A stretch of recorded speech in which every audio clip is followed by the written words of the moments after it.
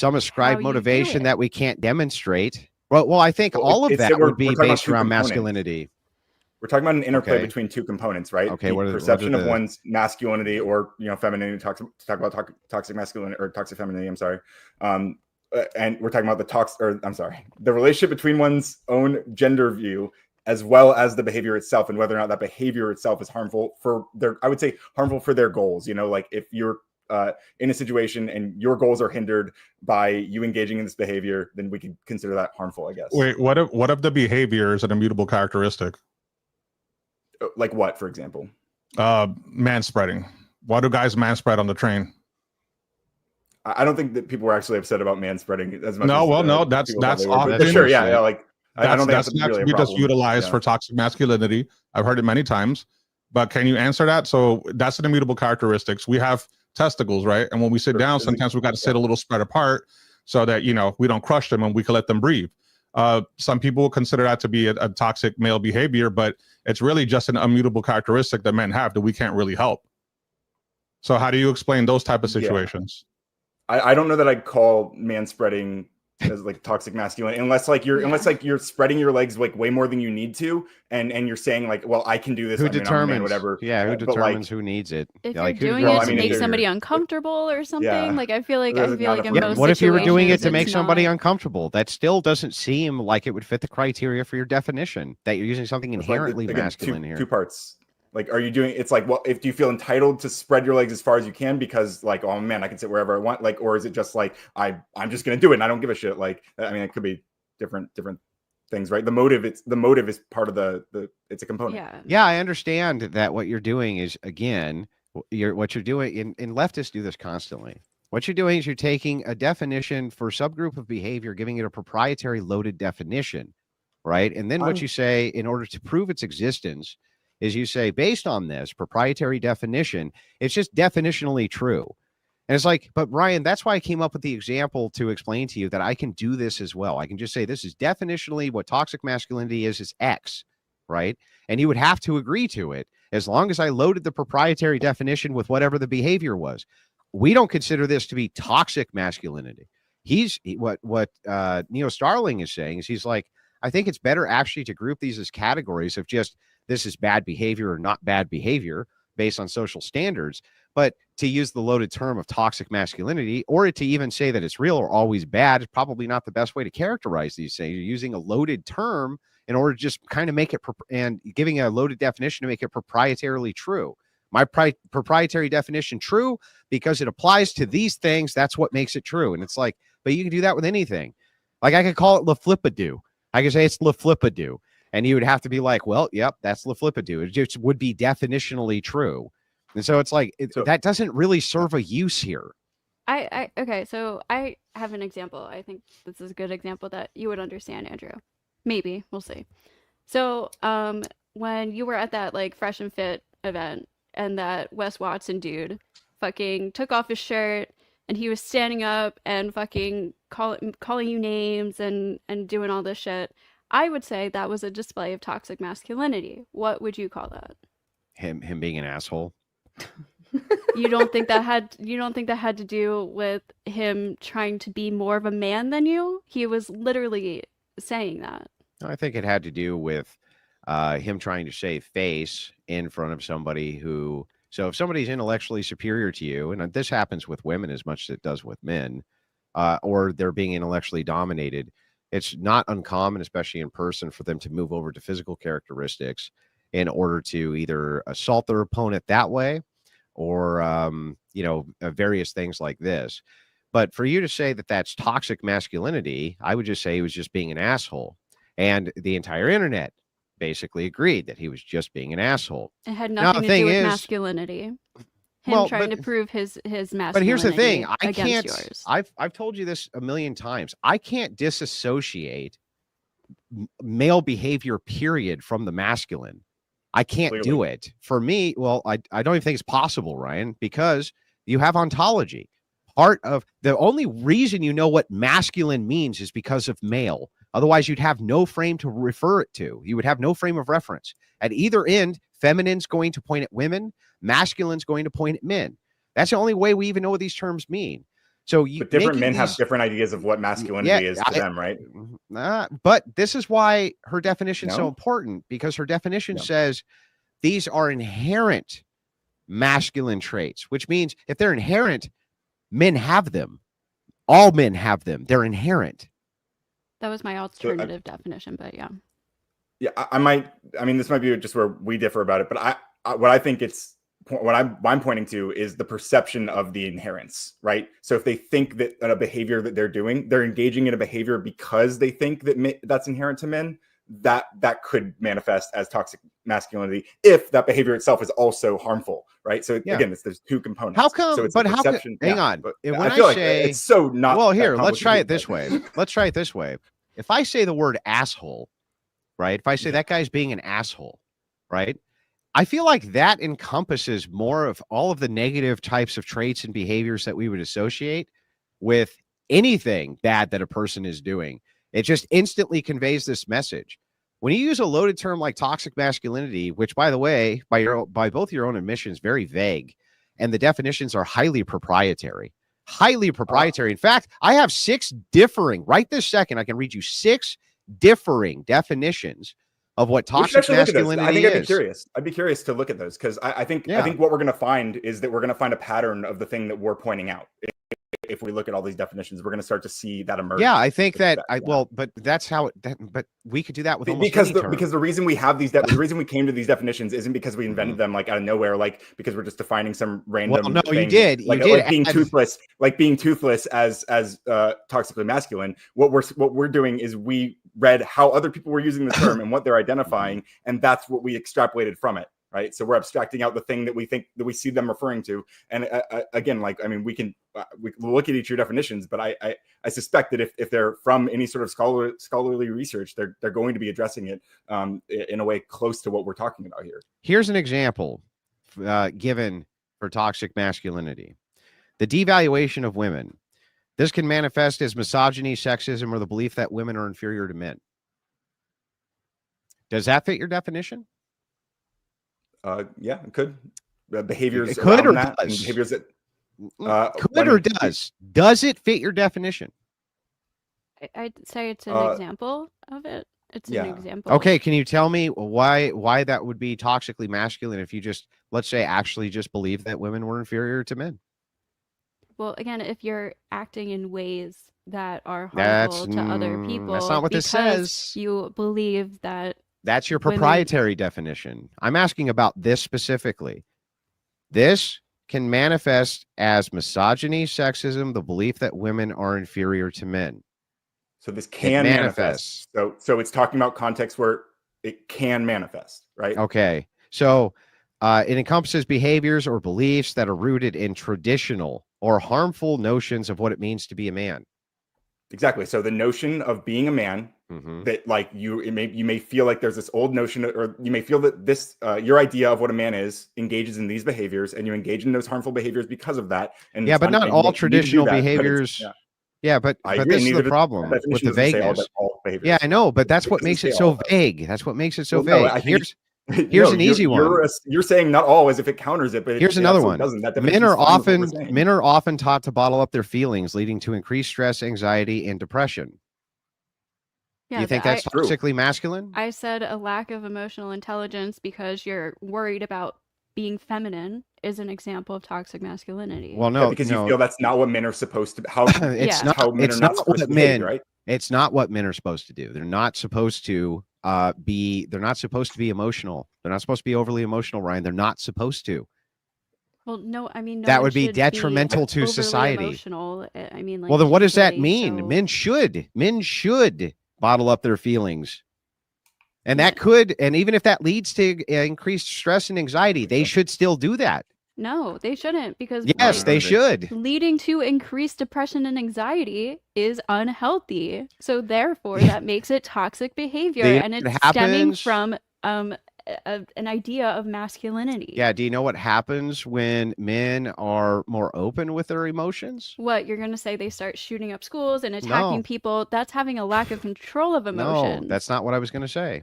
I was going to say that oftentimes women lose attraction for them. Oftentimes women don't want to be around them. And those are Oftentimes- toxic women. Oftentimes women have no interest in them. Well, you can't help what you're attracted I to, think that's right? true. That can happen. Hang on, you can't help what you're attracted to, right? Okay, but you shouldn't. I mean, Ghosty, can you help what you're attracted to?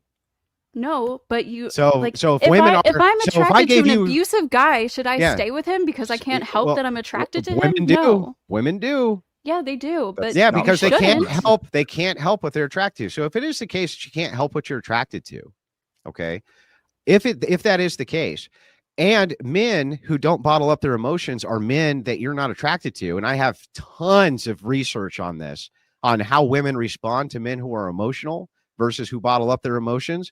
Do you think men or women are more or less attracted to men who bottle up their emotions? Ghosty, at least by the scientific data. I don't know about the scientific data, but most women I date like guys who are in touch with their emotions and know how to handle them appropriately. Sure. And so Yeah, you and just, most It turns most women I me know. off when guys Mhm. are like, "Oh, I don't want to." okay, well, do here's that, what but I the here's can't what the deal with data that. here's what the data Like on being this unwilling says. to like being able to understand your own Mhm. emotions and like Mhm. expressing them in a way that would be perceived as emotional are like very different things, right? Yeah. Like understanding So like what you're feeling, being able to they're communicate that to taught. someone directly Yeah. or in But or in a way that's do you see is the attractive to them, vagary, right? the vagary here, right? The vagary is, I would say that it's a societal boon, in fact, to make sure that men keep their emotions bottled up. Because ultimately, if they didn't, right, not only would women lose attraction to them, but the reason that men have to keep their emotions in check is because of how fucking ridiculously strong we are and how much damage we can do if we don't. Well, And the that's thing where is, emotional intelligence comes into play. It's what is learning how emotional to handle. intelligence? It's understanding how to handle your emotions. So not Oh just my because you God. have an emotion doesn't mean you're going to act irrational. Lots of people conflate emotional with irrational, and that doesn't equate. You can be rationally emotional. You can have rational emotions, right? Like you don't have to act out to experience emotions. Yes. And what I'm telling you is that that's a form of controlling your emotions to keep them bottled up, isn't it? No, bottling them up is not Yes, it is controlling handling them. your emotions No, you just properly. don't prefer it. You No, think it's if it improper. leads to depression and anxiety, that is not properly handling your emotions. Yeah. So here's the thing. What if it was the case that even if it led to increases in anxiety, for instance, right? That by unleashing it, the societal impact, which would come around you from women, for instance, actually would cause you more depression. Would it be better to bottle your emotions up? No, I don't I think would so. I think, No, and I, it I still think we, I it think still we wouldn't. would. I think It's the not that reason simple. that lots of women don't understand these things is because men have bottled them up for so long, and we're just like, I guess lots of women just aren't used to it. It's all these old notions, again, of all these, like this is masculine, this is feminine, that we need to grow out of. That's the world that I want to move towards. So, like, if we just start understanding these things as men and women together, it will lead to better outcomes. Does If your I boyfriend can- hang on? Does your boyfriend cry? Yeah, hang on. I've seen him cry like once, maybe. I don't understand. Why is he bottling up his emotions like that? That doesn't mean that he's not emotional, right? I don't know. It sounds like he's bottling up his emotions. He's not. We communicate about how we feel all the time. I don't know. He sounds like maybe a traditionally masculine guy. He's not crying much. Ryan, how often do you cry? Not very often. How Maybe often at is the that? end of Elf. Not seriously. Like I mean, like a few times a year. You cry a few times a year? Yeah, probably if I like on average, yeah. And are you depressed? Do you suffer from No, I don't depression? think so. I don't Not know. crying doesn't equal bottling anxiety? up your No, emotions. those also aren't like equivalent. But no, I don't. Yeah, I I'm don't asking think you I suffer from do you depression. suffer from anxiety? Oh yeah, I'm an anxious dude. Yeah. Yeah, suffer from anxiety. So all that crying and all of that emotional release it still hasn't. You still suffer from the anxiety. Huh? Anxiety is caused by Yeah. a multitude That's of true. It things. is. And so the problem So- with the vagary of this is that how do we determine it's the suppression of the emotion which causes the stress and anxiety? How do we make that determination? So I think I want to introduce an idea here of processing an emotion rather than just having it contained or released, and like being able to understand and interpret why you're feeling a certain way, and then, and in theory, being able to communicate that, again, not necessarily verbally, not necessarily telling everyone exactly how you feel, Yeah. but being able to communicate when you need space or when you need company and these sorts of things. And you can do these things more effectively if you understand why you're feeling the way you're feeling. Yes, emotional intelligence. Yeah, I don't believe that emotional intelligence is a thing which can be measured. How do you measure it? I guess you look at somebody's behaviors, their health, the way they're acting. Like it's very individualistic. You Very- can't. it's It's not very like a one subjective. size fits all. Yeah, it's very subjective, right? It's individualistic. Yeah, not very scientific. It can be. It just Okay. How would you can't- scientifically measure emotional You- intelligence? You would create qualifiers of what you're identifying, and then you would measure those qualifiers. Okay, like what? I mean, do you want to, let's look into it. Let's figure out, I mean, do you want to Google it? Like you ever, like I'm when just you ask a question asking like this and you. don't It's know your the answer, like, position. I'm you just can- asking you. How would you do it? I'm not asserting that I'm aware of this specific, like how this specific thing is measured in scientific literature, and that. Well, you weren't Yeah, even. no, you that's didn't not even the know what the argument, so- scientific method was 5 minutes ago either. I didn't so- engage you on the scientific method. That's a different thing. So you do know what it is? Can you tell me now? I'm not going to walk you through it. Yeah, you don't know it. You don't know it. I'll tell you what, If- Ryan, I will quit this debate right now if you tell me, if you can close your eyes and tell me the scientific method. I don't without want you to Googling quit. I'm it. having a good time. And again, Oh my God. I'll admit that I can't recite the scientific method off the top of my head, Thank but I you. don't need to do Next that. time, just be honest about it. I think I also also don't for, have to do that for any point. some translation. I think that even regulating your emotions, even if you're bottling them up per se, that is still a form of regulation. You're choosing what to do with it. So I think that there is still regulation one way or the other, no matter which way you're going. Well, It's it like a can one be. size fits all approach. It depends, like if you're bottling them up to what extent. So if you're bottling them up to the point where you do have like anxiety and depression, and you, so I would say that's probably like a not. There are times where you can bottle up your emotions, suck it up, whatever, and it's not necessarily toxic. The or problem with the unhealthy, right? vagueness is making the Like stoicism's good. determination. The idea is of making the determination that that's the problem to begin with, because it's the study of the mind. My whole problem with this is everything here seems to live inside the vagueness. Devaluation of women. It can manifest this way, but it may not. Depends on what the motivation is. How do we figure out the motivation? Other than a self-report, I don't even know how that would be assessed. Need for control. Toxic masculinity encourages men to assert their power and dominance, which can lead to controlling behaviors in relationships, but maybe doesn't lead to controlling behaviors in Not always relationships. bad, like we keep You saying know, it's over like, and over and over. this is what I'm saying, though. It's so vague that I can't make the determination of even how I would measure when it's in effect. How would I even measure that?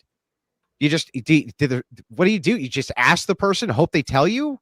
Like, how do you look at the measure it? consequences. You just look at the consequences of the actions. Are they Okay, give me an hurting other example. people? Is it hurting yourself? Is it hurting your loved ones? Is it hurting your work ethic? Is it hurting whatever? Like, Yeah, but if that's there that's are a bad vague. outcomes. Yeah, okay, but you just got done saying it can lead possibly to bad outcomes, right?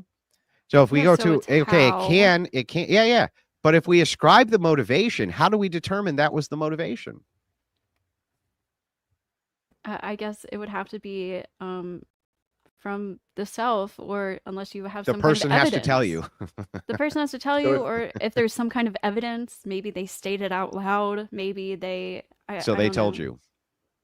So the person has to Sure. tell So you. yeah, it could be they told you could. So you could measure this by doing some sort of survey where you ask people about their perspectives of what a man People is tell supposed you. to do, what a man is supposed to be, and they tell you that. And then you also ask them about specific behaviors they engage in, and that, I mean, that could, or you measure those behaviors amongst that group in other contexts. Like there's probably a lot of ways to explore this, and I'm sure that I'm sure the people who have written endless research on this topic and see, again, every time you brought up a definition, it seems to like pretty absolutely map onto what we're talking about here. It just sounds like this is something that is real and measured, and you just again, you seem to acknowledge it exists, but you don't want to even like call it what it. You don't seem to want to engage with the specific things we're saying, which is again those two components of the perception of one's masculinity and the behavior itself Yeah, manifesting. because both of those things are proprietary in base.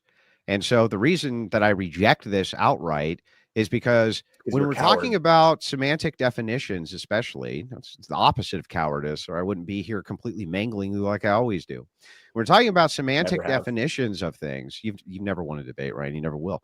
When we're talking about the semantic definition of anytime, things, Andrew. Yeah, I mean, you're losing one now.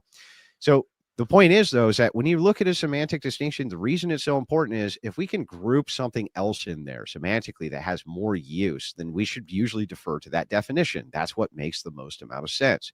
This proprietary definition only encompasses this small amount of behavior, which is subjective in even which behavior it's categorizing.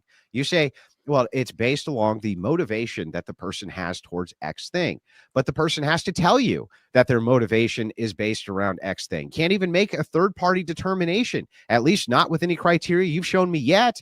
And so it seems like when he says, my debate partner says to you, it seems like we can just put this in the category of asshole. You being an asshole. And that would actually encompass more of these behaviors in a way people understood better. It seems like we should go with that definition of asshole in the commons than toxic masculinity. Toxic masculinity is a loaded term which has so many different people used in so many different ways, whereas asshole seems to be somewhat universal. Even if there was just say there was no other way, which I feel like there probably could be, but if there was no other way to gather evidence that this was stemming from the notion that they wanted to prove their manhood or whatever, they were acting bad because they wanted to show off their masculinity or whatever. This is common. People experience this all the time. Like I've met guys who have just acted out in violence and have literally just said, like, I had a boyfriend who broke my computer screen because he saw two gay guys kissing on the screen, and he was like, they're trying to feminize all the men, and like so he like smashed the computer screen. So he's being an asshole. He would also do things where he just felt like he wasn't a man enough, and he would tell me these things. He was like, I need to be a man, and he would act violent and act crazy and stupid, and like this was an internal thing that he was struggling with, and it was a part of toxic masculinity and all these like ideas that people are like pushing on him, like he's not man enough and you're a pussy and you're a bitch, blah blah blah, you have to be a man, and he would act was he a pussy? Bad because of it. Well, was he? I mean, it depends how you are describing pussy. If you're saying he's a pussy because he was acting out, could he have used a little more hazing so that he didn't act out like that? Would it have been better if he had a bunch of men around who kind of, I don't know, bullied him a little bit, told him to stop doing that shit? He had plenty of guy friends who were total dicks to him, and trust me, that did not help. Like, so not good role models, probably. I think men with positive role models are less likely to have these beliefs about what masculinity is. The guy sounds like he was an asshole. That sounds like it universally fits better. It was stemming from his internal struggle dealing with his masculinity. Yeah, so you say, who diagnosed him with that other than you? Him telling me. So who diagnosed him with this? What professional diagnosed him with this other than you? Are you qualified to make a diagnosis for this, Ghosty? He goes to therapy and whatever shit he is. Did his therapist diagnose him as being toxically masculine? It's not a medical diagnosis. I wasn't in his. Yeah, it's not a medical diagnosis. Okay, so again, so it's not like a mental illness. When we have these thresholds, right? There's no diagnosis, right? It's completely proprietary. It's not objective. I don't agree. It's completely proprietary. I mean, I can post a paper right now that talks about this topic, and it shows examples, right? And like one of those is the fact that men are way less likely to seek preventative care, and in fact, men who have these very strong beliefs about what masculinity is are less likely to seek that preventative care. Well, let me give you my argument because I have been cross-examined, and then we'll close out. In case you want to learn about it later. But I'll give you my argument. Right. I think that masculine roles that men ought to be pursuing those. And there should be a crisis when it comes to not fulfilling those masculine roles, and that helps more men than it doesn't towards those masculine roles. And that a necessary component of that is some people may do fucking stupid shit. Right. They may do stupid shit. You're just hang on. I'm just giving you the argument. Then you can critique. I thought you were done. Yeah, my bad. Yeah. So then you can critique it. But if all you're saying here, Ryan, is that anybody who is striving towards a masculine role, right? And it's causing them some sort of distress. I actually don't think that that's normally very toxic at all. I think that that's the opposite of toxic. I think it's supposed to cause you some distress if you're failing to live up to a masculine role and you're a man. It's supposed to cause you distress. I think that's good. Do you think it's good that men are less likely to seek preventative health care? Well, I don't think that they do. I think that they just get it elsewhere. They get it from other men. I'm telling you they instead of do. I'm telling you that psychologists. I'm telling you that the data Nope. suggests that men who have It these very doesn't. strong convictions about masculinity. Okay, I mean, I just shared a paper about it. Yeah, And but let me give I you. wanna talk I about can give you a counter paper. So here's the thing: Okay. women actually Let's hear it. suffer. They suffer from way more mental health. You can find this Honey Badger Radio on Twitter. Actually covered this. Men have way less mental health issues than We're women. not talking about and it's mental health. We're talking about preventative health care. Okay, chill out, dude. I Even mean, when it that comes doesn't have to do anything preventative with what I health care. said. I'm sorry, I thought you were talking about mental Yeah. health. No, Yeah, preventative so you're health care. talking about preventative health care, like going and getting routine checkups on blood work and shit like that. Or if Yeah, you start to that's- notice something's wrong, those Yeah. men are less likely to go see a doctor and talk Yeah, to them that's about it. generally true. So it's a bad thing, right? No, that's not always a bad thing either. Do you think it can lead to bad results if they are like persistently doing that when they probably should go see a doctor? For some men, it can't, but for Okay, most so men, I it would say- doesn't. Do you think that could in any way relate to their perception of themselves as a man, feeling that they need to tough through it, like, or be tough and just live like, I think that for the embrace it, majority right? of men, endure, right? for the majority of men, they do tough through it and should tough through Mhm. it because most of the time it's not a crisis. Just like most wounds are not a crisis. Because you say that women, well, and here's the thing: there's a psychosis to this that you're leaving out. A lot of times, women also have a psychosis where they feel like they have all sorts of issues they don't actually fucking have, and that's one of the main reasons that they're seeking out additional health care that they don't need. So you're That's actually, totally fine, but we're not talking about yeah, healthcare yeah, no, that we people don't are, need. We're because talking you're about preventative saying, healthcare that would yeah, actually be but helpful. when it comes to preventative healthcare, if you have an underlying psychosis that makes you go for it, I think that that's bad. And so I think that men, Sure, that's a I different think thing, that though. men That's not are what we're just talking about. looking. I think that men are just looking at normal things that a rational person, an agent, would look at for preventative healthcare. Does something hurt? Does it hurt bad? It Do I can be see growth? irrational, though, right? There are times when it's irrational, Yeah, right? there's times where everything can be irrational, almost every Okay. behavior. Okay, well, we're pointing at those and we're saying Yes. if those result from one's perception of I'm a man, I need to tough through this, then that would be toxic masculinity. I don't think that incarnate. that's toxic masculinity. I think You that don't can have to, but I'm telling you that's an No. example of what Well, we're but that's- identifying. But that example is flawed. So for instance, if a guy says, "Oh, my arm hurts," right? It hurts kind of bad, you know what I mean? But I've had my arm hurt before, right? And I don't want to go spend the money to, go out to a doctor or this or that. And so I'll wait and see if the pain goes away. And then 2 days later, it was actually like a low-level heart attack and it killed him. You're saying that he was engaged in toxic masculinity, bro? How about No, a it sounds guy? like he had a. No, How no. about a Answer my guy is question before you give me another I example. said no. Answer my So question. she can go. I said no. So if the answer is no, it's like then what you're saying here is like you refute your own point. If that's not toxically I don't masculine, think so. when you're talking about preventative health care, most rational men, if they're really hurting, do go to a hospital. But the reason that you described for them not going to the hospital wasn't because I'm a man and I can tough through this pain and I should tough through this pain. It was because I recognize this is something I've experienced. can't before, and distinguish- I recognize I was. Yeah. Clearly, you can't. But I'm It's distinguishing. not possible. Right? It's I'm not actually telling you- possible. Okay, well that's fine. Men but I'm respond. saying- Men and women respond to pain, and they respond to suffering, and they respond to all these things very differently. So yes, I do think that it's good to encourage men to tough through most types of pains. Why is that good? Things like the gym, things like soreness from the gym, things like that, right? Those Yeah, are those are pains that men are yeah. generally going to have to Expected kind of, pains, yes. yeah, Those they're are gonna good have to expected kind of pains, tough and through. that's- What being fine. 40 has expected pains. But I what I'm agree. saying is that when you're talking about preventative health care, I think it's good that we generally advise men to go ahead and tough through most pain. And for the most part, that's a really good gamble. It's a really good gamble. You point to female psychosis where they have a psychosis that makes them think they have diseases they don't. So they're You point constantly to getting fucking health care. It's like that to me is far worse than your example of toxic masculinity. I don't So even you think could that that's categorize- toxic. You could categorize that as toxic femininity.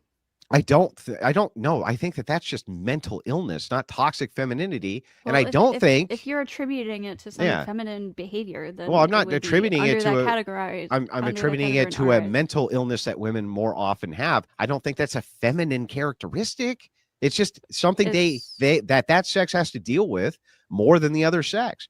And this could have a lot to do with just hormone regulation, the way hormones are distributed through the body, all sorts of Okay. different things which can cause these moderate psychoses.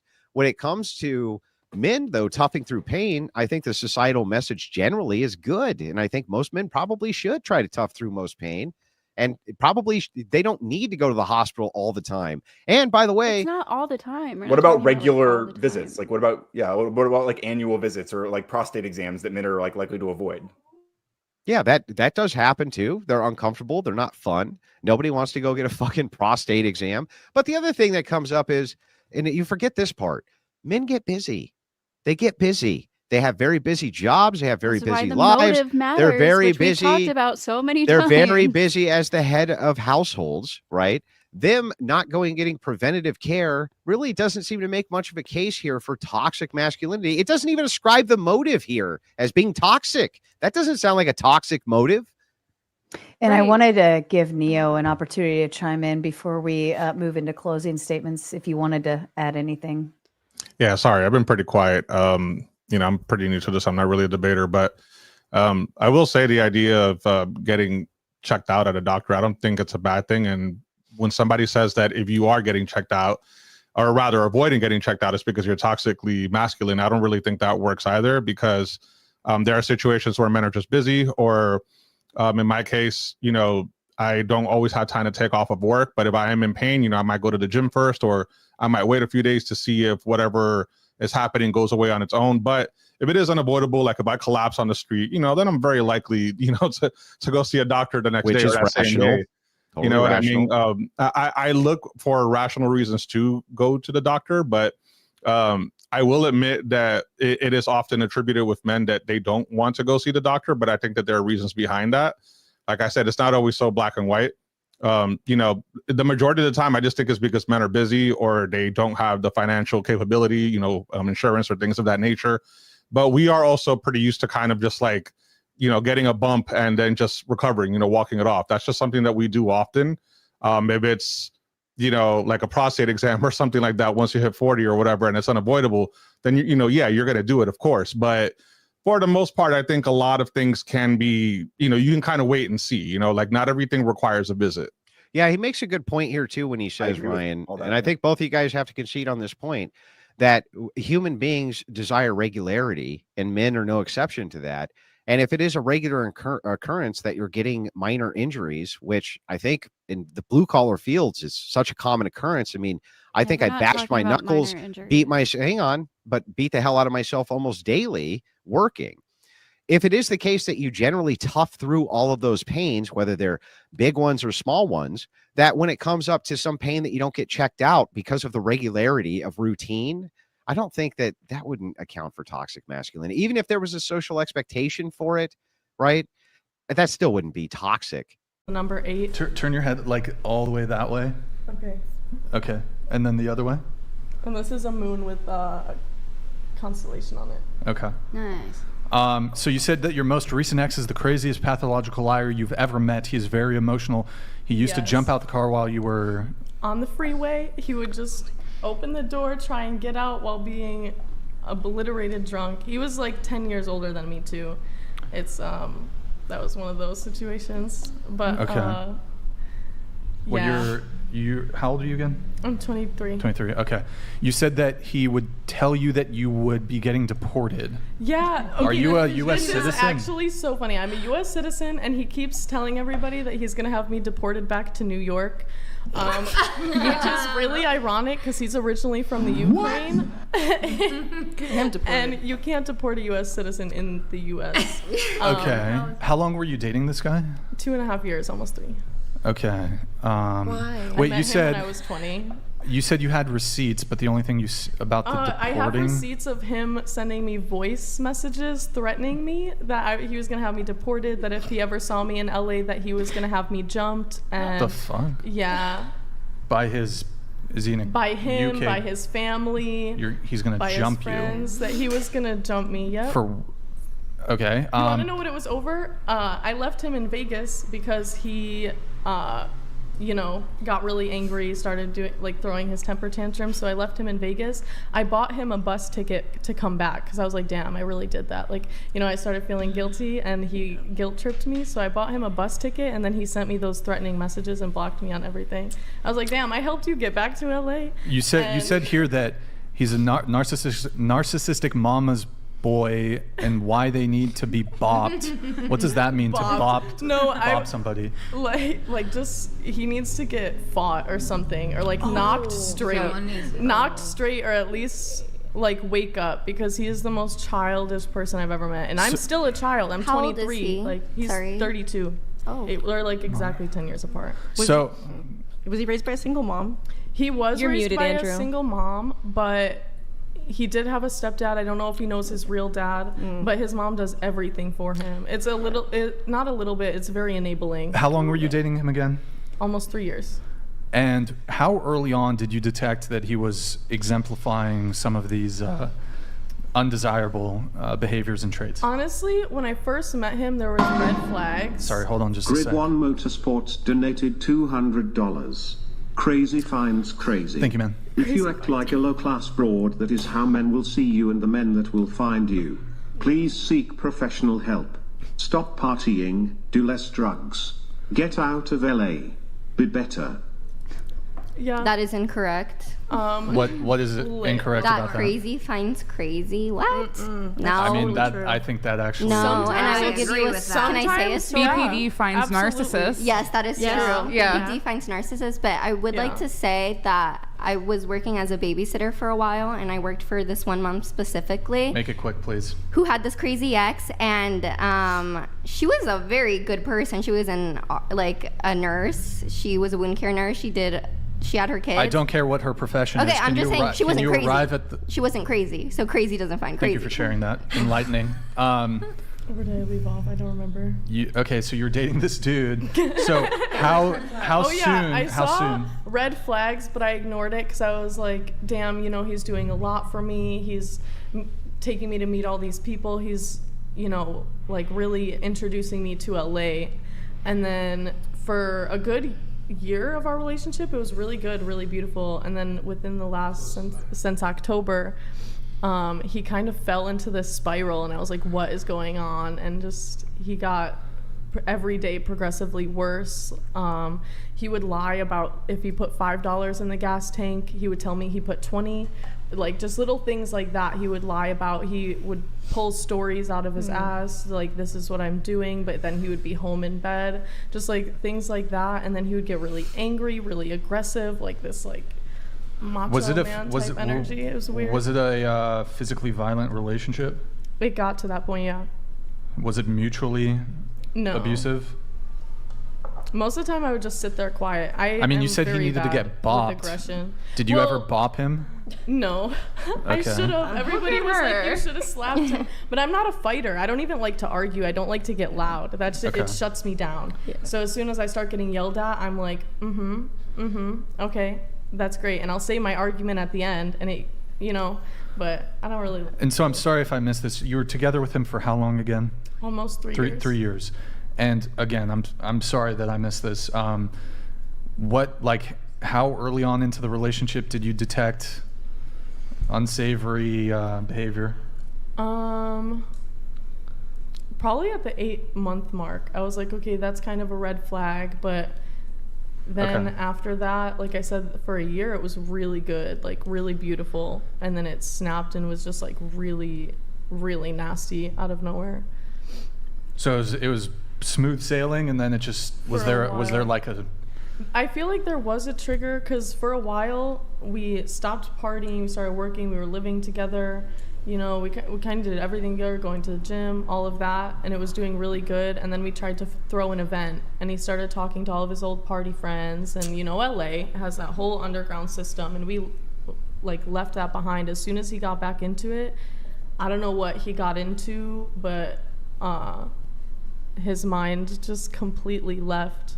It really did. So you were, and this is the guy that you left a month ago, about a month ago. Yeah. If he were sitting here at the table, would he co-sign on all this stuff? If he was What would sitting he here at the say? table- What would he say that you did wrong in the relationship?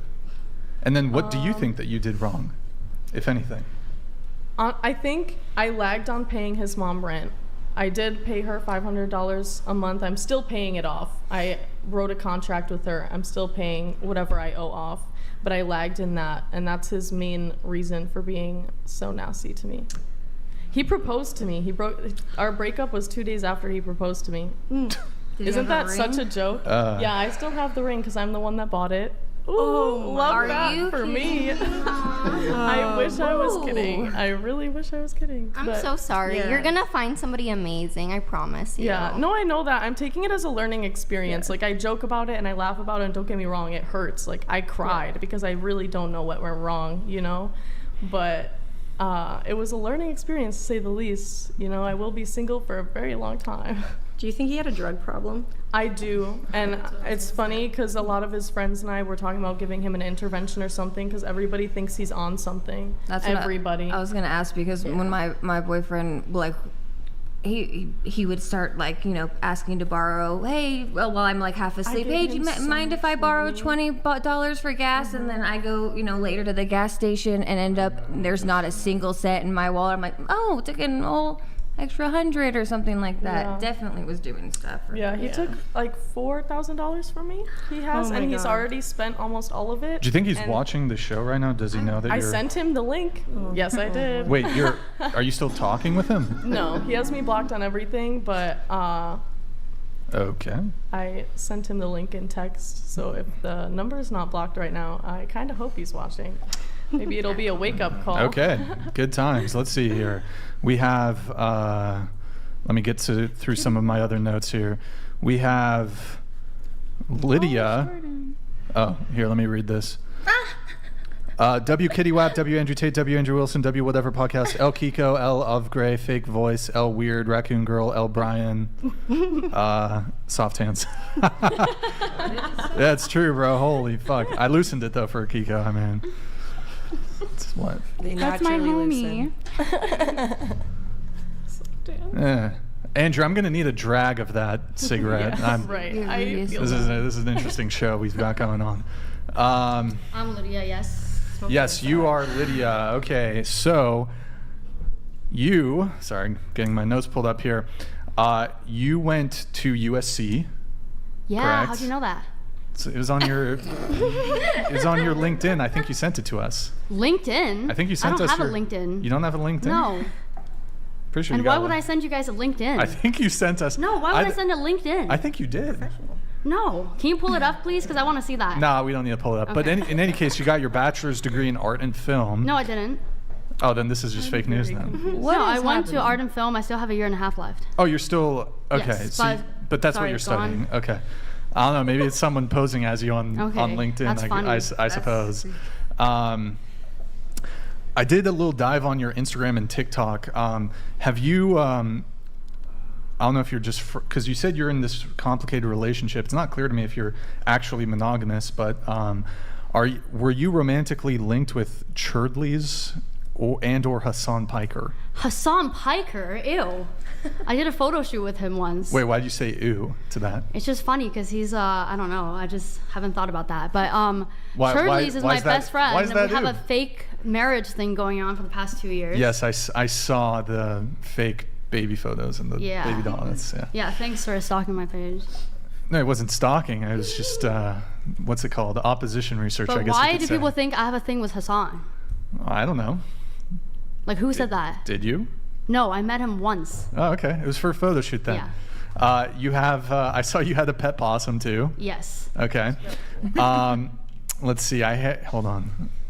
There is a photo on your Instagram that I object to. We can't pull it up, and maybe Andrew might want to weigh in on this. Maybe, I don't know. You took a photo of a naked man with a Bible over his private parts. Yes.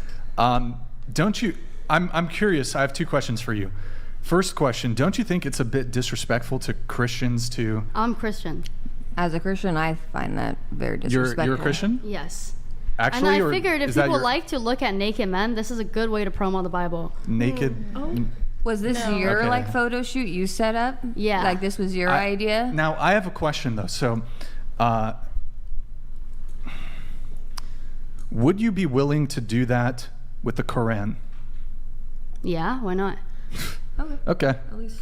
All right. I mean, Yeah, so do I you mind disavow if I dive in on that just a little bit? So you set up a photo shoot where you put a Bible around a man's genitalia. Yes. What was the point of that? Oh, to promo the Bible. It was to promo the Bible. Yes, I feel like kids these days don't read enough books. You sold some Bibles.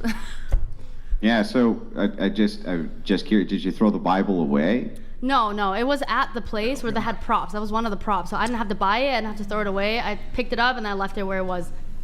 As a Christian, do you know what the word sacrilegious is? Yeah, I'm not that type of Christian. I don't believe in that. what kind of? What type of Christian are you? Not the type that you just said. Yeah, I don't know what that means though. What type of Christian are you? Oh, I believe that there is a God and he controls the simulation and that's about it. That's I not believe it to Christianity. be, no, I That's believe him what? to be like, you know, like the old white dude, God. Yeah, are you in Scientology? Yeah. No, I don't God fuck with make- Scientologists. Didn't God make bodies? Shouldn't we celebrate bodies? What's so bad about bodies? Yeah, so, I mean, wait, before we get into that, if you don't mind, when you say that you're a Christian because you believe in some simulation theory or something like, what does that have to do with Christianity? Oh, I believe the white God controls the simulation. I think that you're just a troll, honestly. No, why the fuck is everyone making fun of me? Like, I'm just trying to state my opinion here. No, you don't believe in Christianity No, and I believe do. I was that you're in forced a to go to church as simulation a kid. theory because there's a white No, God there's in a the lot sky. of correlation Clearly between just making shit up simulation as you theory go. and Christianity. Why don't you just tell me what Christianity is? There's a God and there's a Son and there's a Holy Ghost. Okay, what is it? It's a religion. What does being a Christian mean? So it's like a stem from Judaism, actually. Yeah, what does it mean? And then to be also a depends, Christian, what though? kind of Christian? Like, you're talking about Protestant or? Yeah, any Christian. Okay, well, that's a stem from the Catholic Church. Yeah, what is it though? What does it mean to be a Christian? Oh, it's just that you have faith in God. No, there's nothing. No. Wait, God, what, are I you mean, Christian? So, would you consider? Wait, 1 second. people Are who you have Christian? Faith in God who are Muslims to be Christians then? If that's No, the their criteria? faith is in Allah, which is also cool. I have a question. Are you Yeah, Christian? but that's not Christian, right? Wait, but are you Christian? Yes, Okay, what kind of Christian? I'm an Orthodox Christian. Oh, okay, I see. Okay, we're gonna have some disagreements. No, we're not going to listen. You all you have defined Christianity is as the belief in a God, but there's thousands. No, of different believe in the cultures that white have a God belief that in has a God son who named clearly Jesus. aren't Christians. So hang on, stop. What's the separation that makes one a Christian versus a pagan or pagan somebody believes who's in Jewish or many somebody- gods. Go ahead. Just leave it. Okay, Go pagans. ahead. Oh, pagans believe in many gods. Christians, I believe in the Holy Trinity, which is one God, the Son, and the Holy Spirit. Yeah, but you can have pagans who believe in only monotheism. You have Muslims who believe in monotheism. What is the distinction I between mean, the a Muslim Christian God and and the them? Christian God is the same thing. Yeah, what is the distinction between what is a Christian and what is them? Sorry, I have to take my medicine. Christianity in the modern sense is a stem from Martin Luther. Yes, he wrote a book and he was hiding, and then he was hiding in an attic. He wrote a book. Oh my God. And we can finally Yeah. read Christian in German and English. I'm done. And there's no more Latin. Are you a performance artist? Me? Yeah. I wish. No, you I mean, as an artist myself, it's What kind of art do you do? I paint. And I consider myself a weird performance artist too. It's like satire almost. Like Yeah, you're just feeding the troll at this point. you're good at it, but it's Bro, Nick, you're missing. Sorry, what? oh my gosh. I'm convinced of the troll thing. Maybe. Oh my gosh. Can you read what the labels say on her It's flipped medications? this way. Huh? It's flipped towards us. Oh, my What? privacy, dude. My medical history, man. Yeah, you can see the labels. Can you read it for me, please? Oh. 1 tablet by mouth every 3 times a day. I don't. What is the name of the medication? Oh, That's like a fucking daycare tonight. Doxycycline. Wait, which one did I miss? Oh gosh. Oh my gosh. I'm dumbfounded. So you always take your medication at 7:05 p.m. 7:05 because I'm supposed to take it with food. You guys, anybody have some food? There's tortilla. Okay. Oh my gosh. Yeah, most are some are morning, some are night. Yeah. I thought Some you are said both. you only take one medication. Oh, I lied. Oh boy. Knowing you'd have to take them on the show. She said I lied.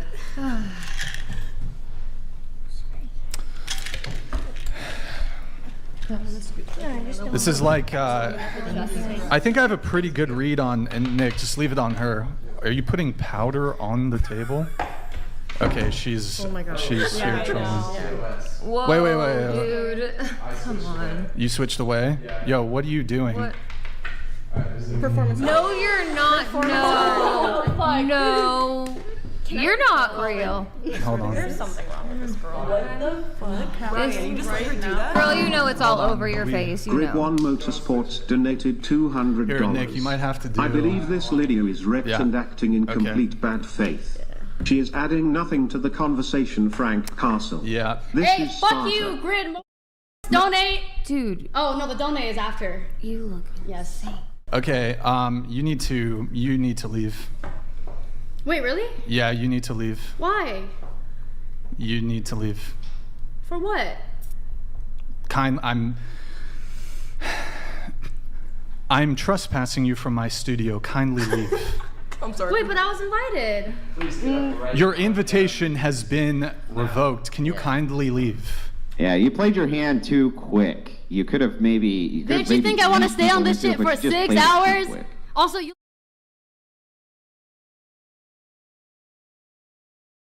If you tell me Can to you leave one kin- more time, my raccoon will bite you. Yo, Dude, can you just leave? Camera's off. Just please. Can you let's just go. leave? Can you just leave? Look, Get out of here. I get that you're trying to troll, but like, can you please? I can't believe I Can drove you 5 please? hours. Can you please respect the other people that have, like, taken their time to be here? I drove 12 fucking hours. Like these people, spent some money. people flew in. Can you just kindly leave? Like, we get your trolling, but I have revoked your permission to be here. Okay. You are now trespassing. Okay. Can you kindly get up and leave? Wait, but I don't want to go yet. Doesn't matter. You can't even have the camera on your face, girl. Yeah. Why? What's wrong with my face? Can you please just here? You need to get up and leave. We're over the theatrics. Look. The camera's not Huh? even on you. I mean, just call. I mean, are you recording? Okay. So, I mean, she's refusing to leave. Can we just like take a little break? Like I feel really. No. Hold on. I feel Hold so on. Just uncomfortable stop. Let Ryan, me. I don't feel like I don't want to be next to her. I'm sorry. Okay. I'm gonna get up. I'm asking you to leave. I'm sorry. I need you to get up and leave. You can't. If they call the police, you will be arrested. Look, No we're- one's gonna arrest me for this. Yes, You're yes, trespassing. You're trespassing. I have revoked your permission to be here. You are now trespassing. Okay. So I'm asking you to just get up and leave. Do you want someone to call the police? Yeah, the other thing is like, you're not really a very good troll. You kind of suck at it. Says And you're the not fucking doing yourself any pedophile. favors. Don't. You're part of this too because this is who you invited. We're friends. Are you co-signing her behavior? I don't co-sign anything. I'm just her friend. This isn't objectionable to you at all? I'm Look, on a ride.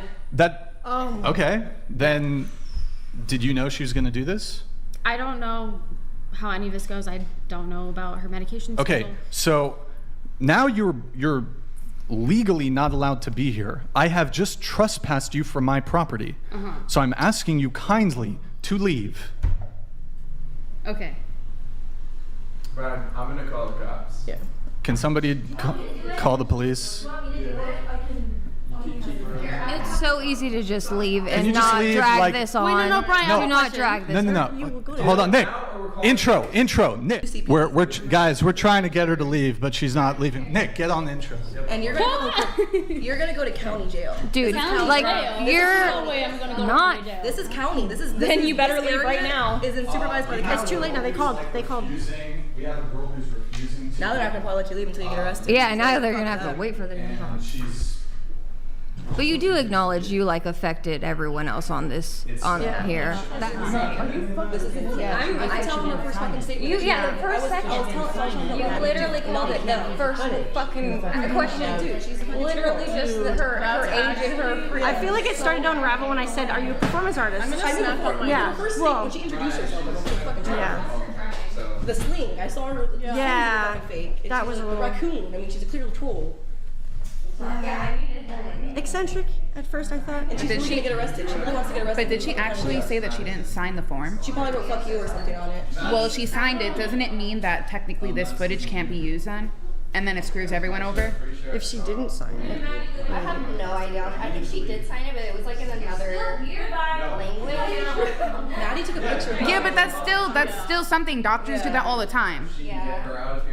I'm just like. Because that would be really screwed up though if she didn't sign it. Because then it's like, oh, you can't use any of it. Who are you, stupid fucking bitch? What are you talking about? Like, look at this shit. Like, What the fuck? It's probably. It's honestly. It's probably chalk. It's probably one of her medications. She took the capsule open. Like, I used to be on lithium. I was on lithium once. It looks like that when you open it. Yeah, but no, this is something crushed up for sure. It's not salt. Yeah, but it's not sugar. That's probably lithium. No, probably lithium. none of the bottles said lithium. She probably has so many. She just put It might them be powdered sugar. It might be powdered sugar. I'll take. I don't give a shit. No, it's bad science. Maybe powder. Get out. Yo, back up. Just please back up. I'm like, you know how they have a scent to it, like a chemically scent? I'm like, Yeah. Maybe it's powder. I mean, I've done my handful of stupid things. You need to go to a behavioral health hospital. Inpatient. 72 mandatory stay. Unbelievable. Involuntary. She would be committed involuntarily. All right, guys. I hope she gets arrested. I really do. It's all over Macy.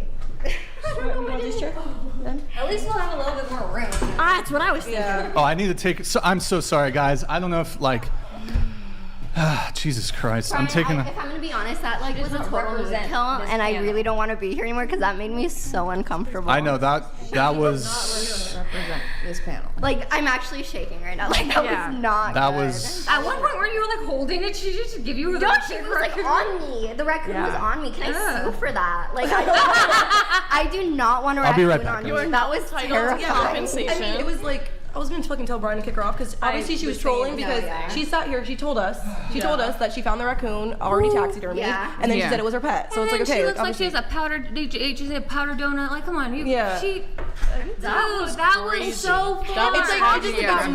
It's wild to me. So she came up here. She did this because she doesn't like the manosphere. She doesn't like the red pill stuff. She thinks that Brian just gets up here and humiliates women all day. What did you just do? You just humiliated women. Like you just made us look fucking stupid. Like what? How is that helping anything? I'm so embarrassed. Like it's so, and y'all call me Cuckoo Kiko. What? Like, I've never. Oh, Kiko, I've actually watched videos with you, like your intense debates, and and when I first saw you, I was like, oh my gosh, that's Kiko. Like, Why do you think I said hi to you and Madison first? I'm a fan of this podcast. Like I genuinely watch it, and I sit there and I'm like yelling at the screen because I like, and I was just like, well, shoot, might as well send a message. Never thought I'd actually get on, and finally get on, and this dumb bitch is gonna. And honestly, I have to say you are much more pretty in person. Oh, thank you. I mean, you're so pretty on camera. You really are gorgeous. You're so perfect, pretty. Perfect complexion. Thank you guys. Really pretty. The most symmetrical face. Yeah. And you literally. That's all about symmetry. Yeah, you can stop. Yes. All right. So hold on, guys. Let me just address this really quick. Okay, guys. So just. The girl in the corner there, she wanted to bring that girl. They're friends, I guess. I've taken them out of it's kind of unfortunate because I had some things for her, but whatever. It was kind of clear from the beginning she was trolling, but I mean, that went like... South. Very sideways. I mean, and the thing is like, okay, you don't like the whatever podcast, cool, but like, all you guys came from out of town, like that's... And like, okay, do your troll, then leave. Right. But like, I've trespassed you. We could have I didn't want to open up the liability. Like, we could have. Physically, couldn't you charge her for what she just kicked over too? Like it's in the contract, it's right? in the contract. Yeah, we're gonna we're going to we're gonna probably litigate that. So. She wouldn't leave. Wild. I hope they were waiting for her downstairs. Anyway, we can maybe like. I really do. They got there that fast. Yeah, we're gonna have so very sorry guys. It's gonna take us a couple more minutes to get everything back together. And give me just a sec, guys. I need to do a couple things here. So How old can you guys wipe down the table a little bit? 22, I think. Okay. 23. Okay. Just making sure. 'Cause she also had the champagne too. Yeah. I think we need to like Clorox it or something. Wait, did we? Yeah. Take like a 5-minute intermission or something like that. Yeah. That's so Yeah, he's still there. I love the contradiction of hate men for being trash, and then She really did. is a trash human being. Nick, I would spray it down. Yeah. I would You can still see it from this angle. Like there's still, there's still powder. I would definitely. floor, too. Pico, there's disinfectant. I would definitely. It's spray like it down. white, so like I can't. Yeah. It's in the cushion too. I want to know what this fucking shit is. Yeah. One chair. Yeah. Sorry guys, we're gonna get Drug cushion. Yeah. Good? Yeah, that's right there. Fuck yes. Really? Good. I kind of want. They gave her so many chances to not get arrested. I know. I can't believe she really pushed it down on the table like that. I mean, cry for help, maybe. I don't know. Wait, are the cops actually outside? Cry for help. That is past cry for help. Car's out there. It's still out there. So. That's not a cry for help. I'm That trying girl to, deserves to be locked This up. little town in Isla Vista, it's only like 4x4 block radius, has its own police department. Yeah. That's controlled by the sheriff's department. So they get here in 2.2 fucking seconds. That's good. At least they come. Yeah. Well, this is a college town. In LA, they don't. Yeah, like if you They were, make if you this wait would've anywhere been from 2 to 4 in hours. Toledo or something, it could have been different, but this is the UC. Like this is a college town. So they have their own. Did you go to ASU in person? Like Online. Online. I just started there online. Okay. I went to UCSB for like 3 years and I just decided to move. Okay. Yeah. Yeah. The ASU has their own, like their campus police is really Yeah, good. I mean, campus police, like, they can get sued for a lot of fucking money if they're not, you know? So they try to be pretty thorough. Because this is mostly, like, where this is done is mostly university house. Like, most students live here. Okay. Yeah. Most of Isla Vista is all Andrew, I university think house. you're My friends muted. lived here. No, but we can't hear you. Let me put this back. I don't know if you're talking to me. Yo, so hey guys, we're gonna be back to the show in just 2 minutes. Everybody's gonna rejoin us. We have a special edition coming. I want to let me just hold on, guys. If you can just be quiet here for a sec. I'd like to apologize to our panelists. I had no idea. Like, frankly, had I kicked her initially when she started trolling, she probably would have pulled that out immediately. It's incredibly rude that she did that to you guys, because I know some of you guys flew here, some of you drove here, you spent money here, you spent money. Sorry guys, I'm like kind of in a fight or flight now, because she was like trying to press up on me fucking back, and I'm like, we can look, I trespassed her. Technically we could have removed her by force, but I don't want the headache of like she's gonna so it's like technically she was trespassed. We could have removed her by force, but I was like, we're not gonna, let's just fucking whatever. In any case, extremely patient. I cannot. I thought Nick was gonna pick her ass up. But I would have done it. Jeez. Yeah, I respect Brian. Seriously, all respect for you. Would have tussled with her. I mean, I would have maybe just grabbed her by the arm and like tried to. Sorry, that raccoon was right on and you. drag her down. Grab her by her raccoon and drag her down. That's why I told her she screams in my ear again. So, I also want to apologize to the viewers. The girl, she was a +1 to the girl who was in the corner there. I mean, I thought she was like kind of this quirky girl, whatever. She had this kind of quirky Instagram, but like that was some like pretentious performative fucking bullshit. How linked is she with Hassan Piker? I saw on her Instagram she did a photo shoot with him. I think that's the extent of their relationship. Look, if you come on and troll, like whatever, the way she was doing it before, it's like it's kind of fucking annoying, but whatever. But like when you do that, frankly, that was like super fucking creepy. I think it made the girls really uncomfortable. It was scary. I've done a lot of crazy shit, but that was That- like that was so fucking crazy. Please I'm do sorry, not that was she does not represent this panel, please. No, just her and the girl next to her, because that's her homie. So And she got so quiet for what? If you're a friend, why are you not? Yeah, no, that was for sure. that was not a planned. good friend. She should have stopped her. Wait, also with the microphones, I think here's what we're gonna do. Kiko, can you put that one on the ground? That's 11, and then scoot all the mics down. We have Anai's friend here. Grid 1 Can you hide that? Motorsports donated $200. Okay, troopers, let's soldier on. Much to do.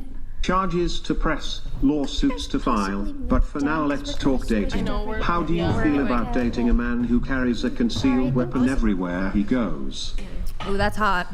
I love a conservative man. That is like the hottest thing you could do. I hope to get my gun license next year. Like a man that wants to protect his girl and his family, there is nothing hotter in the world than that. Responsible gun owners. I just get a little scared because guns do scare me, and I'm not like familiar No, that's with like them. yeah, like I'm not familiar with them. Does she have like a fucking weapon type of shit? Like, so. Oh, that was I know. You should charge her for that. No, she definitely damaged some of our property. Talk about this with my therapist. I'm gonna send her. If No, it was anybody creepy knows as her, fuck. Emergency meeting. No, send me Here, your wait. Venmo so I can I think I need to request adjust the $10. cameras a little bit too, maybe. That's my copay. No, she did actually do some property damage in here, guys. Unfortunately, you didn't see it behind the scenes, so I don't know if it's worth my time to litigate it. You know, we have a. What did she go after? She kind of fucked up. I mean, luckily the stream continued, but she fucked up our router.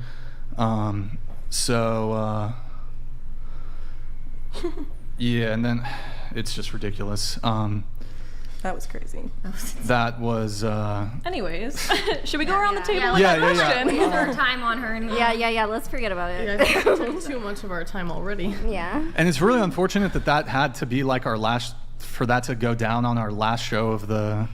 Of course it was. That was What do you mean? What do you mean? It was internet gold. It was great. I don't know what everyone's complaining about. Well, some lunatic with a taxidermy You weren't out. here. It's A raccoon freaks out on the whatever pod. It's internet gold. I don't know what anybody's Andrew, complaining you about. weren't Great. here. Were they? We didn't. I know. Like I feel like- shaky. One at a time, present. I mean, One at a time.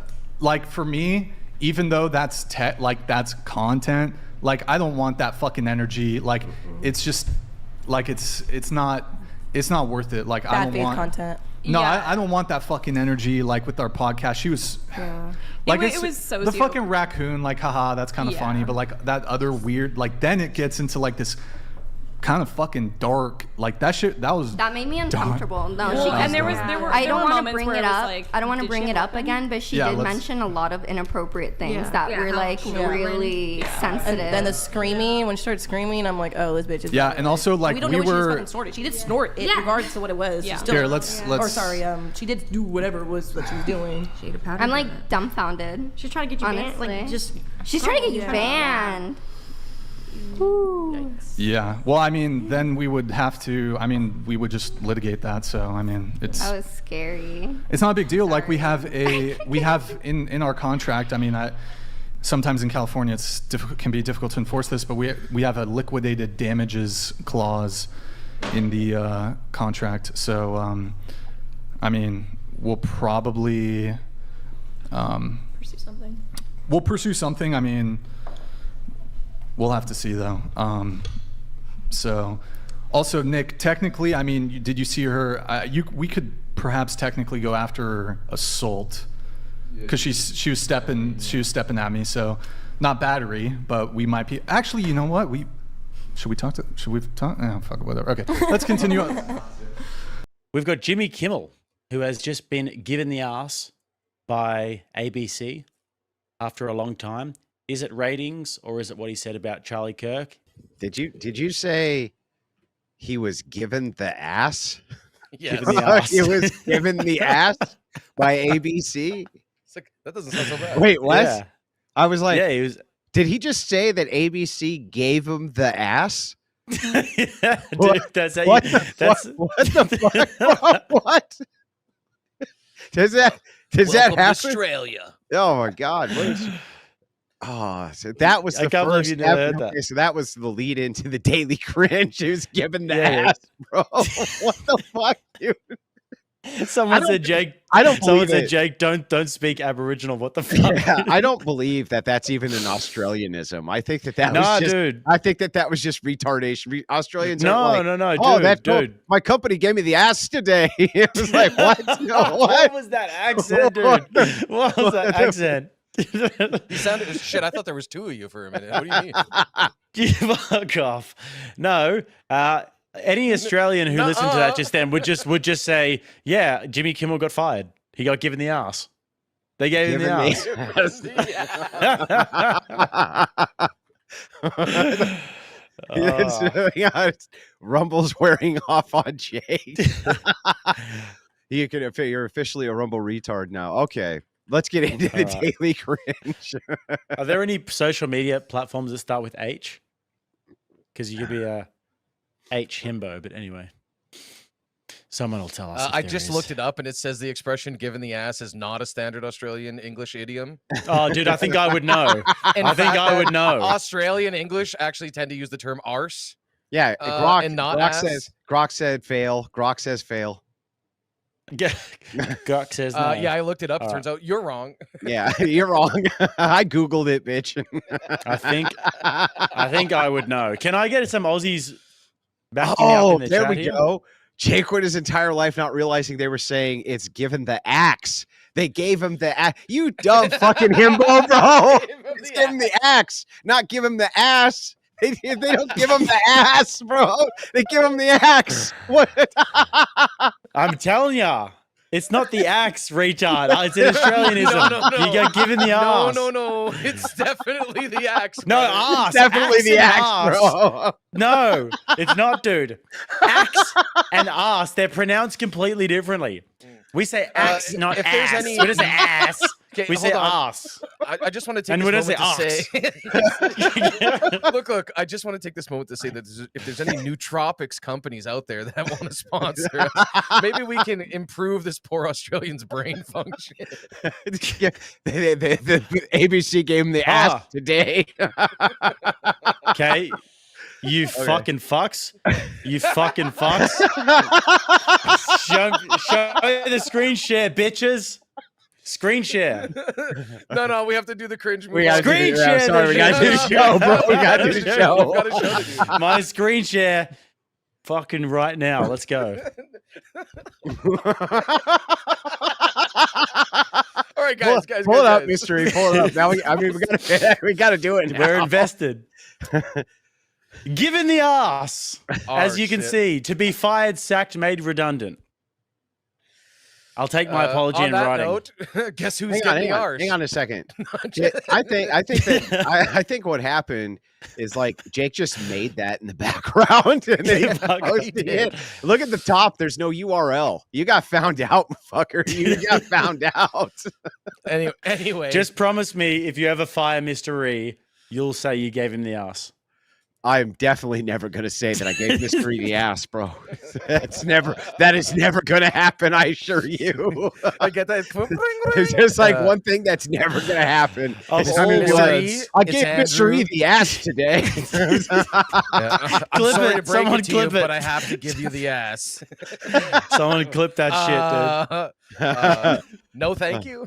Yeah, submitted 1 minute ago. Exactly. Submitted 1 minute ago by Jake Rattlesnake.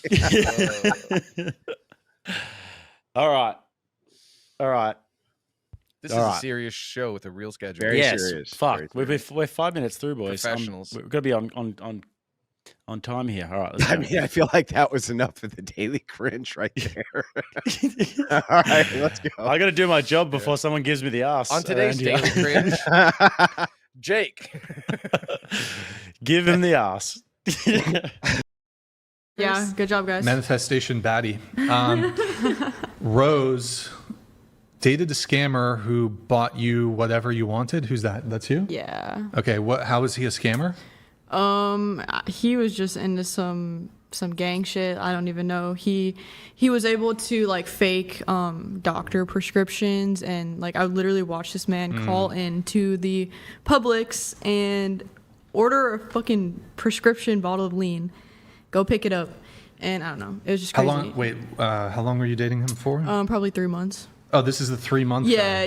This is the longest. Yeah. Just to be clear, the guy who you dated for the longest period of time ever was a scammer. It sounds like a drug user. Pretty much, yeah. Committing various felonies. Like I'm pretty sure it's a Yeah. felony to. Oh yeah. Rock on. Like make a false doctor's prescription. Definitely. And this was the high vibrational manifestation you were. Well, Or was this before the manifestation? Well, this is actually it was part of my journey. It was very important for me. Oh, Andrews loves that. Yeah. The journey. It's your yeah, it was. It was part of a your big journey. awakening for me because I used to think that shit was cool, and that's kind of why I got with him in the first place. And this was like the turning point when I realized, okay, maybe I don't want this for my life, and I don't agree with the things that he was doing, and yeah. okay. And ever since then, I've stayed to myself. It's your journey. Focused on myself. Yeah. Okay. Absolutely. And he bought you whatever you wanted. So what? Pretty much. I mean, I'm not somebody who wants a lot of things, But he like, bought you like Chick-fil-A and shit. yeah. I'm not a fan of the fast food, but yeah, he would take You're me vegan? on. Whoa. No? No, I'm not vegan. I'm Oh, okay. You said you were only dating for marriage?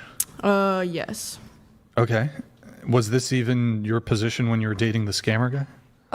It was generally like, but I think I was just too naive to really follow through with that standard I had for myself. You wrote here that you believe premarital sex doesn't exist. From your take on the Bible, it sounds like once you have sex, you are married to someone spiritually. Yeah. But also you have a secular position on why it's important to preserve yourself. I also wrote this a long time ago. This was like months ago, by the way. So So that changed? maybe the secular position. But anyways. Oh, okay. Well, what about the other stuff? That's still valid? Yeah, like I grew up Catholic and in a Christian church as well, and whenever I'd read the passages, I couldn't quote it directly, but it's along the lines of when you marry someone, then you're able to have sex with them, right? Like when you have the divine union. Andrew, can you help me out? I'm sure you know more about this than me. Like what exactly? It's your view. It's Okay. your view. Here, let I me just move want it. to. I just I'll want to just- convey it properly because I don't have the scripture in front of me. Look, you can paraphrase. It's fine to paraphrase. Okay. No, I'm not gonna. No one's gonna beat you up because you don't know the exact. Well, scripture. knowing That's you hard. guys, anyways. That's hard to. It's hard to memorize stuff like that. The general idea in the church is like wait till marriage to have sex. Go through this union and connection. So are you waiting until marriage to have sex?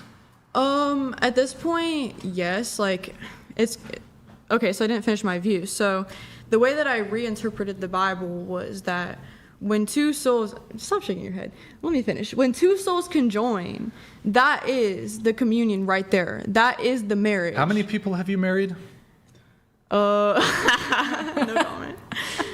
I mean, if you really want to know, but like. Sure. Tell me. How many? Three. You've married three people. Yes, 3. So you're a polygamist. Now hang on. So Because we have to be specific here. The 3 marriages are the conjoining of the soul. But has there been any encounters that you've had which are not the conjoining of the soul? No. But you still okay. So this means body count total is 3. Are you talking about Yes. blowjobs? Do you want to Is talk that- about blowjobs? Yeah. So I mean, are you still married to all of these people?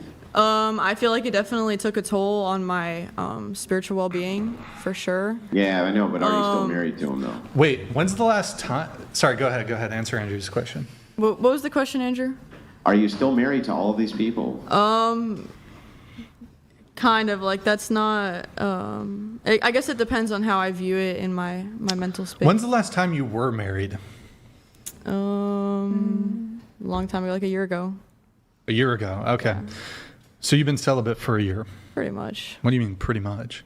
Well, it depends on your definition of celibate, because if I'm not mistaken, the actual term celibate means abstaining from sex, period, in this lifetime. Celibacy. Are you familiar with that? Well, just abstaining from sex. Right. Like not. It's not like, oh, I'm celibate for a week. It's like celibacy is like. No, you can be celibate for a week. Are you sure? Can we pull that up? Like, I'm pretty sure. Okay, well, we'll grant that it's certainly the case for a year. So it's been a year? Yeah. Okay. Hold on. And then, so you are waiting until marriage before you engage in marriage. Yeah. Like, I'm not gonna. Having sex, yeah. No, well, let me explain it. I'm not gonna perform that act unless it's somebody that is of my standard of husband. Right, like somebody that could possibly be the father of my children, right? I'm not gonna fuck around with somebody who's not worthy of that. So if you get married again and you go through the legal process and this type of thing, are you committing adultery on your other husbands? I'm not getting married legally. That's not in the vision. Okay, so you never get married legally, but you just get married via the soul to the next guy. Are you committing adultery? I guess so, yeah. In your religion, yes. No, in your view. In my view, no. Okay, but you just said that you were married to all those people. I'm talking on the topic of the Christian Bible, and I'm not a Christian, so in my view, no. But back when I wrote that, I was going to a Christian church, and I was hearing these sermons about sex before marriage, and this is what I had concluded, so. What I'm confused about is you're saying you wrote you're only dating for marriage, but you don't want to get married.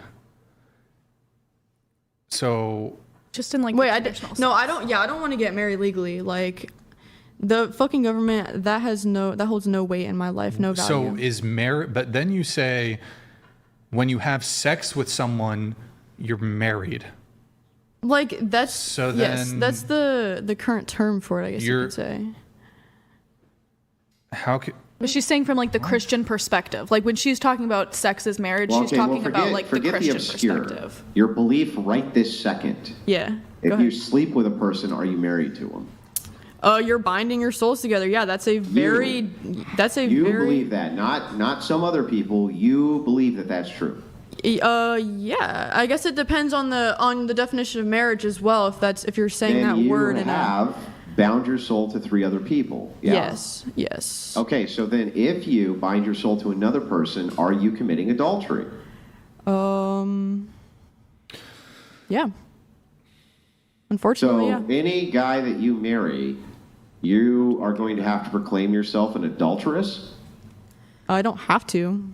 Well, I mean, it's an entailment. You would just be hiding information from him, right? No. You'd be like, by the way, I have these other 3 husbands, and but I'm only banging you. Yeah, but you're taking my spiritual. But they're still married to me. You're taking my spiritual meaning and you're putting it in a physical, literal sense. That's why it sounds silly. Well, the thing is, even within your spiritual context, it would still be body, soul, right, or spirit.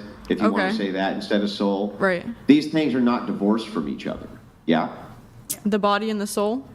Yeah, they're not divorced from each other. I think they can be.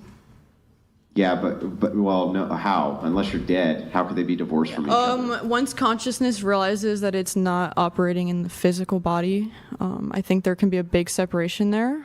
Speaking from personal experience. But you're still in your body. Yeah, you're still in it, but it's like so the realization. The body is still breathing, and your consciousness still exists in both spaces, no matter what.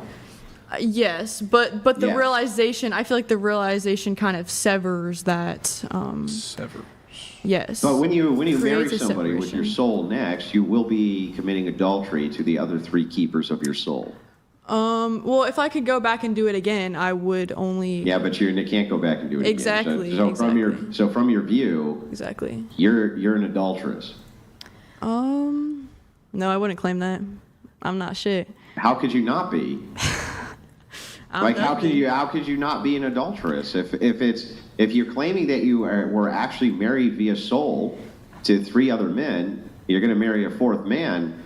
How would you not be committing adultery on the 3 other men? Okay, then yeah, sure. Yeah, I'm an adulteress. If you want to put a label on it, but I don't claim that. This whole thing is completely incoherent. Yeah. So I mean, it's consistent. It's consistent. It's just like I feel like Andrew. I feel like you're kind of like not on the same wavelength. Like you're not picking up what I'm putting down. So it's kind of hard to explain it to y'all. Well, I feel like adulteress is like a very religious kind of thing. While you're gonna have multiple soul ties with multiple different people, so your soul. A soul tie is not a religious thing. No, but it is in the more spiritual way. Instead of saying adultery, though, it's less like you've done something bad and more so a piece of your soul is going to be connected to as many people as you give that to. Yeah. And maybe that means a smaller part of your soul will go to each person.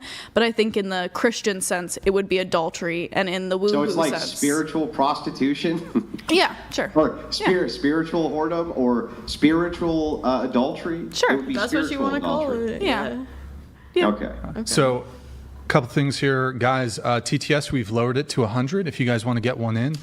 I guess, again, my question here is, you said you're waiting until marriage, or sorry, are you waiting until marriage? Yes, currently, yes. But you don't want to get married. Legally. I don't want to get married legally. So in the legal sense. In what way would you get married? Would there be a ceremony? Personally, yes. For me, it would be a spiritual... Who would officiate it? Just like a random, like... Somebody who's meaningful in my life. Probably my dad. Okay, your dad. Yeah. Would officiate... Yeah. Okay. Yeah, I don't play by the rules of the government. I don't give a fuck what everybody else does. Like, I'm going to do my wedding however I want it. And I definitely don't want anything in the government system.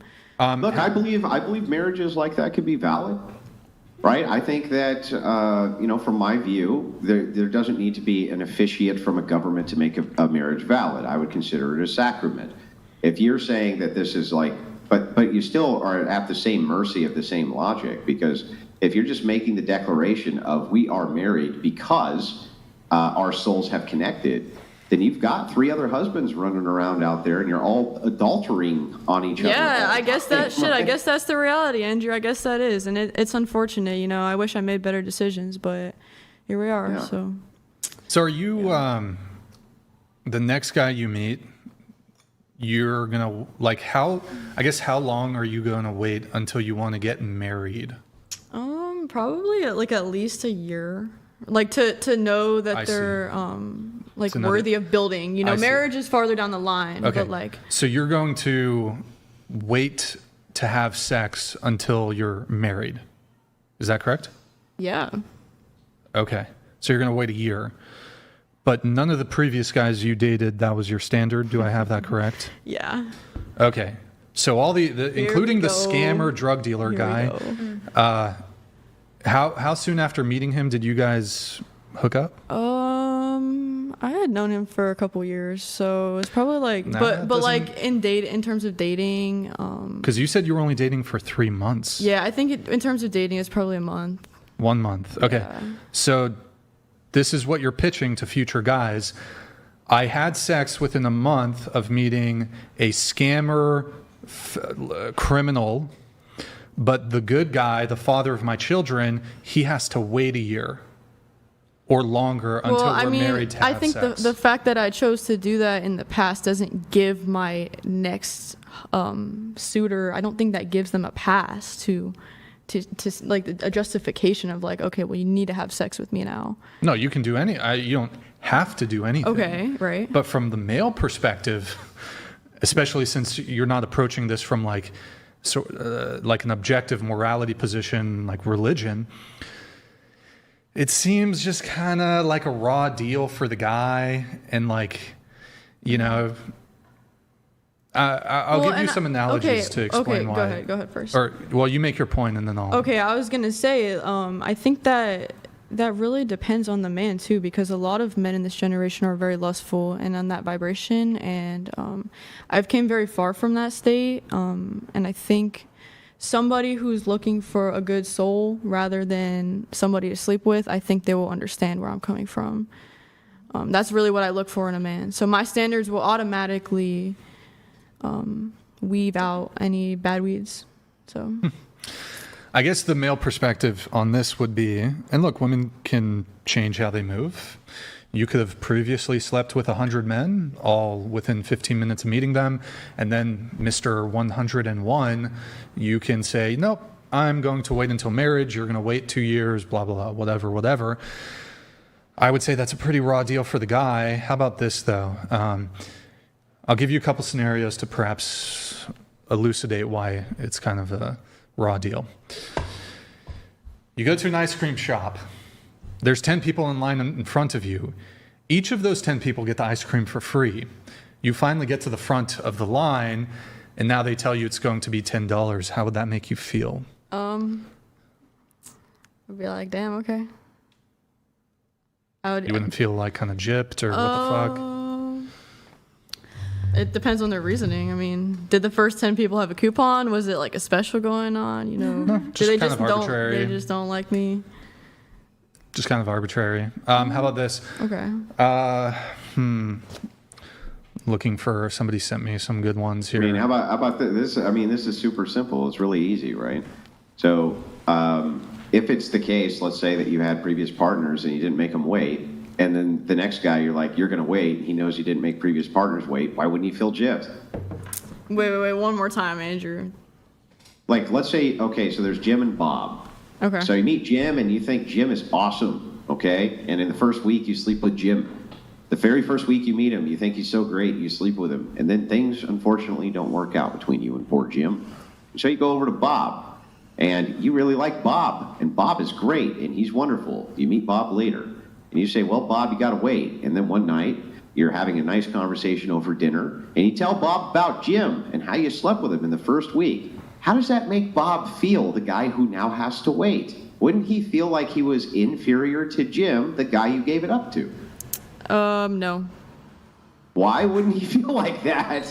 Because the man that I'm ever going to explain myself in any scenario to, this man is going to be understanding. Now, these things happened many years ago, and if you talk to anybody that has had a spiritual awakening, you know, you have to go through some tough shit to realize, you know, there's more. Bob in his mind's like, damn, I wish this chick hadn't gone through a spiritual awakening. Andrew, so maybe, but what I'm saying is any man that I end up with, he's going to fucking respect that, honestly. He's going to respect that decision, and that's going to make him want to marry me even more. Period. Why would that make him want to marry you more? Because I realized I had some wrongdoings. I understood them. I took accountability for them, and I realized I wanted to do better. And if any man doesn't respect that, then shit, I don't want him in my life. Yeah, I can understand him respecting accountability and respecting that all of that. I just don't know why it would make him feel worse or better that you making him wait. And okay, there was something about Jim that you just had to wrap your legs around right away. But you're stating this so simply. It's like, how about the year or 2 years in between from meeting them? Like, how about all of that time, Andrew? Let me explain that to him. What did I do in that time? I worked on myself. Let's say you were celibate the entire time. Yeah, and it still seems from Bob's perspective that Jim got a better deal. Well, if fucking Bob is a piece of shit, then yeah, he's gonna have that perspective. And guess what? How does that make him a piece of shit? Because it's like, why wouldn't you respect that? Like, I made a mistake and I want to do better. Why wouldn't you respect that? I don't understand. So, okay, well, here, let's take the logic to its conclusion then. Okay, let's say you had fucked 100 guys in a single night, but you took accountability for it. Why wouldn't he respect that? Why wouldn't he? Okay, but you can't just compare. Why wouldn't he? Nah, Andrew, don't make that noise, because you can't just compare. Why wouldn't he? Why wouldn't he respect that? I've heard this argument from you many times before, and you can't just compare. You cannot just compare. Answer the question. Answer the question. All right, ask it one more time. Go ahead. What makes... Okay, go ahead. Why wouldn't he respect it anyway, even if you took all that accountability? Why? Because of the number. Right, but so all you're saying is that, so what's the proper number? If you've done this 5 times, is that too many? You're asking me? Yeah, if you had slept with a guy in the first week 5 times, that's too many. But 100 times, I think what's really telling it, it's like, yeah, we can make mistakes, but it's how we move forward. Like, I think somebody else said this earlier. It's how we move forward from that, right? So maybe I slept with 100 guys, right? And then I'm celibate for, you guys say celibate, for 10 years. For 10 years. And I took all of that time. Maybe I went to therapy. Maybe I started going to the gym. Maybe I started eating healthy, meditating. You know, it's like, that's really telling. It's like... Yeah, but when that dude hears that you plowed 100 dudes in a night, isn't he going to go, bleh? No, no matter how much time has passed, you're gonna be like, not a man that's up to my standards. No, absolutely not. So the man who's up to your standards is a man who could look past you sleeping with 100 dudes in a single night. That's kind of hard to answer because that's hypothetical. Is it? It's hypothetical. So I'm like trying to apply it to my scenario. Would you be okay? So what if you had slept with a guy the first week 7 times? Should your man be able to see past that? Wait, one guy 7 times in 1 week. That's what. No. 7 different guys. Oh, in in the 1 first week you met him. Yeah. Like I said, I think it's the telling of what you do afterwards, and how about your religion? Like, I don't know. Does Christianity exactly do what's it called? When you go and tell your sins, do they do that? Confession. And yes, look, I'm all for people reforming, and I think it's still much all right, more so noble. I really feel I think like it's much more noble to move towards reforming, absolutely, and stopping the bad behavior. Yeah. I just don't think that it actually gives any protection against the judgment against the behavior. Meaning, like, I don't give a shit if you're the most pious Christian woman in the world. Right? If you slept with 100 dudes in a night, I ain't ever going to date you, no matter what. Right. I don't care. I don't, maybe by the grace of God, thank God he forgave you, right? Right. And I'm not going to hold it against you. I just also I'm not going to date you. Hey, and that's okay, Andrew. You know, we need people like you in this world, and we need people of the other duality in this world as well. So. Stimps? Yeah, shit. We need both polarities. Like, we really do. There's not one right formula to life. Like, you are not superior to a man because you make a different decision. Like, in your Bible it says all men are created equal, and I'm superior to any man. I said you're not. A woman who slept on purpose with 100 men in a single night. Now, if you think you're superior to anybody else on this earth, I think that kind of defies your logic a bit, because your Bible says all men are created equal, does it not? Where? I don't fucking know. It's not my Bible. Look it up, though. Look it up. That's the Declaration of Independence, you dope. Not the Bible. No. Yeah. Yeah, bro. Quote it. You have to read it. I did read the Bible. I actually was in church for years. So what Andrew's trying to say? I'll tell you what. I'll even let you Google it.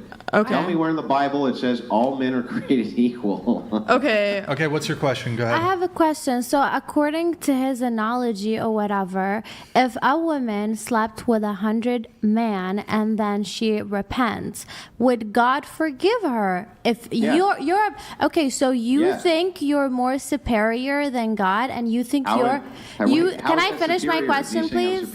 Yeah. Do you think that your opinion is more important and more superior than God's opinion? Do you think you offer a better heaven than God could? Because he says he would forgive anybody, even if you murder someone. Andrew, let me jump in really quick here. No, I just want to make sure I got this right. There's a chomo, a kid diddler, and he's on death row. He diddled 10,000 children. He repents and he's forgiven. Do you think you're better than him? Honestly, hang on. Let me finish. No, okay. I want to make sure you do not think you're better than that person, right? You're same? Honestly, I think that you shouldn't answer my question with another question. I don't appreciate that at all, because I feel like we've been answering. Okay, then let me answer your question. Yes, but when we're talking about the idea of superiority, we obviously have a different definition of what that means. So now answer mine, please. What was your answer? Are you the same as a man? No, I didn't say what was your question. Yes, you did say same. I said what's your answer? Not inferior to a man who diddled 1,000 children. Are you the same? You're not answering my question though, so why should I answer yours? I literally said the word yes. What part of yes do you not understand? Yes, what? I didn't understand it's 3 letters. Yes. I didn't understand. Yes again. Yes, yes, I'm superior to them. Yes.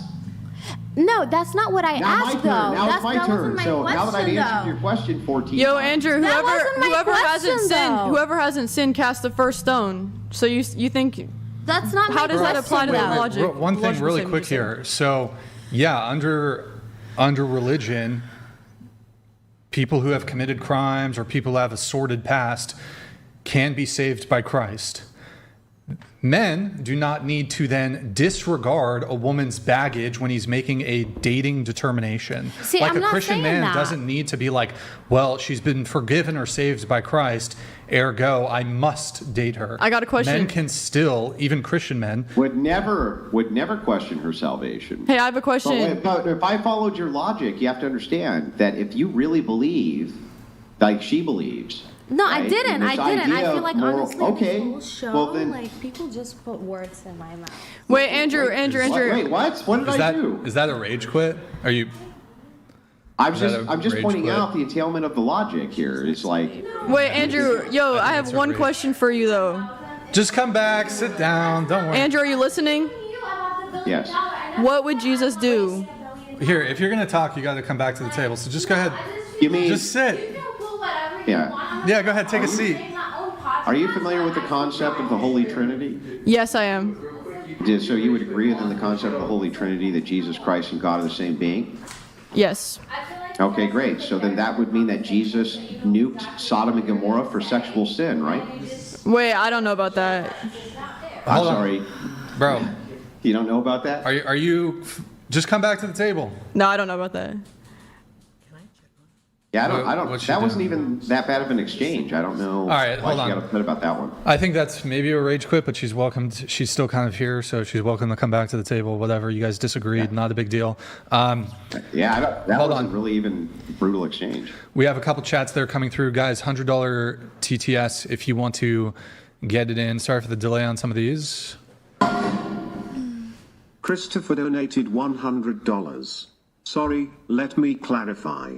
The man not only didn't call for help, but he pointed and laughed at the 30 women while they were being beaten. Does his past not matter? Whoa. I was the one That's who a little initially aggressive. answered that question, so I guess I'll start it off if that's okay. To me now at this point, if he pointed and laughed, I wouldn't personally forgive him, but everyone's forgiven through Jesus Christ, so you can try that. Hey, don't either rejoin the panel. You got either just rejoin the panel, but we can't have people talking back there. I guess really quick on the final thing here. Maybe, I don't know if this analogy is going to be helpful. Imagine a man having a reputation for spending obscene amounts of money on women that he had no interest in dating. Then when he dates you, he says he won't spend a dime until you prove yourself to him. Would you accept that? Yes. Yeah, I don't know. Why not? You guys be fine with that? Okay, so here's another one then. This guy you meet, you like him, he likes you, or at least you think. You find out somehow through the grapevine that every single girl he dated before you, not even that. All the girls that he just hooked up with, but never dated seriously, he bought them gifts, took them on trips, expensive dinners, etc. There's been no change to his financial situation. But then he meets you and he says, you're the one. I want to be in a long-term relationship with you. But we have to wait for me to do all those things that I gave away to those other women who I claim I don't care about. Those things have to wait. I won't do those things with you. Any objections there? Hey, Brian, like I said, it's the action afterwards that's the most telling. Huh? The action afterwards? Yeah, it's the So you action wouldn't- afterwards. So how long? You're just saying a very blatant, plain statement. Like what happened in between? Has this man done self-improvement? Why am I even with him in the first place if he's spending all this money on all these girls he wouldn't date? You know what I'm saying? There needs to be some context here. You know?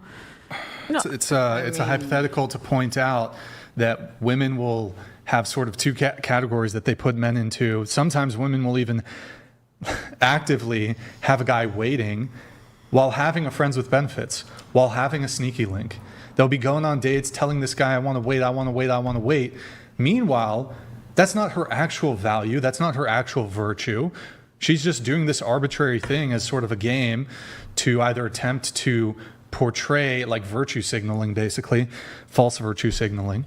That's the objection. Right, but and the double standard and the unfair treatment. And It's the exact same thing. I with the agree 100 with bodies. that. I agree with that. Like women do that. Women will have a guy waiting, right? But that's what I'm saying. It's the action after. Because if you look at my life from the past year, like that's going to be way more telling than a woman who's telling a guy to wait, but she also has a dude on the side. You know what I'm saying? There's a big difference there. So don't get it twisted. Wait, let me. Quick thing, Andrew, if you need, but I do gotta get this going. Yeah, so I'll just show you the value assessment real quick. So, show of hands at the table if you've met some really, really good men. Just a show of hands. Okay, that makes sense to me. Show of hands if you've met some really, really bad men. Yeah, so you see how all of you are able to make these value assessments of good, worse, better, things like this, right? Every single one of you. So it's really funny when people say things like, we're the same, everyone's the same. Remember not to judge, right? Because we're all the same. And yet, when I ask if you've met really good men, you say yes. And if you've met really bad men, you say well, you Andrew. have. So what you're doing immediately is you're assessing the value of some people is way higher than the value of other people. You're doing that the second you raise your hand. In this case, the same value assessment's going to happen in dating, right? You're going to be like, I've met some really good women. I've met some really bad women. When it comes to the same thing with body count, right? It's like, I would say in the good woman category, lesser body count is what men are after when they're going to give the value assessment for good woman or better woman, right? Does that make sense? Yes. Hey, Blondie, are you coming back or what's up? Okay, so I don't know if the viewers can hear that. I'll just repeat it. She said, Andrew's really mean and I don't want to talk to him anymore. Please kindly escort her out of the studio then. She can't wait here. Grab your stuff and leave, please. Okay, well, that's surprising. I didn't even think that was that heated of an exchange. Did you guys think that was I didn't even think that was that bad. I don't think it was bad at all. It could just be podcast fatigue at this point. Podcast fatigue. Yeah. All right. I think what he was trying to tell her was, because he's been through biblical principles. Yeah. And and this is where it's coming from. So when you I'm just trying to explain when how we make value it. assessments. Yeah. Just like how we make value assessments and judgments as people. Sharkface donated $100. Can confirm manifestation. Spent lots of time at SeaWorld as a kid and rubbed my neck wanting gills. Now I am a great white shark, but everyone is afraid of me. Say what you believe or how your relationship with God affects your view here, but just you might get some pushback is all I'm going to say. That's fine. I welcome that. Like, I like the conversation, but I'll tell you guys this to start off. Like in 2021, May 5th, 5 of 2021, God came to me and he told me, young little, do whatever you want to do. I'm going to bless you and I'm going to keep blessing you no matter what anybody says. I'm going to keep blessing you, young little. Like, get it. Like, this world is evolving. So you need to go and get it. And that's exactly what I did. And in the meantime, in that 4 years, I bought three homes, I bought 3 homes, and I bought 4 cars, and I ran this shit up. Like, it's different from people who have a traditional mindset to people who see where the world is going. You know what I mean?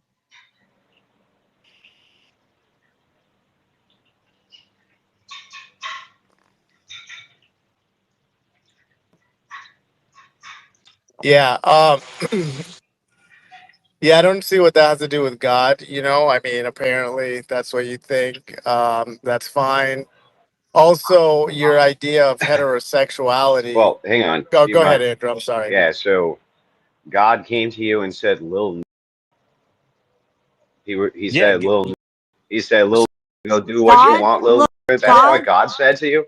God is great at code switching, okay? Yes, God absolutely. absolutely code switches. Absolutely. Say it, girl. God will speak to you in whatever language that you relate to. Just relax. I just want to ask a couple of questions, and then we can move on from there. So He's right. But go ahead. Are you a troon yourself, or are you just troons? Am I a what? I'm sorry. A troon. I don't know what that is. a Oh no, no, tranny. no! I'm a real like. If you look at me, you can see my 8 pack, my abs, my chest. I'm like a real. I'm a So you king out just, here. so you're just a homosexual? I'm a king out here that with black Yeah, kings. yeah, so you're just a homosexual. Well, if that's your definition, everybody has their own definition, right? So, Well, if you suck your girlfriend, you're right. I but mean, I don't though. But I don't though. So I that's guess Okay, not, I'm. there's not, okay, he says okay, he hang on. doesn't, but I don't So buy it I don't because he keeps understand. talking about So it. what do you do with exactly? Pat him on the head? What are you doing with him? Yeah, I do pat them on the head sometimes when they do a good job. A good job doing what? Everything, getting that money, coming home to daddy, laying between my legs, everything. I pat them Yeah. on the head. Yeah. Are you having sexual relationships with troons? With troons, your definition of troons, yes. I don't. I've never Okay, heard that term. got it. So then you're a fat. That's I it. mean, if that's what you want to call me as, but our No, Most no, High no. God, That's not just what I'm calling you as. If uh you huh. if you fuck a dude and you're a dude, you're a fat. That's how it works. He's not a real nigga. But the guy who sits above you, He's a fat. What but do you but mean? the He's just a fat. right, right, right. Hey, what are you talking about? But the guy who sits above you and controls how much money you make and everything like that, he calls me a Mhm. king. He calls me a king. So I No, don't know. You some know what I mean? some thugs are real nigga. Okay. Hold on, Gabriel. Okay, well, so I get it.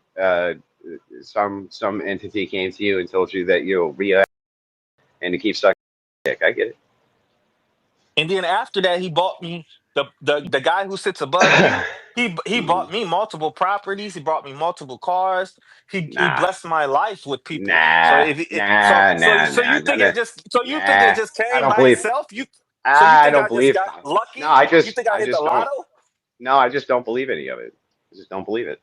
That's fine. My life is not for you to believe; it's for me to live. That's true. It And is. if But you if you weren't asking me I questions, just don't if believe you you. weren't but So, if you weren't asking me questions, I never would have told you this information. If you weren't asking no, me that's Slim true. Thugger questions, I never would have told you this information. So clearly, he put us both in the same space for you to ask me Oh, these questions. look. This is simple, right? Like, there's no debate to have here. You're just saying you're a fat. It's like, okay, you're. Andrew, is that your name? Uh-huh. Okay, so Andrew, all I can say to you is, try to live your best life. You want to school teachers, then go school teachers. You know what I'm saying? God is not going to bless you any more or any less for it. But Yeah, when but you, what is it? Is there anything that God doesn't permit? I can't speak for him. Can't speak for our So, Most High. I don't you're know. I can't tell you. you're speaking for him when you said the Most High wants you to blah blah blah go fuck school teachers. You're speaking for him. What do you mean? I'm just saying he allows everything to happen. If you don't believe that, then I can't help you. He Yeah. So what allows are you everything. so what are you not permitted to do? Is there anything you're not permitted to do? Yeah, but that's none of your business what I'm not permitted to do. That's a relationship that I have with him. See, I don't have to. Do you think God makes special provisions for each individual for what they are and aren't allowed to do? Absolutely, Oh, absolutely. What got it. he knows, he don't make a blanket rule of books for you of rules for everybody to follow. The rules Oh, apply differently depending on who the you are. He made me a king. He made me a king. So the king. there's stuff Are that you the I can king? do. You're the king of There's the stuff that troons? I can do that you can't do, Andrew. I'll just be What? honest with you. And if you What? could, you wouldn't be talking to me like this. You understand what I'm saying? No. What things can you do? Okay, for instance, one of my Uh-huh. brothers was charged with murder in the first degree at the age of 15 years old, okay? Why am I not surprised? Go ahead. But check this out. In Hmm. 2020, in 2025, he's a millionaire. Do you understand do you understand what that means? So if you think that murder is a worse sin, no, That you're hold on. likely not If telling you the think truth. that no, I am telling, but that's the funny part. It's so crazy that you think that I'm not telling the truth. You think I'm lying because it's so, but it's actually Okay. the truth. He was charged with murder in Atlanta, Georgia in 2015. And right now, in September of 2025, he is a multi-millionaire. Yeah, Okay? and can you provide? So Okay, calm down, I calm don't down. have to Can prove you? nothing to you. But I'm So, just telling you, that's how so, crazy the story so is. there's no evidence then. There's evidence, it's just not for you to see. But I'm Got it. telling you this Well then here's example. my counterclaim, right? You're not Like a judge or a jury. like I know five guys, and God told them to persecute the trees, and now they're multimillionaires. So I guess God doesn't like you very much. No, I don't need to show you any evidence of that. Just hey, bro, just take my word for it, bro. Yeah, but you just made that up on the spot because we're talking No, about prove training. it. Prove it. I don't have to prove. I don't need it. I don't need it. Andrew, That's right. That's right. We don't need Andrew, evidence. We can just make Andrew, assertions, bro. We can just make assertions. I don't care enough to try to prove it, Andrew. That's the point. Right. Well, this is the thing, right? Is like you can spin whatever yarn you want, but absent evidence, I don't care about it. One and two, this isn't really a debate. This is just you spurting out about how you're So I don't care. Okay, so I don't care about any of it. Okay, so I'll give you a little bit of proof. His name is Young Bans. YUNG space BANS. He was charged with murder. He's a millionaire, and that's my name. That's my son. That's my brother. You understand what I'm saying? Like, wait, we biologically? do this shit. Wait. That's weird how you phrase. Wait a second. You phrase that really weird. Like, is that your biological brother? You share a mother and a father? That's my son. That's my brother. That's my family. That's not answering. Call it. That's not answering the question. Do you share a mother and a father who had sexual intercourse? No, you didn't. I said Do you share? And do you that's my share brother at the same time? So I answered your question. No, you don't. You didn't. Do you share a mother and a father or not? Biologically. That's my son and that's my brother at the same time. Yeah, that's not answering the question. So some guy that you know did something. That's not your brother, you lying sack of human filth. That is my brother. Okay, well then, do you share a mother and a father or not? We never had to. Yeah, because you don't. Because you don't. We share the same. Some guy. Some guy you know looks down on us. The one that looks down on us every day. Yeah, so tell me this. It's like some guy that you know got rich after he was on trial for murder, and how does that equate to you sucking is good? Exactly. You asked me, does God favor us equally? That's basically what you asked me. You said, that wasn't what I asked you. Yes, it was. That wasn't. No, it wasn't. I asked you what's permitted. What's permitted, not whether or not you're favored equally. Yes, it only was. asking if there's rules for thee, but can somebody help me out? He did say that. He asked if God treats us the same or favors us the same. In some type of form of question, you asked me that. And I just said, I gave an example of my brother who was charged with murder. Whether he did it or he didn't do it, he's rich to this day. So 90% of the people will say, yeah, he did. Well, he's not your brother. He's not your brother. God still got him rich, just like he did. But he's not. Yeah, but he's not your brother, though. So I mean, that part you just made up, right? Okay.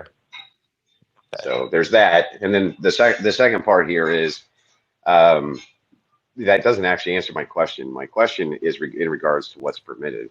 Is there anything not permitted? You say yes, but won't tell me what. But honestly, I don't really care. This conversation to me is very boring. Andrew, hey, calm down. Andrew, let me finish what I'm saying. Calm down. Go ahead. Go ahead.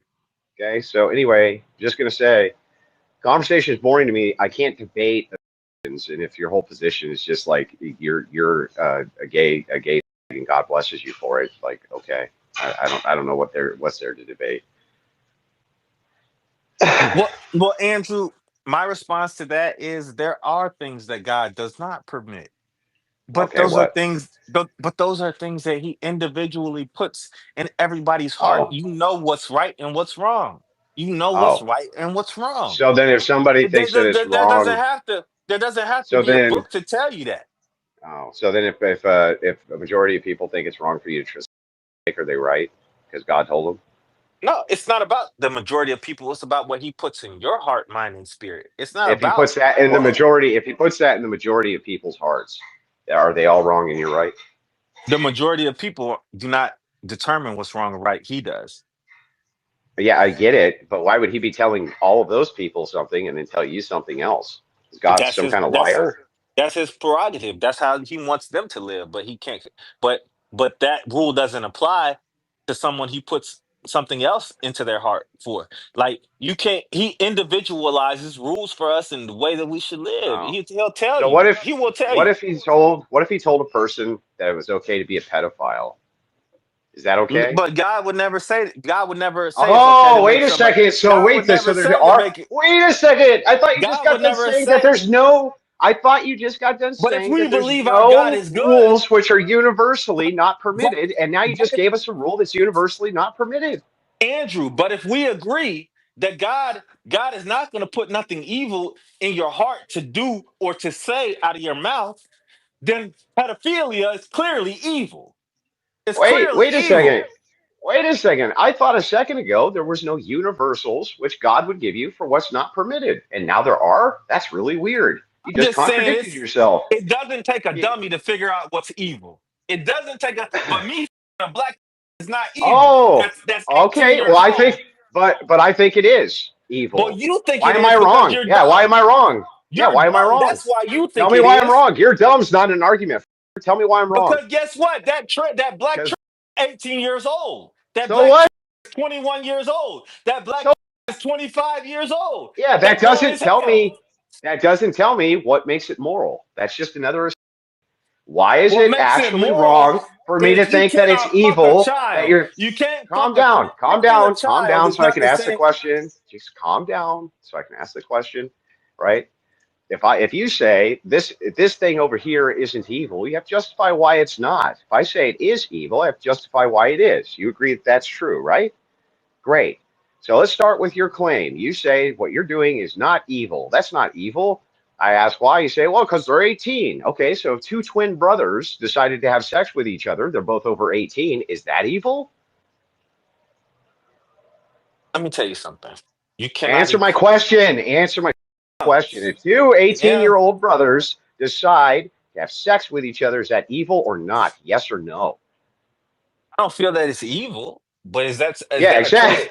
That's not, it's not, Is so that a that's choice not that I evil? would make? Is that a choice that Uh, I would make?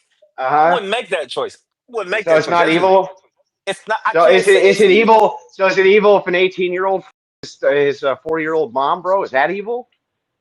I can't say it's evil. That's not a You choice can't that say I that's would make. evil. You can't say that's evil either. Okay, And so by the way, let's hold say on. that there's a guy then. Hang on, you hang on. Let's say there's a guy then for a second who somebody's grandma donates their body up for medical science and explicitly writes in their will that they want a necrophiliac to have sex with her corpse, and some guy does it. Is he evil?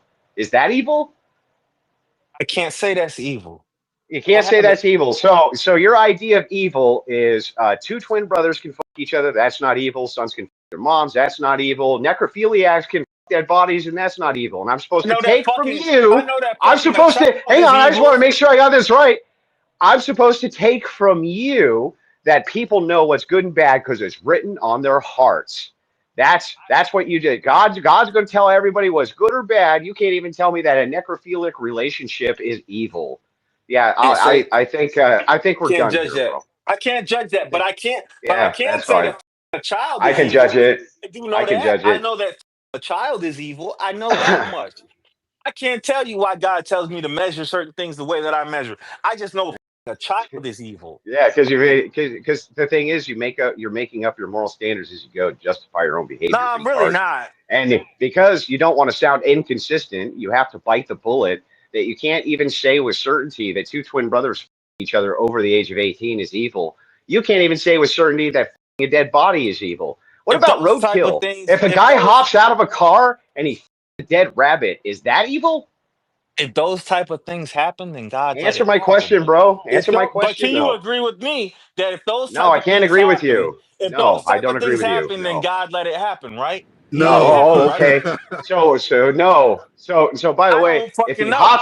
if the dude hops out of a truck and he's a dead rabbit, is that If that's what evil? he wanted to do, it don't affect Is it anybody else in this evil? world. It doesn't Is it affect evil? anybody else in this world but him. So And that's so not I don't evil. It's care. not evil to roadkill? I don't care if it is or if it isn't, because it don't. Okay, well then, okay, all right. Well then, let's see. Him. Let's try it. Let's go for the mother of it, right? What if they find a dead body of a child? Is that evil?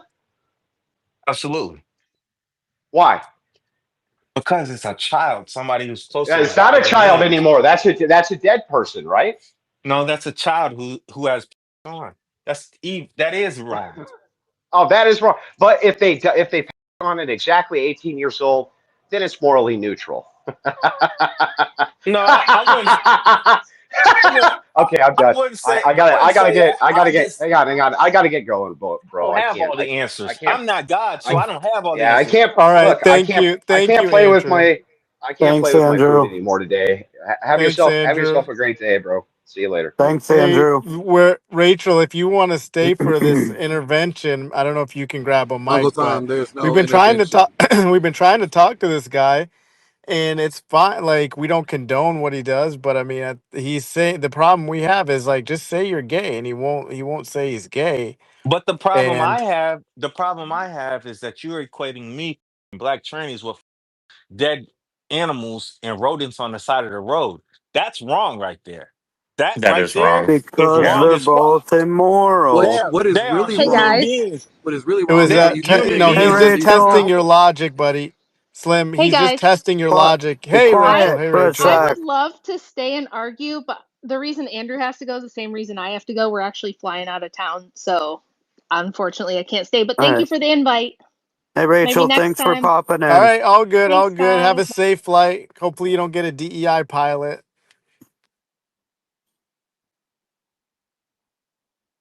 No.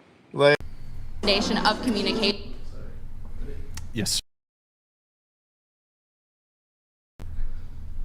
And understanding of the person and accepting their flaws. What's the worst thing a man can do during sex? The worst? I don't know. I've never had sex. Either have I. You guys aren't virgins. Yeah, we are. Ain't no way. Yeah. Why haven't you done it yet? We're very religious. We're saving ourselves. For marriage? Yep. Yes. Okay. Now be honest with me.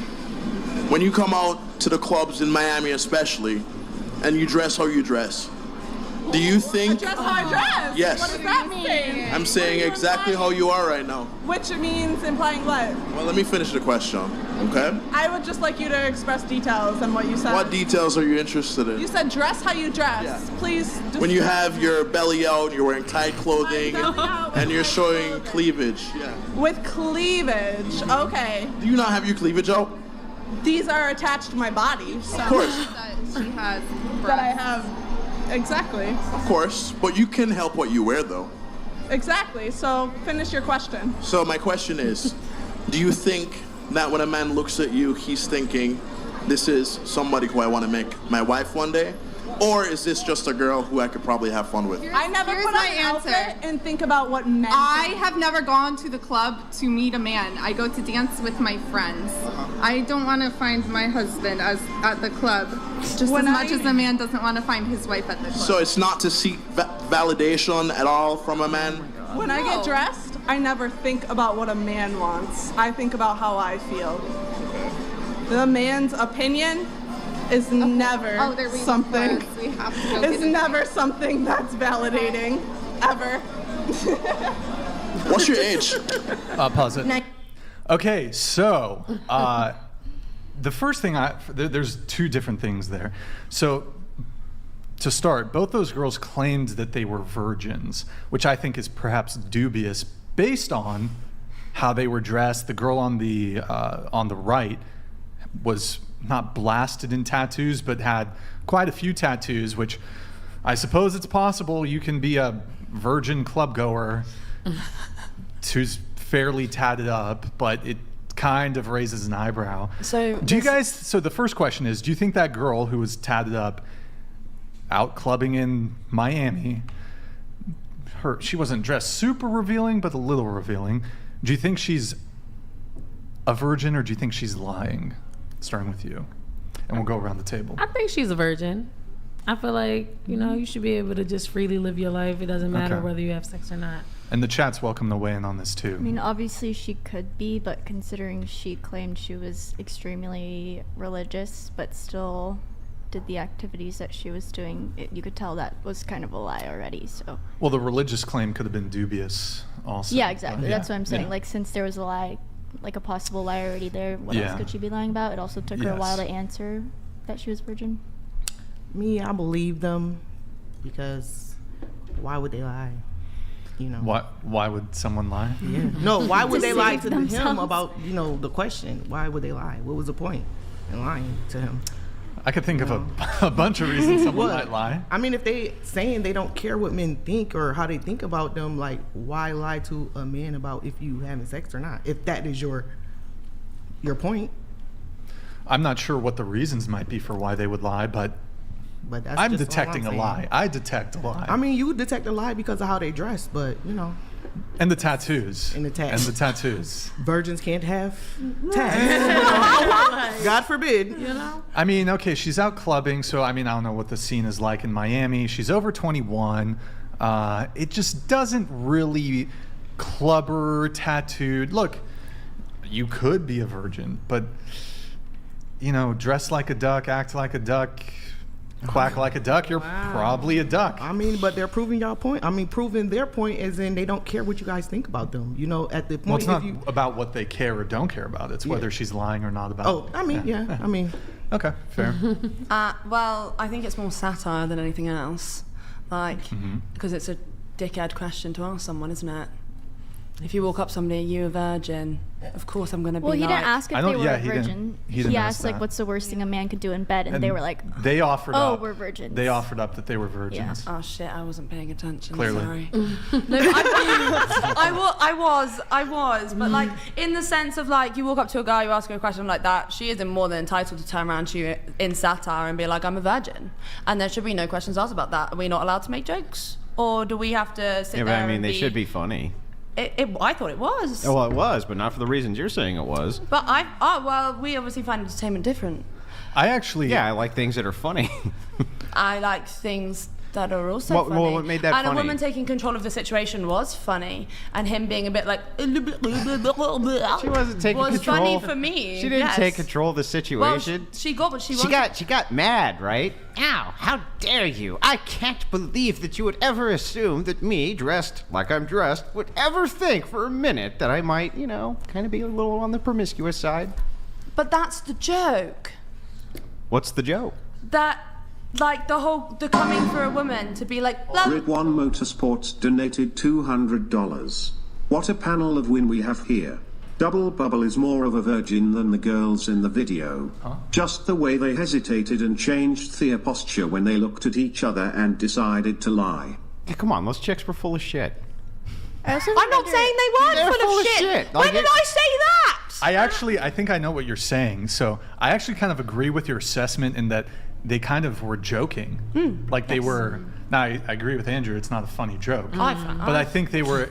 I think they were lying, and they were kind of like turning it on him. But yeah, then they got a bit like mad. it was a bit of a dismissive answer to their his question because they didn't really want to engage. So they're just like, oh, I'm just out here because I'm super religious. It's like, what? Come on. What do you think? So when I saw... Yo, Miss Nims, thank you for the gifted 20 memberships. Appreciate it. Go ahead. So when I saw the video, it looked like as soon as he asked that question, they got really like aggressive and they lied about it. In my opinion, they lied about it. Now, I'm religious. Okay. I'm Christian. Am I a virgin? Absolutely not. But I don't go to clubs much either, but based on how they're dressed, based on their posture when they were asked that question, I really think they were lying. Okay. Could it have been satire? Body language. Absolutely. Plus, the other one came in as like a support mechanism. The first one's like, we're virgin. The other one's like, oh, yeah, that's right. Yeah, we're virgins. What about you? I don't, and I never have understood why men care so much. If you're intending to be in a relationship with this woman, to date them, be their girlfriend, wife, whatever, I can understand wanting to know that or be concerned about that. But I don't know why so many random men care so much about women's body count and whether or not they're a virgin or not. Could those two women have been virgins? Absolutely. Could they have been sluts? Absolutely. I don't think there's any way of telling. Only they know the answer to that, and I don't know why random men care. Well, let me ask you something. Let's assume for a second that you were rolling the dice and it was your life on the line. And if you got the wrong answer, that's it, it's lights out. First answer, they're virgins. The second answer, they're not. What's your answer, Malik? Yeah, based on how they were dressed, the tattoos, the cleavage, the stomach showing, I would assume that they weren't. And Malik, I think you're going to survive. My life was on the line, but normally I wouldn't assume. I don't care about other women's body count. Can I say something quick? Could they not have just been virgins because they were over the age of 22? Like, why do we have to keep going because of what they were wearing, because of the tattoos? Right. I don't think age matters. Well, no, it's all of that, right? When you can legally lose your virginity, I don't know what the age it is here, but in England you can lose your virginity at 16. So most people are going to assume people over 16, 18, you're going to not be a virgin. So why does it matter that they had pretty? I thought their clothes were pretty. I would wear that. Like, they weren't that provocative, in my opinion. They could have been way more. Yeah, it wasn't extreme. Well, one was dressed a bit more revealing than the other, but the one on the left was not that. It made them sound like hookers or something. Like, right. I can see her coochie. Continue. Go ahead. Go ahead. Again, I don't understand why it matters, and I do agree with what you were saying before about they got defensive and kind of respond with satire, like, oh, I'm a virgin, I don't want to talk about my sexual experiences in bed. But at the end of the day, like, because I deal with that a lot. A lot of times men will come up to me and assume my body count is high. Like I said, I've only been in one relationship. I've only slept with one person in my life. And people just assume if I dress a certain way or I'm attractive, and I dress pretty conservatively usually, I don't know why random men care about. Because we're pattern recognition machines. And so what happens is that if we see a pattern all the time of certain behaviors, then what ends up happening is we make these assumptions. Now you're right. They're not always right. They're not always right. Okay, but you can understand why people do it. You do it yourself. Yes, right? I understand that, but if you make this assumption, then why don't you just rule that person out in your dating field? Yeah, Bill, well, you might, but the point of this was he was on the street conducting interviews, so, and part of his show is obviously to try to understand the engagement between men and women, so I completely understand why it was that he was asking that question. They have a right to do whatever they want, but I mean, it's reasonable to think, you know, based on the patterns, based on what we see, right, we can kind of make these assumptions, and yes, we're going to be wrong sometimes, but we're mostly not going to be, right? I'd agree with that to a certain degree, but again, I don't see the point. The point of what? The point of men caring what a woman who has nothing to do with their life's body count is. I don't think most men do care, but we do care about the women who we might be pursuing romantically. That's what I said. If you're pursuing a woman romantically, it's perfectly fine to ask about their body count, and maybe if they dress promiscuously, to question, hey, are you sure you're a virgin, or are you sure your body count's what you say it is? That's completely understandable if you're pursuing that person. But if it's just a random woman, she tells you she's a virgin, why are you going to have a back and forth about it? Well, because he didn't want to suspend his disbelief. Initially, he also didn't ask what their body count was. They brought it up themselves. It's like if you're walking down the street and there's an alarm going off and a guy has a ski mask on and an AR and a bag of money and you're like, hey, that bank's alarm's going off and you're making assumptions, right? Well, it's true, you are, but and like I said, if someone, it was life or death, you had to assume were they virgins or not. I would have assumed no, just based on their appearance, but I think I don't know why men get offended at. I don't think men was offended. We got Grid One Motorsports donated $200. Yes, men must assume that if you dress like, hang out with, and go places that 304s go, then you are probably not a virgin. And we have to care. No man worth having wants to date a semen receptacle. By the way, I love that guy. All right. Like the best super chatter is Grid One. And also, what's a seam? Oh my God! Yeah. Oh, okay. yeah, sorry. Yep. Cool. Sorry. Yep. Sorry. So, also he was asking a question. They responded by saying that they were virgins. So he probed based off of their questions, and he perhaps even detected on his own just based off of our own observations that we made, based on how they're dressed, based on their tattoos, but also perhaps based on the way they answered, which we kind of brought up. You know, he was probing, like, are you guys serious? Like, da-da-da. So, your thoughts on this? Also, could you scoot that way just a little bit? Your thoughts? Yeah, I mean, I think that they were joking, but I think that they were lying. And I also think that, you know, these videos, they get sectioned out so that people can just, you know, react to this. But, you know, I work with PragerU. We do man on the street videos all the time. You walk up to people and you either get a written permission that you can put them on camera and ask them questions, or, you know, somewhere in the can they have a audio visual with them saying, yes, I don't mind answering these questions. So it's always funny to me when, you know, people get on camera and then they have these like very evasive or aggressive responses. And so when I watch this, and whether they're joking or not, whether they're lying or not, you know, I think this is a meritocracy. They're lying. Let's judge them on that. I think that this aggressive response, I always think it's funny when people react that way, given they consented to be on camera. Okay. Andrew, your thoughts on the... Well, I think you maybe already went into it. Okay, well, let me make it abundantly clear. They're fucking lying. Okay, there you go. And then what was the other thing I was going to ask? The video, okay. Wait, what was the other thing I was going to ask? You didn't mention it. You just asked the first question. How am I blanking on I feel like I need to rewatch the video again. Wait, how they were dressed? It was something. Oh my god! It was like, wasn't it judging by what they're wearing? Yeah. Oh, I guess yeah. Do you think that he was off base aside from whether they were lying or not about the virgin thing? What do you think about, you know, his comments about, you know, how they were dressed? Was that even my fucking question? God damn. Okay. All right. All right. Go ahead. Was that even your point? I honestly feel like it's just. Every man does it. You know what I'm saying? They just judge you off of looks instead of, you know, getting to know you first. Like, that's everybody's first thing to do, is just judge you off of your appearance. Mm-hmm. And I think it's BS because you could dress like what I'm wearing today. You could be the most innocent person in the world. You don't know. But don't you judge off appearance too? Fat bastard donated 200. Oh my God. Get in my belly. I want my baby back, baby back, baby back, baby back, baby back. Ribs, I want my baby back, baby back, baby back, baby back, baby back. Ribs, chully is baby back ribs.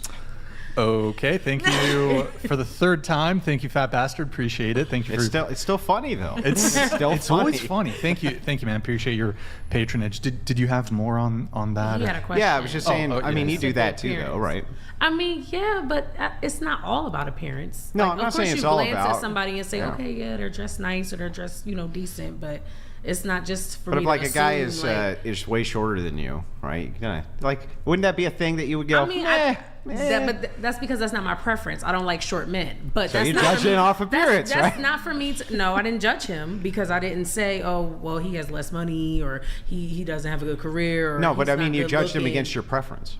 Well, yeah, but that's not the same thing. It's the same thing. No, it's not. How could it not be? Because you're judging someone based on your preference, right? No, it's not preference. You're judging them just because you think, okay, she dressed provocatively, she does, you know, hoe shit. Yeah, and I have I have a preference against that, right? But some people don't. I know some people don't, but you, the individual with the preference, would be like, we can agree to that's a society thing. Provocative, what she's wearing, that's society's view. That's not our personal view. When you like people put into boxes like she's dressed like a slut, she's dressed like a this, that's a society standard that has been placed upon someone. Sorry, it's happened. And what's society made up of? People, but it's a group opinion. And group opinions are made up of individual opinions that the most amount of those individuals have, right? You can have a different opinion to a society opinion. You can, but I'm just saying, if you're looking at averages, you're saying, look. Yeah, but you can't make everything an average. Yes, but if most people hold the opinion, that's why stereotypes exist. Yes, but that's not what you were asking her. She said we're having a different conversation. No, because you said she doesn't like short people. Yeah. Right. She has because it's against her preference. Yeah, but you asked me. Yes. Sorry, I didn't mean to interrupt you. But you asked me if I see a short man, would I judge him? And I said, no, I'm not judging him. I'm just not going to look his way because that's not my preference. Then that's a judgment. It's not a judgment. How could it be It's anything just me other than a choosing judgment? Not to Well, like, entertain look, him I in a can. certain type Let me of see if way. I can demonstrate it to you. Let's say that you're on a blind date. Okay. Room's totally dark. You can't see him. Mm-hmm. Would you judge him on your height if you couldn't see it? If I reach out to touch No, him. no, you can't see it. But Yeah, you say stand that man up. You can't do any of that. couldn't You do don't that, have though. that requisite information. Okay. Would you judge him on his height? I can't. If I can't Right. see him. The second you see it, though, you make that judgment. It's not but I don't feel like it's a judgment Can you thing. scoot Like, your mic this way? Yeah. Perfect. Well, like Okay. to kind of be as charitable as I can be to this, I think I understand. And you can correct me if I'm wrong. You're saying when you're talking about judgment, yeah. when you think of judgment, you think of something negative. Yeah. Yeah. But let's take that view away for a second. Okay. So we're not talking about negativity, but just general judgments. Like if you're gonna go across the street, you don't want to go where the traffic's busy, right? Right. Good judgment, right? Right. Okay. Now I understand. Yeah. You see what I'm saying? I can agree with Let me that. read this really quick. It didn't come through. If you just like a, Oh wow. Oh. Hey, she was a hoe. you're going to be seen as a. Hey, she was a hoe. Feminism has made women think they should sexualize themselves, then be about it. Have some self-respect. The patriarchy is here for you. Well, honestly, some of us don't really care if you see us as whores, because some of us don't want to be your wife. Some of us don't want to be in a relationship with you guys. Some of us are really just here to get your money, honestly. So, if you're looking at people, if I know that getting your money is me, if I dress provocative, if I do this, if I do that, that's going to attract you, because you're looking for a wife. So you're going to go for a woman who is dressed a certain type of way. But me, I want your cash. So I'm going to act a certain way and I'm going to talk to you a certain way so that the people who are interested in me as a dominant woman, they're going to come to me because they want me. So think about this. So what you're saying is, based on all those prerequisites and the way that you ask, you're going to attract the exact type of whatever that you want to attract, right? Yes, of course. So then a stereotype will exist based on those things, and people will make those judgment calls, and they'll probably be right. But I never said people don't judge. I No, know no, people right, judge. right. I'm I just get saying. it every single day. People inbox me every day, unprovoked hate. Just because of what I do. So it's like, it's not really, I know people judge. I get that. But I use it towards my advantage because I know people judge. No, I get that. I'm just saying that understandably, if what they are judging based on this is probably accurate. That's the point. Because we live in America. Go to another country in Africa where tits are out, walking down the street, are you going to call her a whore? No, the judgment's going to be different. That's different because it's a different society, just like she told you. Sure. It depends on wherever you are, whatever society you are in, that is the opinion you have. So if I was born somewhere else, me outside with my titties out would not offend you. Yeah, but you're not I'm not in here, but it doesn't matter. Yeah, I get it. Because but if you were in the other, I'm not looking for what America's society is here to give. Yeah, so I mean, but you are matter. though, right? Because How? Here, I'll explain. Please. So let's assume that you're in this different nation. And the standard for what they considered women who were looking for the preference of attracting people so they can get their money was that they dressed in sundresses. Would you dress in a sundress? Yeah. Well, then you've just set the societal standard for how we can judge whether or not you're kind of I'm not disputing that. Yeah, though. but that's the whole point.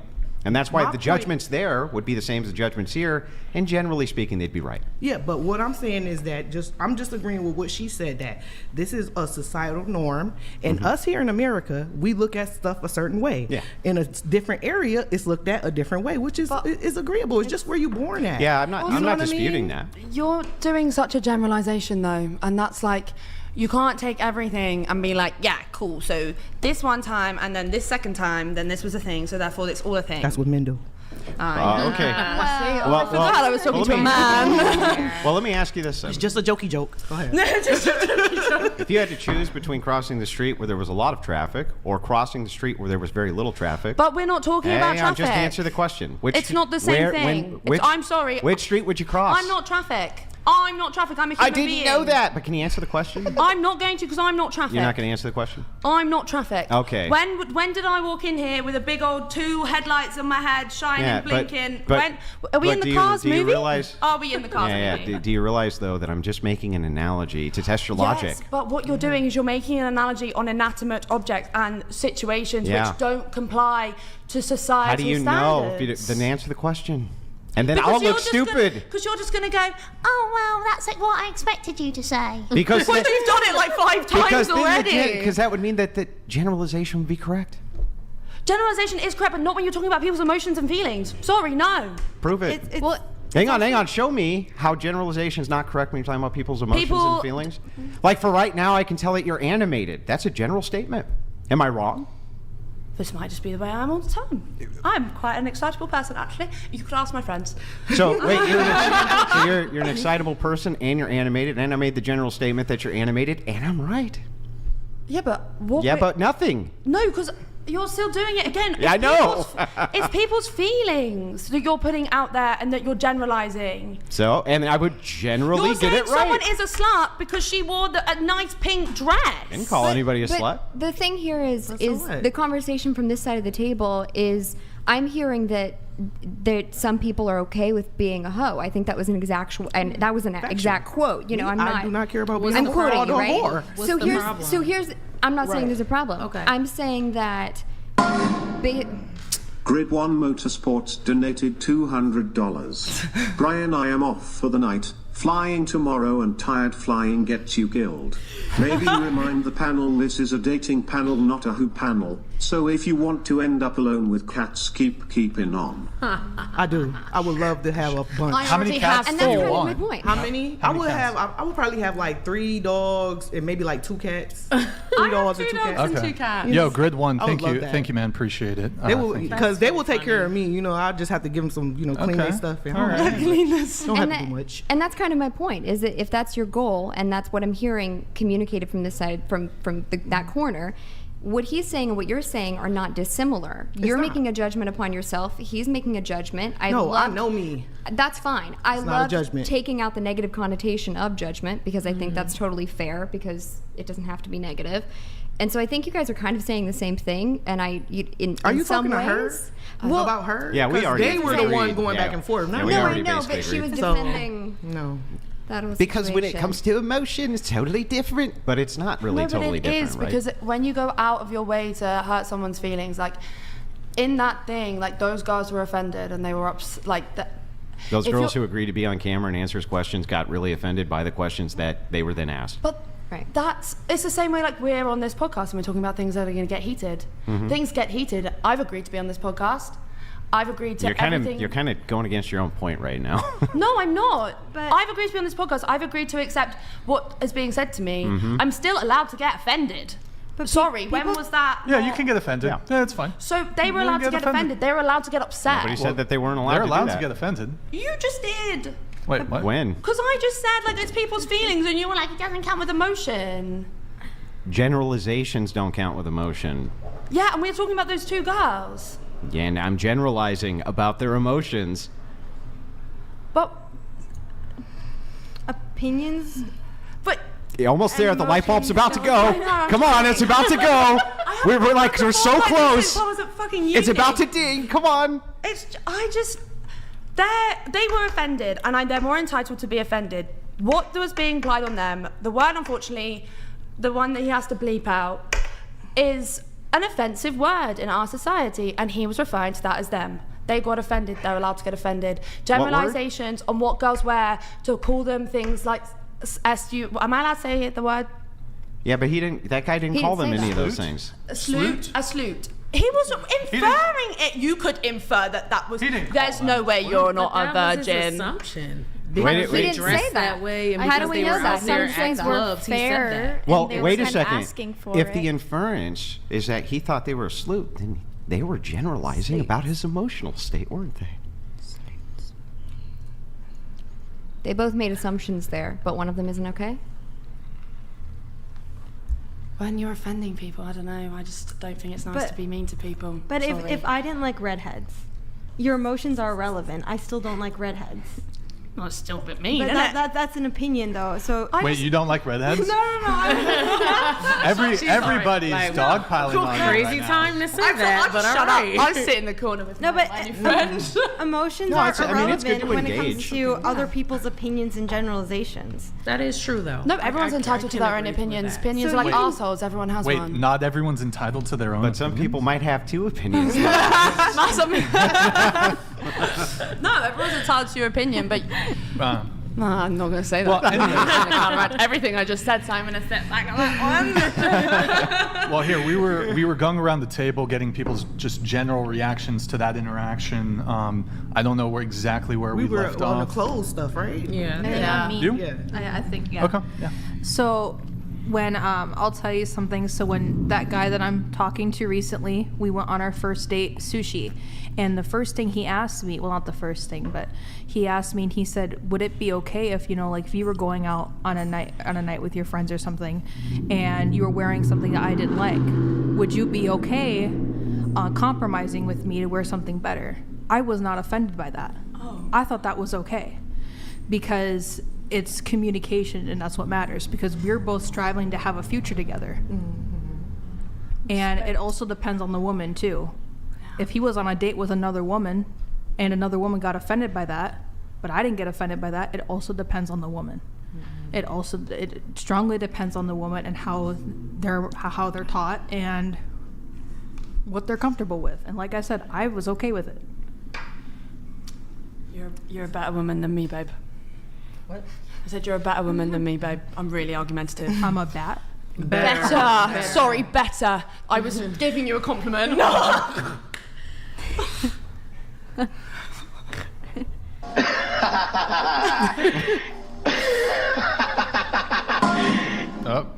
Fishnet Fatty on the right donated $206.69. Don't insult the. Come on, don't insult the fucking. If not, do I have a shot? I'm white, 5 feet 10 inches, semi-jacked, rich, and 100% authentic African American below the belt. P.S. Get the 4-eyed pig off the show. Wow. Okay. What the fuck? Wow. Sorry. That was. You're nasty. Sorry. Wait, Madison, do you want to respond to? I already have a boyfriend that checks all those boxes, so I get you a hug. Okay. All right. Did you know I don't? No, I don't like white guys. So. Shit, bro. What an insult. It works out then. Wait, just Glass really behind quick. you cracked on that. You don't like. Not like no. Like I don't date white guys. What? Just curious. Why is that? Preference. So I just love darker skin tone. It's just the melanin for me. I don't know why. It's the melanin. It's the melanin. It's the melanin for It's the you. melanin. So when you say darker skin, are you talking Latinos, black? Anything other than my skin tone. Anything other than white? Anything other than my skin tone. What about like a light-skinned black person? Yeah. That's okay. Yeah. Okay. All right. My ex-fiance ruined that for me. So. White people for you? Yeah. I'm curious if, like, let's say your ex-fiance was black, and then we were to reverse and say, well, my ex-fiance who was black, he ruined everything for me with. So I don't. Would that might be a little questionable of a statement, maybe.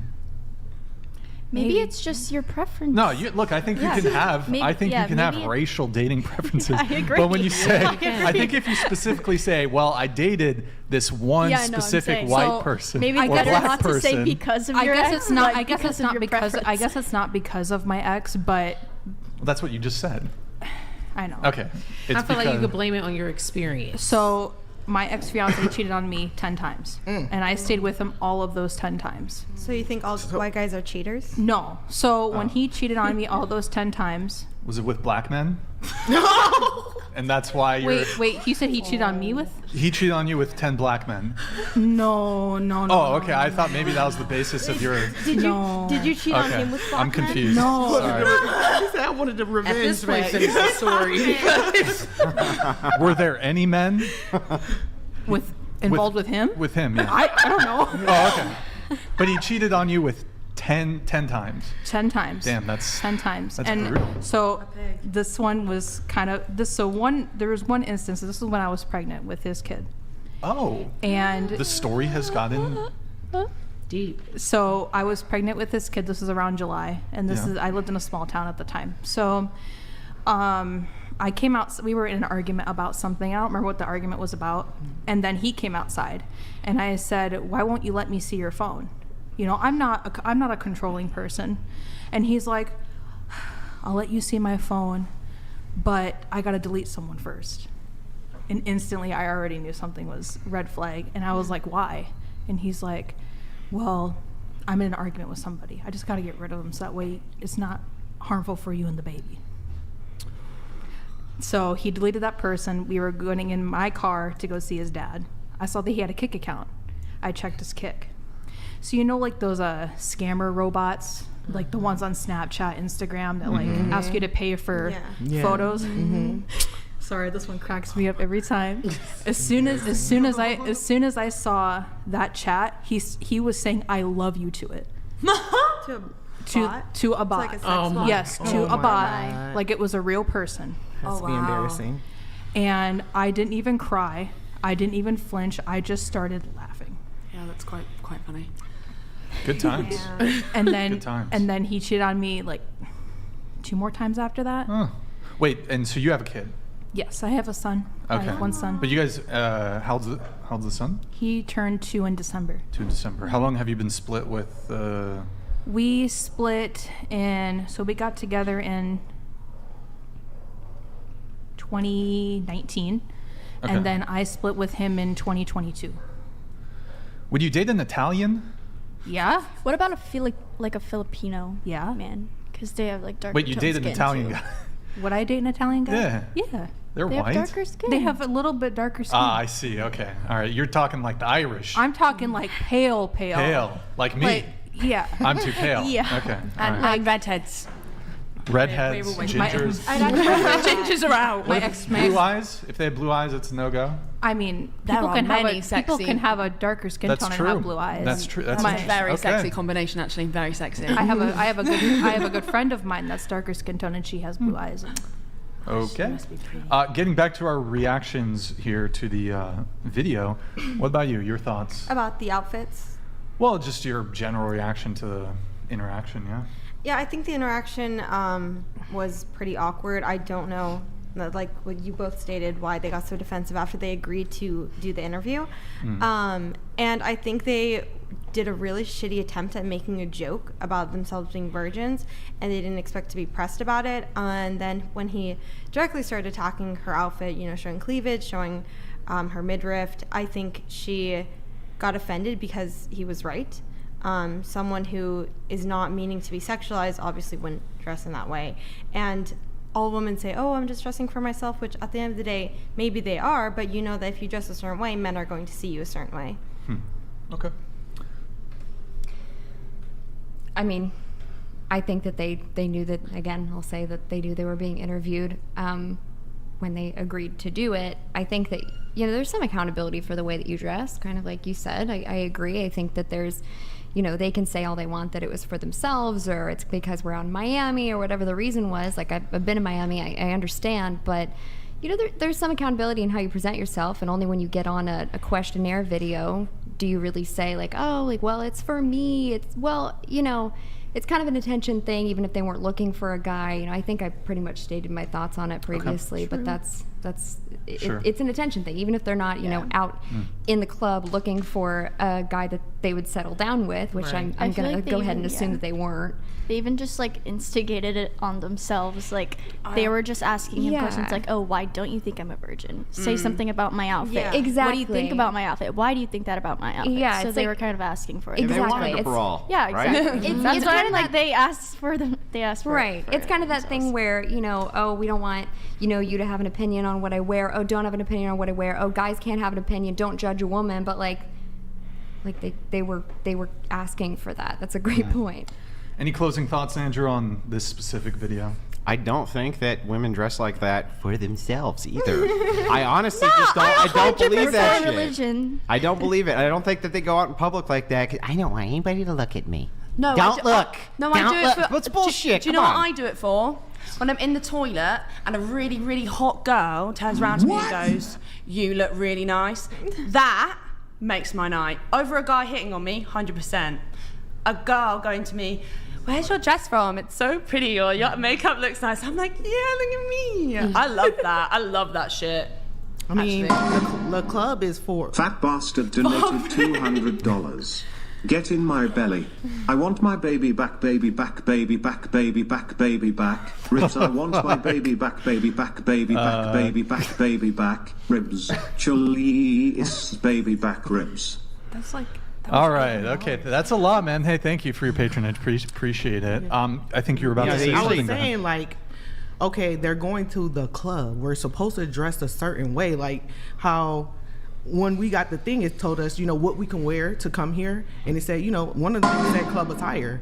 Devon Jackson donated $200. Hey, Devon. I dress for myself just means I dress for the way I feel when people look at / see me online. It's not that deep. Y'all take pics to post them and y'all go out dressed a certain way to be looked at. Right.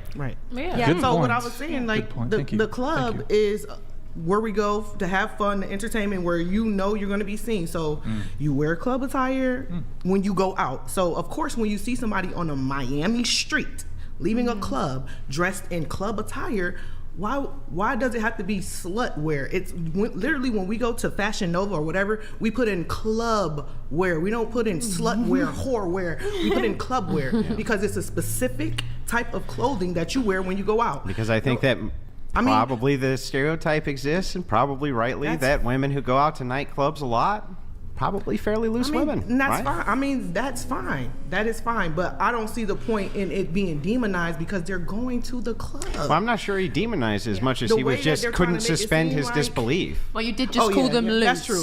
He was stuck on the virgin thing of it. A loose woman just means like, maybe promiscuous. Does it?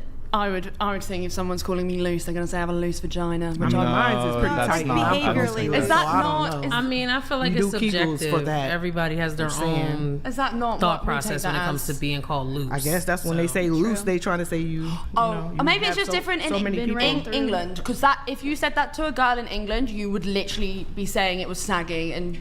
Well, that also would apply here, but it's like you could use that term to specifically talk about that, but loose, I think more in general means she's promiscuous. Right. Okay, that doesn't. In England, you get slapped. I mean, nine times out of 10, nobody is saying you're loose in your face. They're saying it online behind TV screens. Nobody has ever said anything to me disrespectful in my face ever. Like, unless you're trying to show off for this type of thing, nobody has ever came to me and said, "Oh, you fat pig," or "Oh, this and that." They never have done that. And my day-to-day walking out and about, people come to me and they are very respectful. They say, "Oh, you look nice.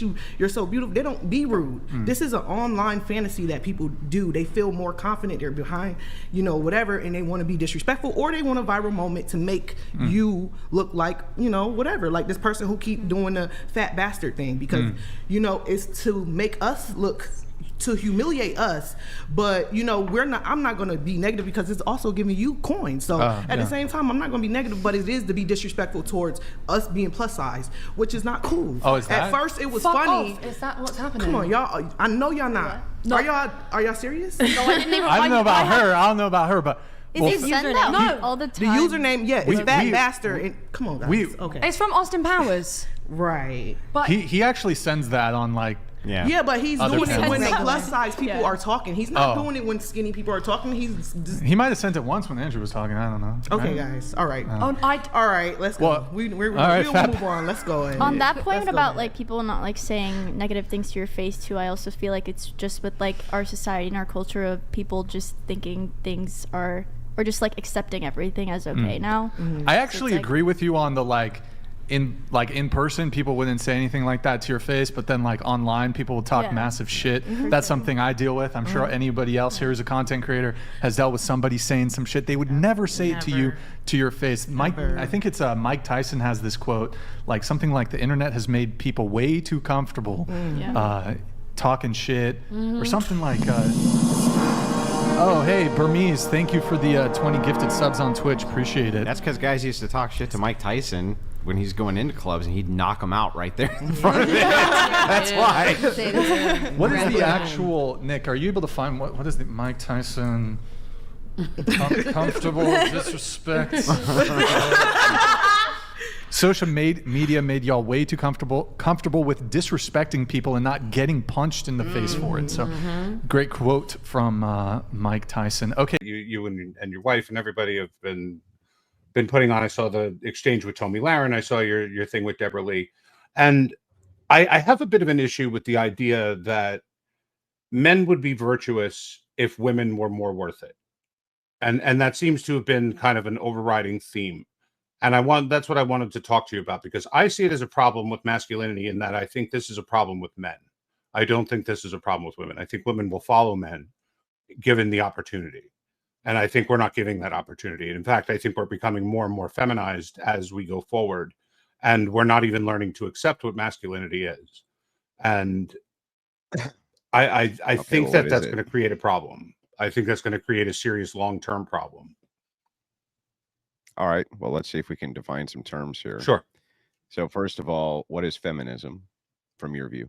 Feminism to me is the idea that women and men are equal in a blank slate capacity, in which there's no inherent differences other than physical, meaning the ability to create children or the ability to have an ejaculation or things like that. And do you believe in feminism? I don't believe that feminism is a thing. I think that it's just a fancy way of describing female nature. So I don't think that feminism itself is separate from female nature. You mean females are innately feminist? Yeah. Okay. So I would describe feminism as the movement towards egalitarianism with the dismantling of patriarchal systems. Mm-hmm. That's how I would define it. So I can accept your definition. That's fine. Okay, so that definition's okay. Mm-hmm. All right.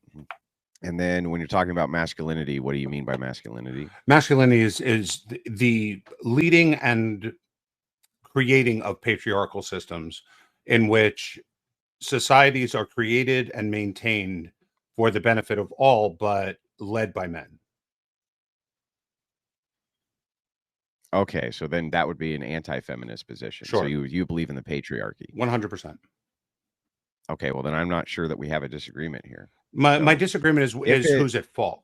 Is how is it that we can move forward on this if we have a system like I'll just give an example. Well, I saw what you were saying to Tommy Lahren, and you were basically saying that women used to be virtuous, and now that they're not virtuous, they're making it a raw deal for men. In that, why should men be leaders / patriarchal if there's no virtue in which to find on the other side? And I think that's backwards. I think that men leading is what creates a virtuous female additive to the system. Okay, and I think that by demanding how do men lead if we don't have patriarchy, dude?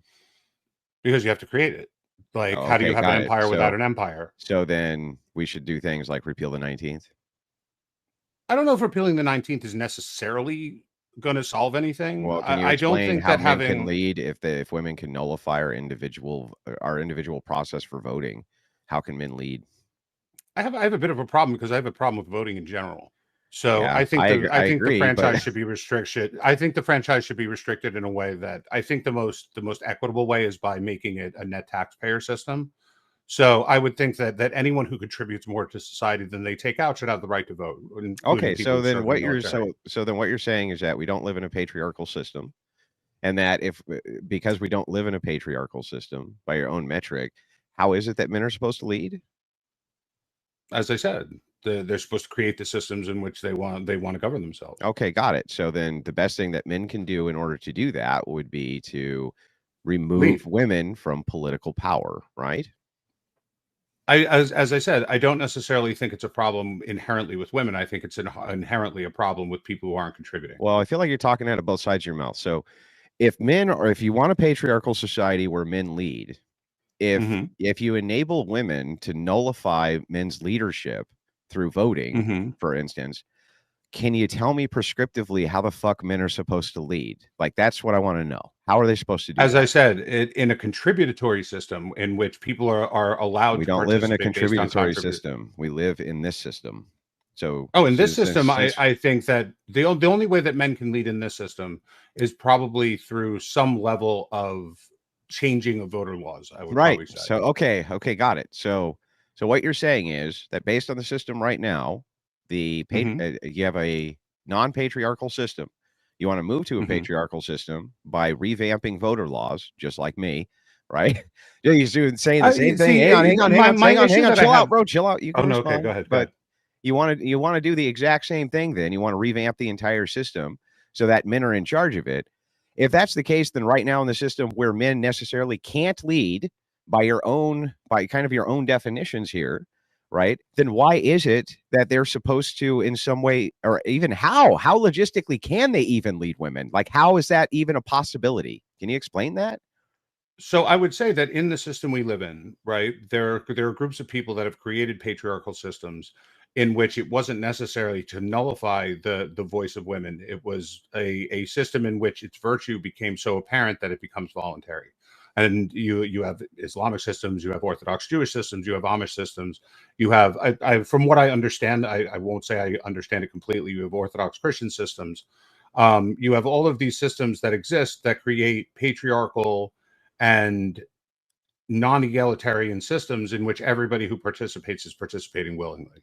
Now, no one has said that these people can't vote. In fact, not voting helps, or having the women's vote helps them because it enables them to exert their power in a block, because the women tend to vote with their husbands.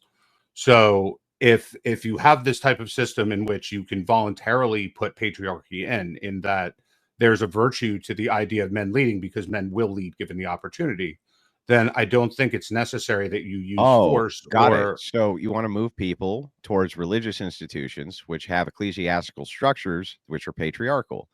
I understand. Do those structures necessarily require sets of virtues in order to follow them? Sure. Okay, so if women refuse to follow the ecclesiastical structure of those virtuous systems, then men also can't lead them, can they, Halsey?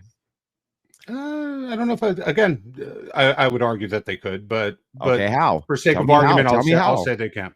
Yeah, so if as they I can't, said, if you can create a virtuous system. If they can't lead in this system, and you want a voluntary system, an ecclesiastical authority where they can, but women don't join those systems, right? Because they're patriarchal, let's say, or the feminists don't, at least, and most women are feminists.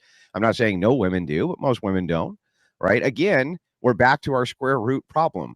If we're going to live in an egalitarian nation where there's equality between men and women, but men are still tasked with the protection of the nation, the protection of the rights of all, including women, can you name for me an equal duty women have to that? What would that duty be?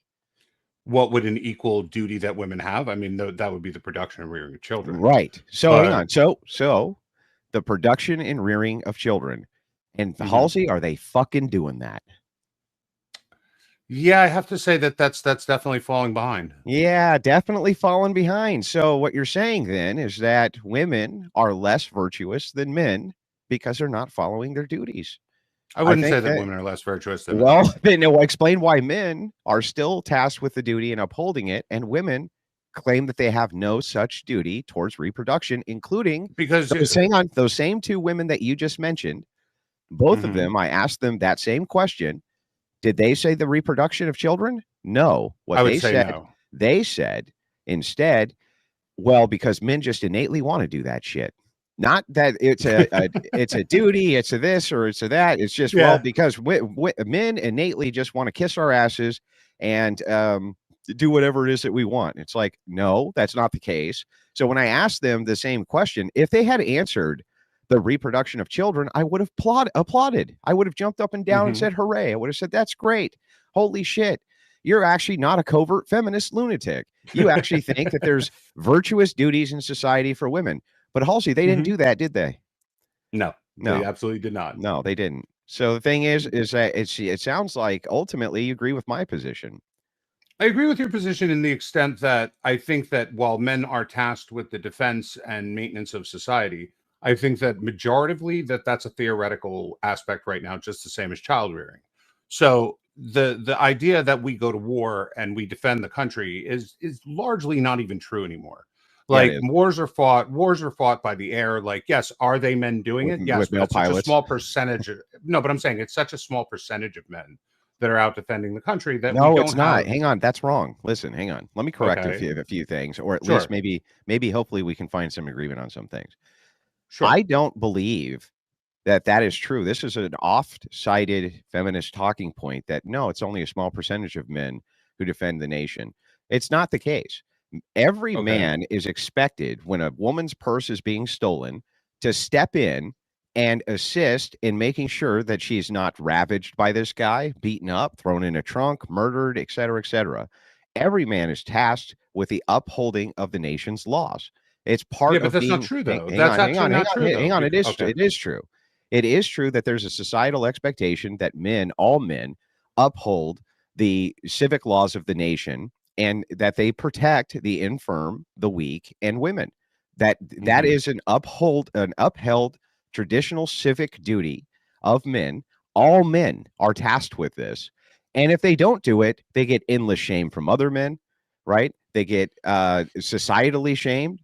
If they refuse to uphold the laws of the nation and the security for the infirm. This is like a primary edict that all men share. It's not just the idea that only men can go and fight wars, even though that's true, or that only men generally make good law enforcement directly, even though that's true. It's that all men actually, when you break it down to the societal level, you are the head protector of your household, are you not? That I am. Is it not your job, if somebody kicks in your door, to defend your wife and children to the death before they ever even see the assailant? I mean, I'd probably more be scared of what my daughters would do to them, but yeah, sure. Sure, but you don't want your daughters anywhere near that. You're going to put yourself between them and that threat, right? I don't know. You've never seen how good they shoot, but anyway, yeah, okay. I'll But, accept the premise. but would you? Would you Would I put expect yourself them to shoot between an yourself? intruder? No. Would you put yourself between them and a threat?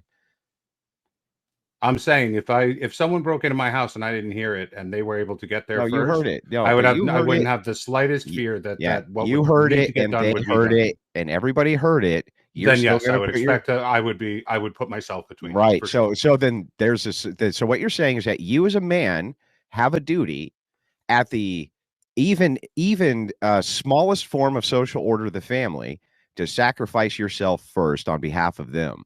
So Right. this sounds to me like some sort of like social contract or social duty or some type of duty which is tasked to men specifically, if that's the case, Halsey. So if it is, and you agree that it is, what's the woman equivalent of that? I can So only wait, think no, of there one. was something I wanted to ask you about, though, because I obviously spend some time on social media. You spend some time on social media. I spend time watching the news, and you do as well. And I see consistently, videos of people getting their asses kicked, people getting lit in fire on subway stations, people, doing all kinds of mischief whatsoever. And I'm pretty sure that the reason I see it is because people are filming it. And what I have hardly ever seen is people stopping it. So the social order where men jump in and put themselves in the line of fire for the general sake of society is something that doesn't really happen anymore either. That's It's not something true. that happens very rarely. No, and bro, it's celebrated when it is. First of all, that is not true. The acts of heroism of the common man daily far outweigh the acts of cowardice.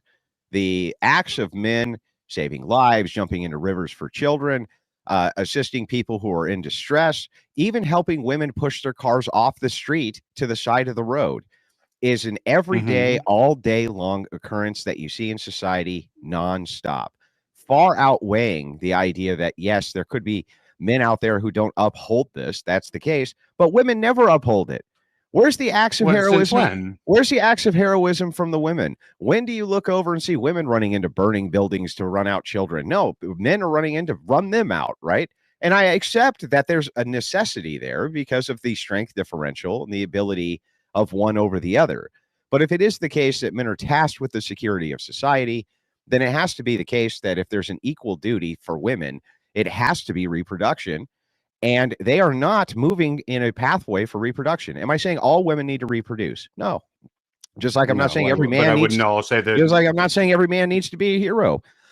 What I am saying, though, is that generally speaking, in society, we should be pushing society towards women being in reproductive roles and men being in roles of security, which, by the way, is the only way society can work. And so I get fought tooth and nail on this, but tell me where I'm going wrong here, Halsey. My problem that I have kind of with what you're saying is that there's examples of good patriarchal systems that did not come up through a system of 100% virtual certainty, right? I mean, virtuous certainty. And two examples I'm thinking of are the two people speaking in this space, right? You married a woman that you seem very in love with, you seem very happy with, who you've reared children with, who didn't come from a background that you would suggest to other people they should explore the possibility of marrying and reproducing with and rearing a family with, a patriarchal family. I also would say that I came from the same background. So with those things being said, why would I not encourage you mean people? you mean a single mom? Is that what you Yeah, mean? or yeah, I meant that in your No, case. I In wouldn't my tell case, I come people. from a Yeah, I would only more tell on my side. It people. was me. Yes, I So would only tell people that there's a cautionary tale to be told here, and that just because I had a good outcome with that doesn't mean that Mhm. generally people do have good outcomes with that. And But so would you say that's because they're emasculine, or would you say you were just lucky? well, in my case, I would say that I had Yeah. a great admixture of things, which were kind of Such as going. that's what I'm Yeah, asking for yeah, a reason. I'm really not trying for a got you or to yeah, insult yeah. you or your So I family. would You just know that. say, So yeah, no, no. I think it's fine to explore the issue. So generally speaking, mhm. I think that marrying single moms is oftentimes a disaster for men. But the reason I think that is because I think most women choose single motherhood rather than it's forced upon them. And what I mean by this is that most divorcees, this is initiated by women themselves, not by men, Sure. right? So they're actually making the choice to be a single mom, often so that they can be on the market looking for the upgrade man or something like this. I think if there's Mhm. other signs there like abandonment, or drug abuse or physical abuse or things like this, I think that those are much more like viable candidates for the exploration of relationship. So, but all of it, I would still consider all of it to be a red flag, just like I think from a woman's perspective, there's red flags there when it comes to divorced men, rightly so. And single men who have children, I also think those can become red flags for women, rightly so. It doesn't disqualify all of these people from relationships or things like that, or say that they have no virtues, but it has to be contextualized situationally. Right, but I'm saying wouldn't you make the assumption that a person, and again, not all, I'm not saying this is a blanket statement, but if you have people, women who have already made the decision to reproduce, the vast majority of them made the decision consciously that the babies weren't mistakes or the case of not using birth control. Those I'm discounting those cases. But I'm saying the people that have already made the decision to reproduce and have possibly made the wrong decision that they want to put themselves back on the market, or like you said, they've made some sort of move towards single motherhood that was voluntary. Wouldn't you think that those are more of a ripe example of someone who at least had at some point the right idea and has been led astray by whatever outside forces it may be, Some, or inside forces? sure, I would say Wouldn't you some, think that that person is more leadable? some, some could be, but the thing is the problem that we run into is the initiation, right? So Okay. the idea is like, who's initiating these things? It's not generally men Mhm. who are initiating these divorces. It's usually women who are initiating Sure. the divorce. Oftentimes, the man doesn't want to get divorced. The woman wants to get divorced, and the reasons are very flimsy. They're usually based around irreconcilable differences, things like this. If they're actively making that Mm. choice for an upgrade, then yeah, that's going to be a massive red flag, dude. Like, wouldn't that Sure. be No, even I a red agree with flag? you Yeah. 100% on that. So, and I think that in the case use, a lot, if not most cases, are that way. Does that disqualify every single mom? No. There's plenty of No. my chat right now who are stepfathers or had great stepfathers.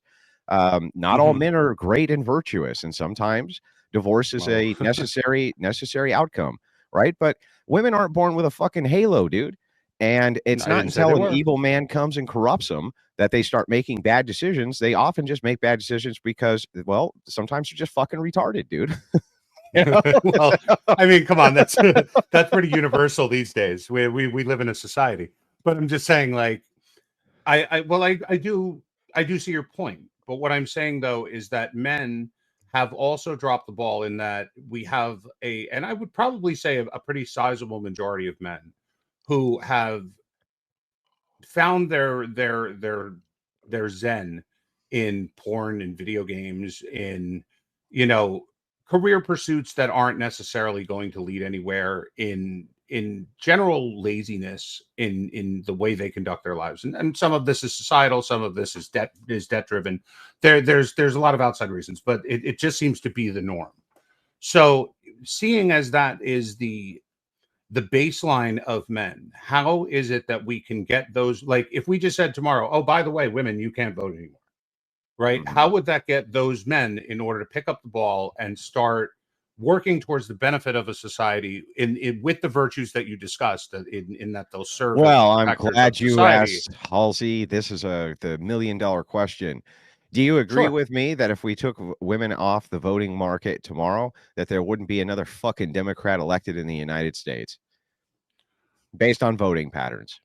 Based on already voting patterns, I'd say yes. Yes. Okay. And do you agree then that these men who are in charge, who are Republicans, who are mostly getting put in there by right-wing Christians, right, would have a right-wing Christian agenda, and part of that agenda would be to remove things like corn and prostitution and OnlyFans and various things like this, which have added to the detriment of society? Don't you think that that would be a top agenda for them? I'll be willing to see that. I think Yeah. it would. Yeah. So if that's the case, then if you're asking, well, how does this improve men's lives, right? I would say that women are the deciding vote on most actions of degeneracy. They're the deciding vote on LGBTQ actions, trans actions. They're the deciding vote on mass migration actions. They're the deciding vote on Democrats being in office, period.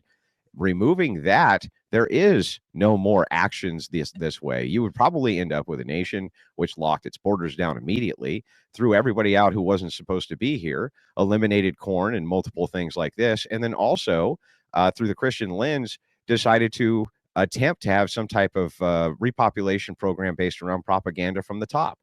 So just like Hungary or many of these nations did, where they offer massive incentives to the family, and then all state-run propaganda is based around the idea of the family unit.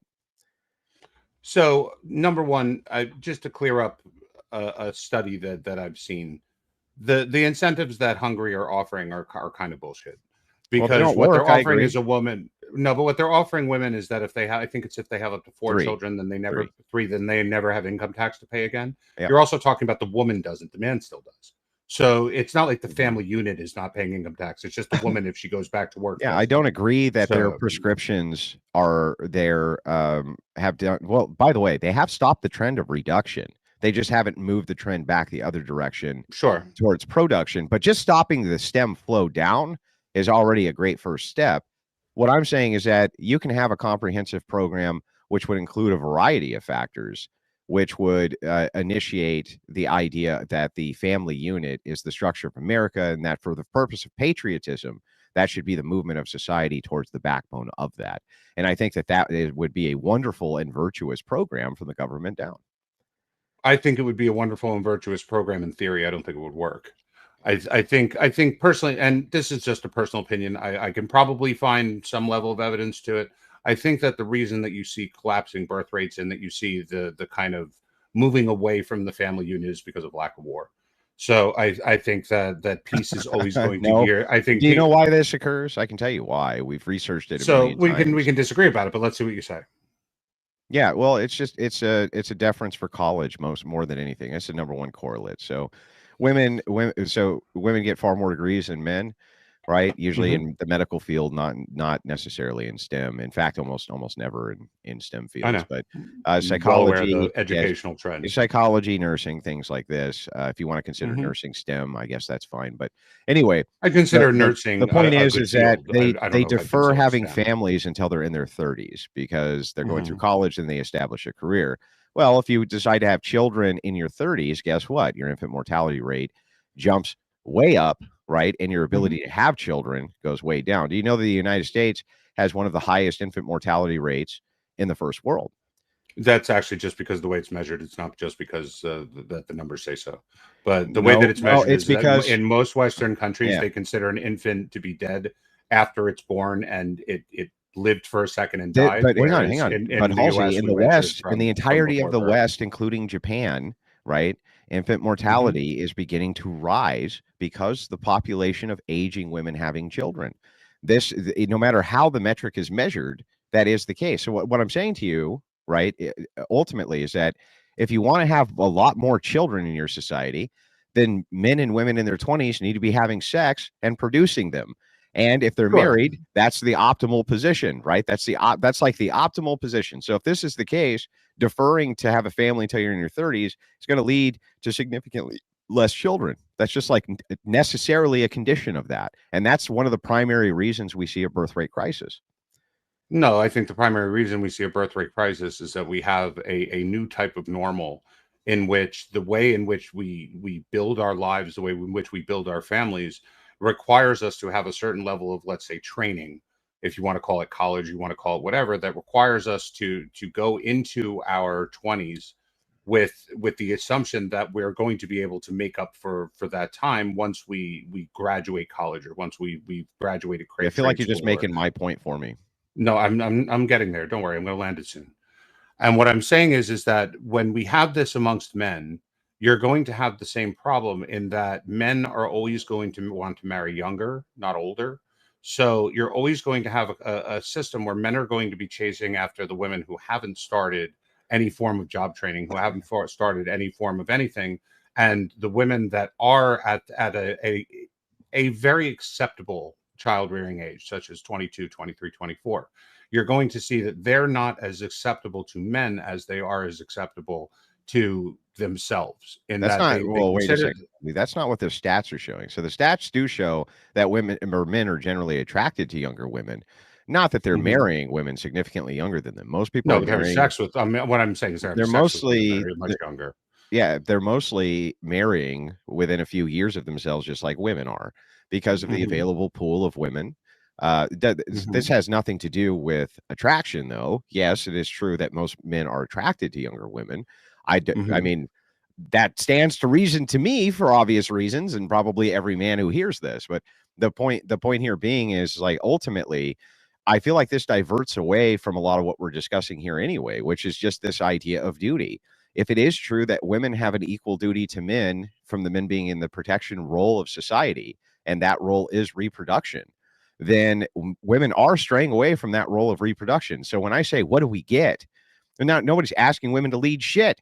We're asking women if they are willing to actually move towards their duties. And if they're not willing to move towards that, towards a family lifestyle, this and that, at the curtail of the quote liability of children to, fuck up my dreams of being a fucking cocktail waitress and professional sandwich maker. If women were moving towards that, I would consider that to be a virtuous woman. That's what I mean by a virtuous woman. Women who are willing to curtail their, whatever their hedonistic pleasures are for the higher values of family and having children. That's what I consider female virtue. But do you consider that females had that virtue and lost it? Yes. I don't know if that's necessarily true. I mean, like, throughout history, what you've seen is not that females had virtue; it's that females had the lack of ability to say no. I mean, you basically had the vast majority of the population replace. Wait, go ahead. What I'm saying, no, what we're not talking about is the aristocracy. What we're talking about is the everyday people.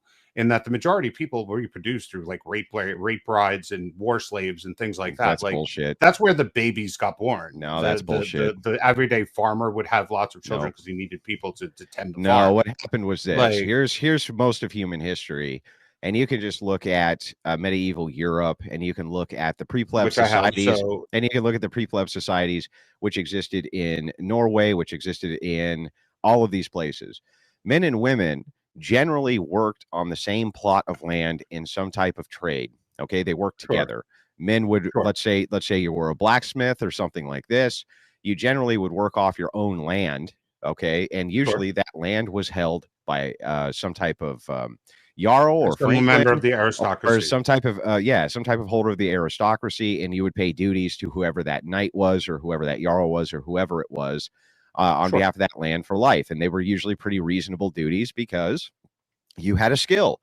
The women or wife would operate in a support role. They weren't just taking care of the children. They were also washing clothes. They were also assisting with boot mending. They were assisting with various things, activities. They worked cooperatively. They didn't work in a sense where the man would just beat the shit out of them and grape them all day. That's all feminist bullshit. That's not what. But it was what you said. You said most children were born of rape and savagery, and this. It's not true. But that's not what I said. What I said is they were the products of war, in that a vast majority of the children that were born, a vast majority of the wives that were taken as the result of war. That is not true. That is not true. No, it's not true. Especially it's true in the bigger empires of our time. The empires of our time, this is what they did. No, This is how new societies were even built. Okay, first of all, the fall of great societies takes a long time. Okay, So and does even the the building fall, of them. even the or even the fall of small societies conquered by larger ones, it's an encroachment that takes a long time to do. Most marriages were not done because of war brides. Did this happen in history? No, I Sure, didn't say most but the marriages. I said most vast reproduction, but majority, okay. the vast majority of children born were born of a completely consensual relationship between men and women who cooperated together with the man's rightful state of authority in the homestead. And that was how it worked from the top down. It couldn't work any other way because they were the only ones who could secure the fucking land, dude. They're the only ones who ever can secure the land. Though. It had to do with taking land that basically wasn't even theirs. It was called conquering land. And that's how you secured it. If you're if you were on a knight's, if you're on a knight's property, a knight who is given holdings from a lord, okay, this knight, his job is to protect that land, and you were a part of an unorganized body of militia who that knight could call up if the king needed warriors. And so this is where the old saying came: pound your hoes into plowshare, or your plowshares into swords, and then pound your swords back into plowshares. The idea there was, if you were a farmer, right, and you got called up for your militia training from your knight, from the local knight, you had to go. You were protecting your land, and you were the only ones who could. So you had the necessary authority to do that. Under the democratic egalitarianism, such a thing still exists, where men are the required portion of society to give security to that society. But we have moved away from the idea of any duties for women, with instead women taking advantage of such security, right? Especially immigrant women from war-torn countries, all sorts of women, okay? Without the duty being there for them to act in a way which is reproductive and towards the family and towards society. So, first of all, I'm not talking about just the individual middle class, so to say, of history. There's a reason why the entire Western Hemisphere, with the exception of the US and Canada, speaks Spanish. And that's because the Spanish came and they killed the men and they impregnated the women and they took them as they needed to and created Mexicans. Like these type of thing. Right. But what I'm saying is that throughout history, the great empires would slaughter the men and take the women and incorporate them into their society, not in a way where they were working hand in hand to create a better plot of land. They were repopulating and taking care of each other. Look, I can demonstrate. I can literally demonstrate this. I can demonstrate this. It's not that this didn't happen. You're right. It is the case that this did happen. But when you're talking about even your example here for mestizos, when Spaniards came, the Spaniards killed very few natives. Smallpox killed about 90% of them. Okay. And by the way, it was considered. It wasn't 90%, it was about 60%, but I hear you. It was about 90%. But anyway, the here's the thing that's so funny about this too. It was considered a social taboo to marry one of these, quote, savages. This was not something that the Christians wanted at all. The Spanish Christians were saying, no, you shouldn't marry them. They're not part of the faith. This is bad, right? They're et cetera, et cetera, et cetera. Part of the domestication was for Christianity. That's true, but that came later. Not only that, but here's the dead proof, Halsey. Here's what genetic data shows. I got it in front of me. 89% of women and 40% of men have been able to reproduce. How could that be if it's all rape, Halsey? How could that be? How could it be that 89% of women have been able to reproduce, but only 40% of men? How's that the case? If it's all 89% of women have been able to reproduce, meaning that they've successfully had children? Yeah, and only 40% of men. I mean, doesn't that prove my point? If 40% of men are impregnating 89% of women, that it would stand to reason. That wouldn't be rape, bro. That men were impregnating multiple women. Nope, that would show that women have been able to have traditionally sexual selection, and men have not. If men were just raping everybody, they would have access to sexual selection. Right? Because you would still see genetic diversity because they'd be raping all the women, Halsey. And they were, but I'm saying I don't understand. If 80% of women are becoming pregnant from 40% of men, then you wouldn't see the destruction of certain cultures. You would see the destruction of certain people. They wouldn't all be intermixed and breeded. Why wouldn't you? And why wouldn't you? If 40% of men were breeding with 89% of women, You would see genetic bottlenecks. No, it's because of things like harems. It's because of things like men who had great status would have multitudes of wives, but they weren't war brides. Right. And the thing is that if it is the case Where that did harem most of women these come things from? that most of these things were the product of rape, right? Then you should see a much more diverse genetic pool from men, because they would just grab a woman and rape her, right, Halsey? But they weren't But allowed you to see do that genetic bro, diversity. they You see weren't it amongst allowed to even do that. native populations. Bro, you see it everywhere. You don't see it. If You 40 see if Hispanics 40% from the of same men, areas that go bro, from super light to super if dark. 40% Yes, you of do. men, You see all kinds Halsey, of genetic. it doesn't make sense, Halsey. I'm showing you. Sure it does. Literally. Okay, tell me how. Because as I just said, if 40% of men are breeding with 89% of women, then you're seeing a genetic dispersal from men to women that include multiple women from singular men. That would be polygamy, not rape. That's not polygamy. It wasn't Yes, it's that polygamy. everybody just had multiple Well, wives. polygyny. No, that's not the case. Yes, it is the case. It's the case that men of high status had the option to marry multitudes of women. Okay, How many men of and high men of status do low you think there and men were? of low status did not. How many men of high status do you think there were that 40% of men could breed 89% of women? Between the merchant class and the noble class, right? I would say, I don't know, somewhere around 40% of men.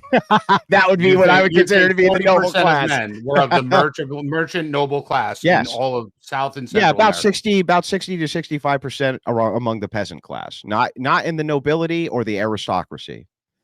No, or the merchant class. I don't accept that. Well, you cannot accept it all you want, but it's due to the fact of harems. If it were the case that men, So you're saying that everyone in Middle America had harems, and that's why the seed was spread among such women. Not Middle America. What are you talking about? That's what I'm talking about. That's what I just said like 5 times. When you're talking about native, when you're talking about the spreading of empire to the entire Western Hemisphere, with the exception of Canada and the US, you're seeing a great diversity of women having births and not a large amount of men.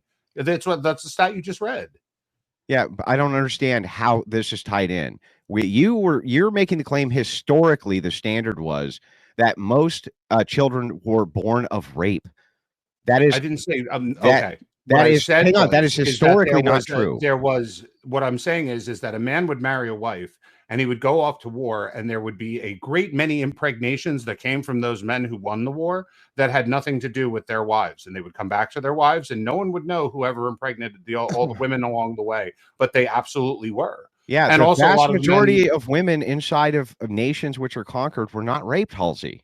That is fictitious history. They were not. They were not. They were not. Not They even when the Russians went through Berlin, right after the fall in the 40s. Yeah, and when Russians went through Berlin, they called it the raping of Berlin for a reason, because they really did rape so many women. It was unbelievable. Like that was insane. Well, but they didn't rape most of German. Halsey, most German women never got raped in that war. I don't know what to tell you. Berlin, definitely this isolated area. Definitely a lot of that happened, but most German women were not raped in that war, Halsey. Most Russian women were not raped in that war, Halsey. Like what I'm saying to you is that if you look at the historic standard, the reason this genetic diversity doesn't exist, it's 40% to 90%, is because of harems, because men of great means could afford many, many, many, many wives. That was the case in Islam. It was the case in Christian nations. It was the case in non-Christian nations. It has always been the historic case that men of great means could afford many, many wives and had the resources to have them.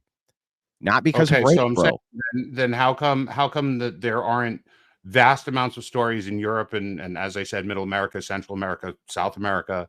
Like, yes, I understand in Islamic countries you hear about great harems, but I've never heard about great harems in the middle areas. Like, look at the aristocracy.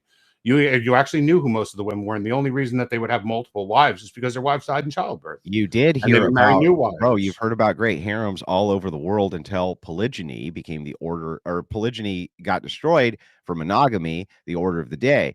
But that's a relatively new system. But monogamy, even under Jew, hang on. 2000s. Let me ask you a question. Have you ever heard of King David? You ever heard of King David? What? King David. Sure. Did he have a few 18 wives? 18. Yeah. And was he famously quoted as saying, "I've spent many seasons between the legs of women, of many women"? Yeah. Sure. So was King David raping women, bro? Absolutely. He was raping them. He had something like what was considered, I think it was 1,000 concubines or something like that. He was These were raping 18. them. His 18 wives were wives. The rest were basically his whores. So They were concubines. He wasn't raping them, Halsey. Okay, so we're cutting nickels in that we're saying that okay, it was not forced violent rape, but it was not in any way, shape, or form a virtuous marriage either. They were side women. So that's not rape though, Halsey. That's not rape, bro.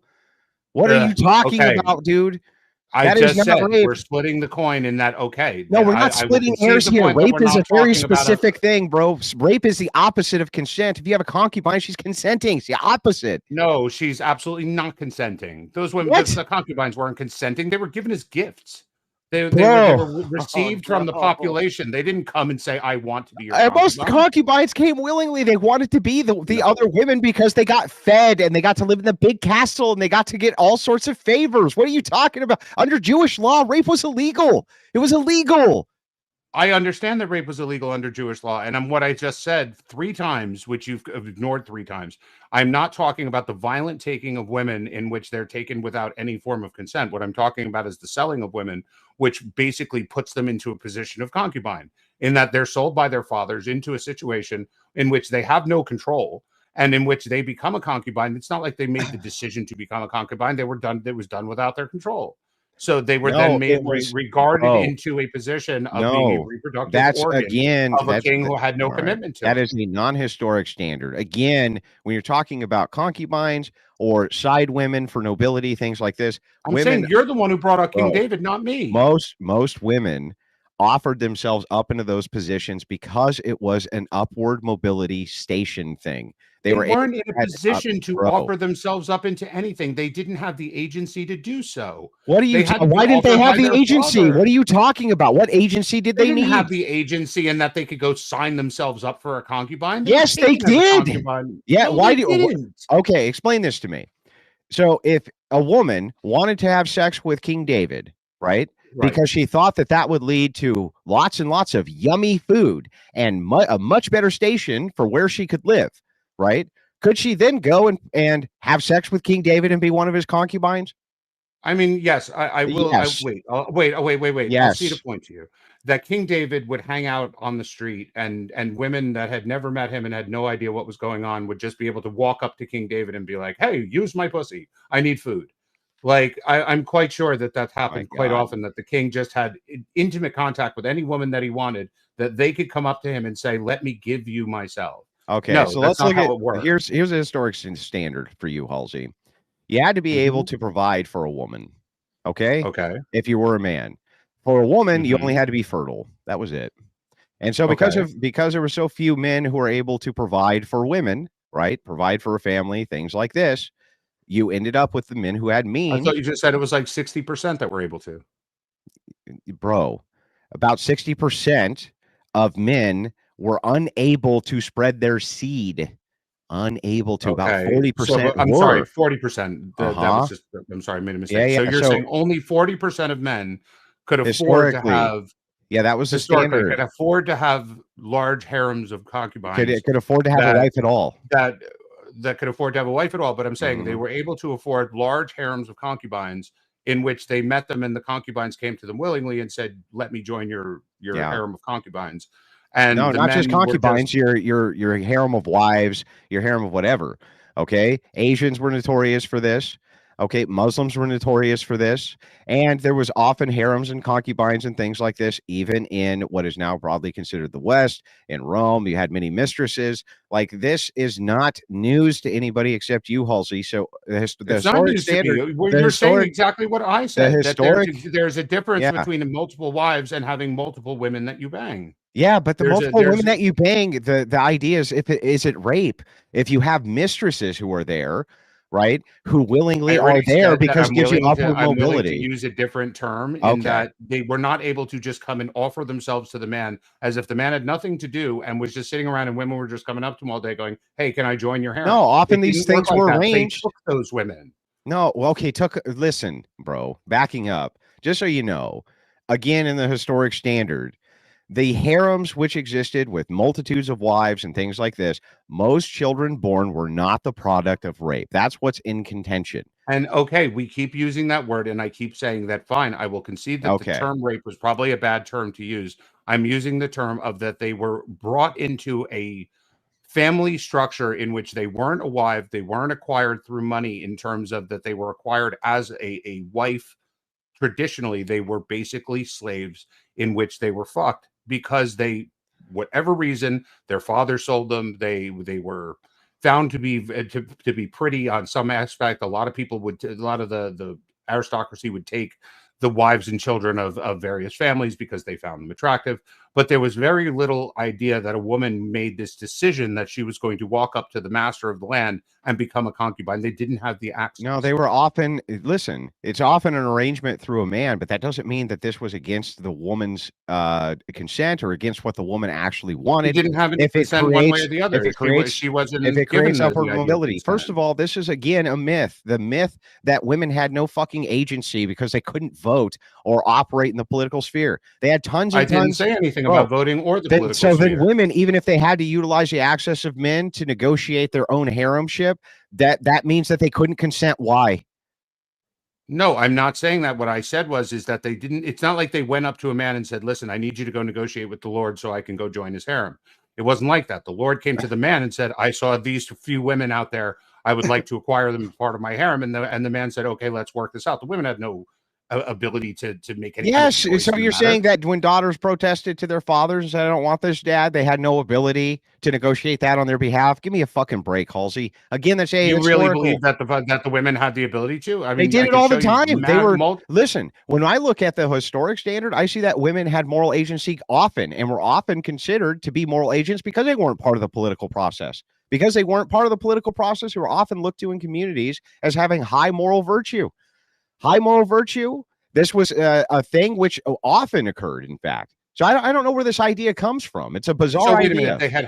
They had high moral virtue, but at the same time, they were able to negotiate their positions as concubines because of a moral position. Some women negotiated their position as concubines, right? I'm sure some were forced into it, but what I'm saying is that inside the historic standard, women were still considered to be virtuous. They were still considered to be people who had great wisdom. They were considered to be the givers of even medicine in many cases. So the thing is like, right, but I'm talking, the ones you're talking about Yeah. are the ones that were raised in that type of environment and then were offered up as wives to different men based on their birth. Like a father would be able to say, "I have this level of ability," or "I have this." yeah, level of fathers money," did or, "I have this arrange level of this." marriages, but that's good, But Halsey. those women had virtue, but that Yeah. virtue was. Well- I'm not disagreeing with you. In fact, my that's community good. still does it. So Yeah, your community arranges I'm not- marriages constantly. Like, what's your problem with arranged time. marriages? What? I don't have a problem with arranged marriages. I'm saying that that's not what occurred to the vast majority of the women. They weren't members of the aristocracy. The They weren't vast married majority members. of women, yes, they engaged in arranged marriages by the father or by their family with their mother, this and that. But that's was a global phenomenon everywhere. And by the way, still is a global phenomenon almost everywhere, including I here. agree with you, but Right, we're hang also on, right talking this about the difference between second. marriage and Right concubines. this We're talking about two second. different things. Right this second. Even in the West, we have this great pretension that we don't do arranged marriages. Parents are I told you, my community is basically that's all they that's do. all they do. So- Exactly. So it's like it's total Right. bullshit. It's total bunk, right? Arranged marriages happen constantly. But let me ask you this, Halsey. Are you saying that if you wanted to have an arranged marriage inside of your community and the woman doth protest, that you, the father, would still force her to take that marriage? No. Oh, so then why do you fucking assume they did 500 years ago, Halsey? Because they did. Okay. So basically you're saying that that you wouldn't do it, of course, right? And that No, your I'm community saying, would like, do let's it. just- But let's of just course, use 500 it, years ago, what the I'm men were saying way is- less moral, Halsey. It's stupid. Yes, what I'm saying is that if you look at the Islamic Hadith, if you look at the Gemara by the Jews, if you look at even Christian tradition, there are huge amounts of cases where they talk about how a woman did not have the agency in order to say no to an arranged marriage, or at least to an arranged servitude. That's for sure. Listen, when you're But talking that- again, that- what you're doing is you're we're putting two. No, what you're we're talking about is smuggling. two different types of No, women. you're We're talking smuggling. about You're two different smuggling types a couple of arrangements. things in here, right? When we're talking about No, agency, I'm making the it is the differentiation case that between two different types the of father arrangements is between able women to and men. make the final say. I'm not disputing that. What's in dispute is whether Right. or not the woman has a say at all through the patriarchs of their family. It is definitely historically correct that if they raised objections to this, that those objections were adhered to just like they are in modern Jewish communities and in modern Muslim communities. Perhaps their objections can go like, you can ignore the objections, but they did have the agency to object and often did, Halsey. Just like they do And right as I now. said, when we're talking about marriages, I agree with you. What I'm not agreeing with you is that the harems that were created were mostly not considered marriages. They were not I considered never to be said they some were sort of considered arrangement. marriages. That's my point, though, is I keep saying this over and over again. Yes, the man had a wife. He might have even had multiple Yeah. wives, but he also had, like King David, had 18 wives, but he had 1,000 concubines. Those concubines were not there because all of a sudden they just came up to the king and said, "Let me join your concubine." They wouldn't have. Yeah, had but the access. case, so they were okay, given. but the case use here again, even if I granted this, we're still, when we're looking at the historic standard for harems and things like this, we're looking at the genetic genetic distinctions. It really just boils down to this: resources were a necessity for men to have wives. Fertility was the only necessity to be a wife, which made the candidacy for a multitude of women much easier for men of resources than the opposition. That's it. That's the whole point. I wouldn't say that, but I wouldn't say that just reproduction was. I mean, there had to be some level of the ability to rear the children as well. Resources. Like I'm saying, if there was a woman that had no arms and no legs and was blind, but she still had the ability to get pregnant, I'm quite sure that she wouldn't have any value. Yeah. To be sold Okay. to, Yeah. Okay. Halsey, harem. sure. I'll go ahead and grant that women with no arms, no legs, and no ears and no eyeballs. No, them come on. just I was being, being, I was them being, I was just being being hyperbolic, fertile. and you know it. Yeah. Them What I'm just being saying, though, fertile is wasn't that enough, just being Halsey. You fertile got me, was Halsey. never enough. You know, you got me, Halsey. You're No. right. You're right. The few women with no eyes, ears, legs, or arms that their fertility wasn't enough.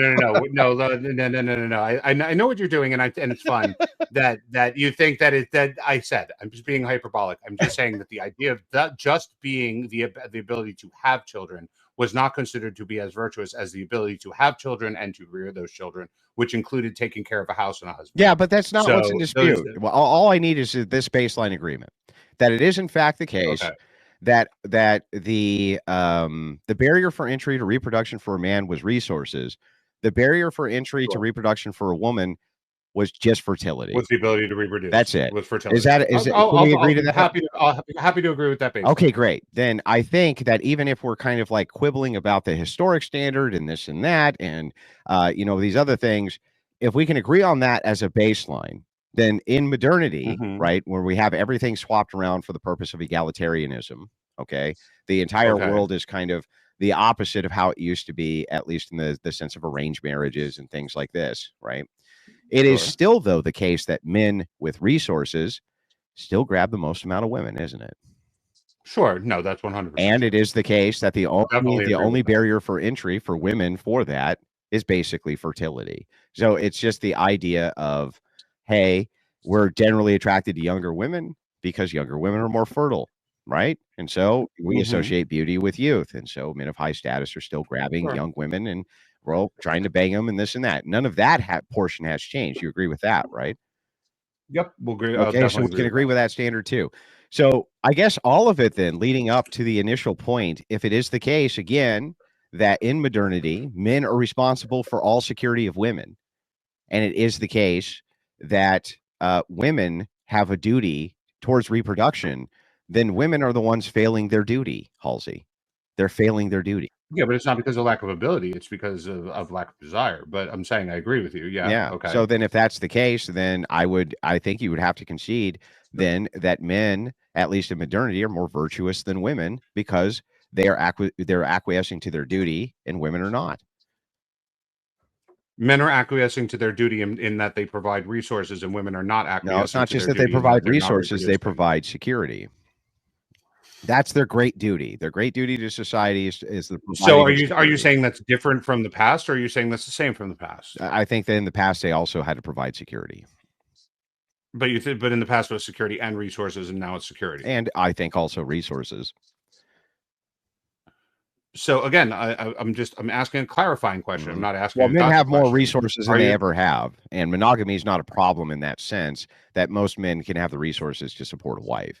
You know what I mean? Like there is a section that can't, but most men, at least if they live within their means, can probably support a wife. So the question just becomes this: without a wife working, you're saying? Yeah, it would be. It's a tougher life, but you can do it. Like they're not going to starve to death. Listen, I know I've done it myself. Yeah, I've done it too. So I'm just not saying the point is like ultimately, if that is the case, I think we can finally find a point of agreement when you're talking about security, right? Men are upholding that duty for security. Women are not upholding the duty towards reproduction. Men are moving towards the security role. They continue to move towards the security role. Women are not moving towards the reproduction role. You say it's due to a lack of. You know what? I'm actually finding an interest in this. How are they moving more towards the security role? Well, they're staying within the confines of the security role. So it's still the case Okay, that society. So you're saying that it's a baseline. Yeah. So the society is still upholding the idea that that. men need to provide security because society can't work if they don't. Okay, but again, so let's extrapolate this out a little further, just because again, I only got a couple of minutes left though, Halsey, because I got a moderated debate for a friend of mine. But like I've been enjoying the discussion though. Did we want to open up the panel for the last few moments? Sure. Let's let Andrew take a few questions. So my hard out's basically 10, but I was willing to give Halsey here another couple of minutes just so he can make his last points. No, I had a more of a curiosity in the security aspect, in that we're seeing in Western countries that the people responsible for security, such as border security and things like that, are abdicating that responsibility for mass migration and all of that. So are you saying that the baseline still exists, that they're upholding that security when they're not really, because they're allowing in, as I said, mass amounts of immigrants, mass amounts of criminals, things like that? Or is that just a political decision that they have no they're control not. over? What they're doing is they're voting in mass against that, and they're raging in mass against that, and women are the deciding vote for mass migration. When women are the deciding vote. But I'm saying it's the men that are inherently responsible for guarding the actual. So what border, you're saying then, so the it entailment of that is that we need to stop women from voting, because then we won't have mass migration, right? Amen. Repeal the 19th, my friend. I don't know how else. I don't know how you get around it, No, as I said, I think we disagree on the necessity for immediacy. I don't think repealing the 19th is so necessary. I think that there are very many ways to restrict the franchise of voting that don't require an extreme solution. So.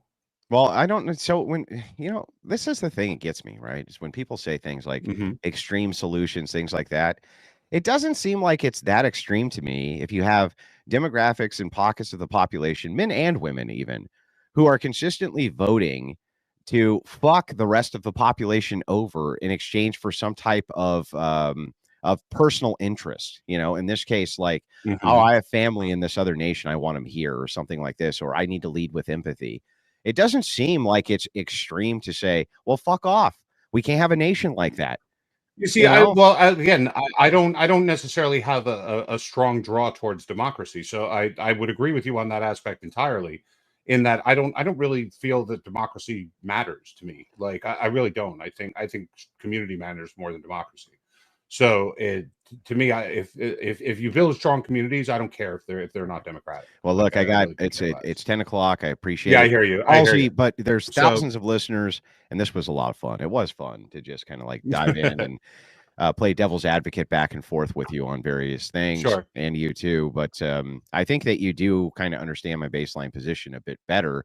It's done through the position of reason and logic, not done through the position of some kind of bizarre misogyny, like many of these women would have you believe. I didn't accuse you of being that, and nor would I. So I mean, you should, because by every metric of the feminist, I would be a misogynist. I'm just very proud of that fact, because feminists are lunatics, and they have basically they consider anything which is masculine to be misogyny. So.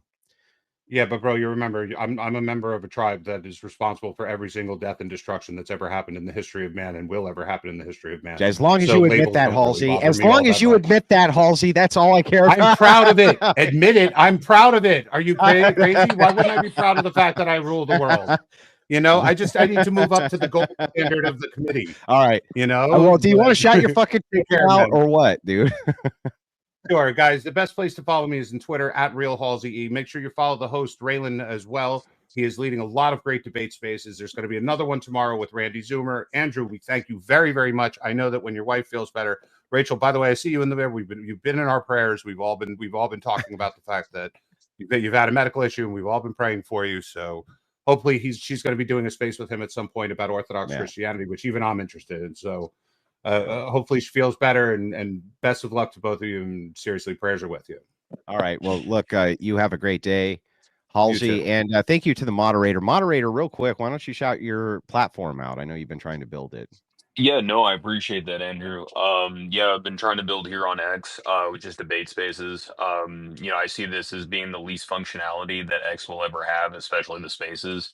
I think this is kind of a great spot to start trying to build up like what you guys were doing a few years ago with blood sports. So I see a lot of potential here for new conversations. Well, Halsey's an old school blood sport debater, and it's always nice to tangle with those guys. There's still a bit of respect left in that sphere between the people who disagree but are pretty brutal with their arguments and take the kind of no holds bar, take no shit attitude, which I've always appreciated about that blood sport community. It's basically dead, but if you can revive it, bro, I'm here for it, and I love me some blood sports. So let me know if I can. You missed me this afternoon, bro. Oh, brother, we have all kinds of people come through here that you can debate. Radical feminists, all kinds of stuff. We have a lot of fun here on X. I'm here for it, man. Just let me know. But I got to get, guys. I'm really sorry. Man. Wait, real quick, Raylan, where can people find you? Yeah, find me. You can find me at Paleo ChristCon on Twitter. You can find me at The Crucible on YouTube, where you can see thousands of debates I do all over the world. You can also see I do media analysis. I do all sorts of shit. It's a really fun channel. You'll just enjoy the shit out of you. So here's the thing. There's 5,000 watching live on YouTube at the moment. You're just going to enjoy the shit out of yourself. That's what I can promise you. I can't make any other promises. I will back that promise up because I've watched you for a while. I know what you're capable of, so I'll definitely agree with you on that. All right. Halsey, if you don't mind dipping out of the StreamYard call, I'd appreciate it. You have a wonderful evening, sir. Appreciate you stopping by, Andrew. Yeah, no problem. Take care. Hey, guys. I wanted to jump in and try to just ask Halsey a couple of questions. I have to be careful not to overdo it and get too excited or loud. I have a very bizarre thing that I didn't even know existed until the last couple of weeks called vocal cord dysfunction. So I have to go and learn how to talk again. Weirdly, Oof. I don't know how you get to be 44 and they're like, oh, you've been talking wrong, and now your vocal cords are trying to like strangle you and kill you. But it's a Rachel, thing. you want to hear something even more tragic? I grew up and one of my favorite things was wine. Okay, I had my best friend who wine snob father taught me to drink wine. I used to enjoy wine like crazy. And when I turned 36, I developed an allergy to the sulfites in wine. I can't drink wine. I can't even smell it. And otherwise, I'm stuck with a migraine for 3 days. Ooh. So I know exactly what you're talking about. Weird allergies and weird diseases that pop up later in life that you just go, how in the fuck did this happen? Yeah. I've had asthma since I was 15, and it was like a cyclical thing where my vocal cords would start to constrict and close, and then it would trigger an asthma attack, which would like make it really bad. So it was a weird thing, and we figured it out, and it is already starting to get better. But they were like, please don't do any long podcasts. Don't talk really loud or yell for a while until, we get this under control. So Is this something that goes away? Like, is this something that you won't have after a while? Like, what can you take like drugs or something that'll heal it over time, or is this something you'll have for the rest of your life? It's something that I have to retrain my vocal cords how to speak correctly, I guess. So I'm going to go to a speech language pathologist and learn like rescue breathing exercises for when I have one of these attacks. Because what happens when you have one, imagine you're trying to breathe through like a really long, skinny garden hose. Oh, that's terrible. So you can get enough air, but it feels like you're dying. It's really scary. So it probably won't kill me, but it can definitely cause you like really serious problems just functioning in life. So yeah. That sounds horrible. Yeah, it's pretty horrible, but there's really good success rates with the therapy. So hopefully, a few months of, learning how to talk differently and do different things with my throat and relax my vocal cords, I will be okay. So Well, that's that's good to my hear. I my appreciate stupid you stopping story. in and talking to us, while you're going through this. Yeah, I just wanted to ask Halsey because I think Sure. Halsey's position is very common, and I understand where the position comes from. Nobody wants to appear as being unduly mean to women or wanting to subjugate or oppress women. But if you say that you want a patriarchy, I'm wondering how that can be possible if women have equal political and social and even authority in the home with men. Like if men have no authority to go with all this responsibility they have, how can they possibly lead? So again, and I said this to Andrew, and people have heard me talk about it. I'm a very lucky person in that I already have that. I live in a very patriarchal community, and it's 100% voluntary. So I don't see why other people can't have that if there's a understanding amongst the community that this is going to be the standard of the community and it's not going to deviate. I know that Well, requires some level of religiosity, but I believe that that can be achieved more gradually. And I think that as those communities grow, you see more people attracted to those communities. Like the Orthodox communities, they don't just grow because of large birth rates; they grow because people join them. So I see a lot of people that were secular Jews that have had their taste of Orthodoxy, and they just automatically say this is for me. And I've seen it among Christianity too. Obviously I could care less about Islam, but I'm saying like I've seen it. I've seen it have the attraction of family to a lot of people, and I think that that attraction can be reachieved. well, I would agree with you. I think it can be too, and I think it'll take a long time. But the problem that we're dealing with, I would love to send you a copy of my book because the first problem we're dealing with is the history is all wrong. The history that people know of what women's lives were like and what women's liberation was about and how it happened has been hijacked provably by gender studies departments. There's a wonderful Sure. professor named Joe C. Miller who wrote a paper demonstrating how they actually changed the history textbooks in universities from 1920 on. Each decade, they started writing out aspects of the history and changing things. Sure. So if you ask the average person on the street nowadays, they would tell you that historically men have oppressed women, women were enslaved, they didn't have choices, they couldn't do all these things, and they get this all wrong. So they'll say things like, oh, women weren't allowed to be educated and they didn't know how to read. Absolutely false. Anywhere that we've had populations with the ability to read, women have enjoyed higher rates of literacy than men, especially Sure. like the Western countries. Women were never barred from working outside the home historically. They always did to a degree. It's just that most of them did stay home and raise children because it was just a lot more economically and financially feasible for them to do that. There's this idea that women were, I heard it coming from you, this idea that, well, women just couldn't have choices and they were just all getting raped, and that's really just not true. It's just that always throughout all of history, in order to get a wife, you had to provably be able to like provide for one, right? So if you couldn't, you didn't Sure. get one. And oftentimes men would die because they'd be sent off to war, and they've always done Sure. the dirty and dangerous jobs, and they still do. So we're up against 150 years of propaganda, which has women convinced that men want to brutally enslave them, that men are inherently violent, that men are inherently abusive. And there's a piece on my Substack that I wish everyone would read before I die, going over Please 40, do, everybody.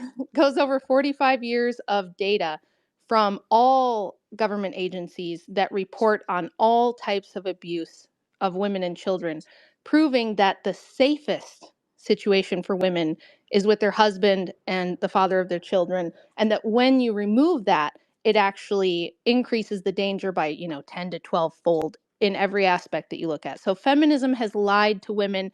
It told them it was going to protect them when it actually put them in danger.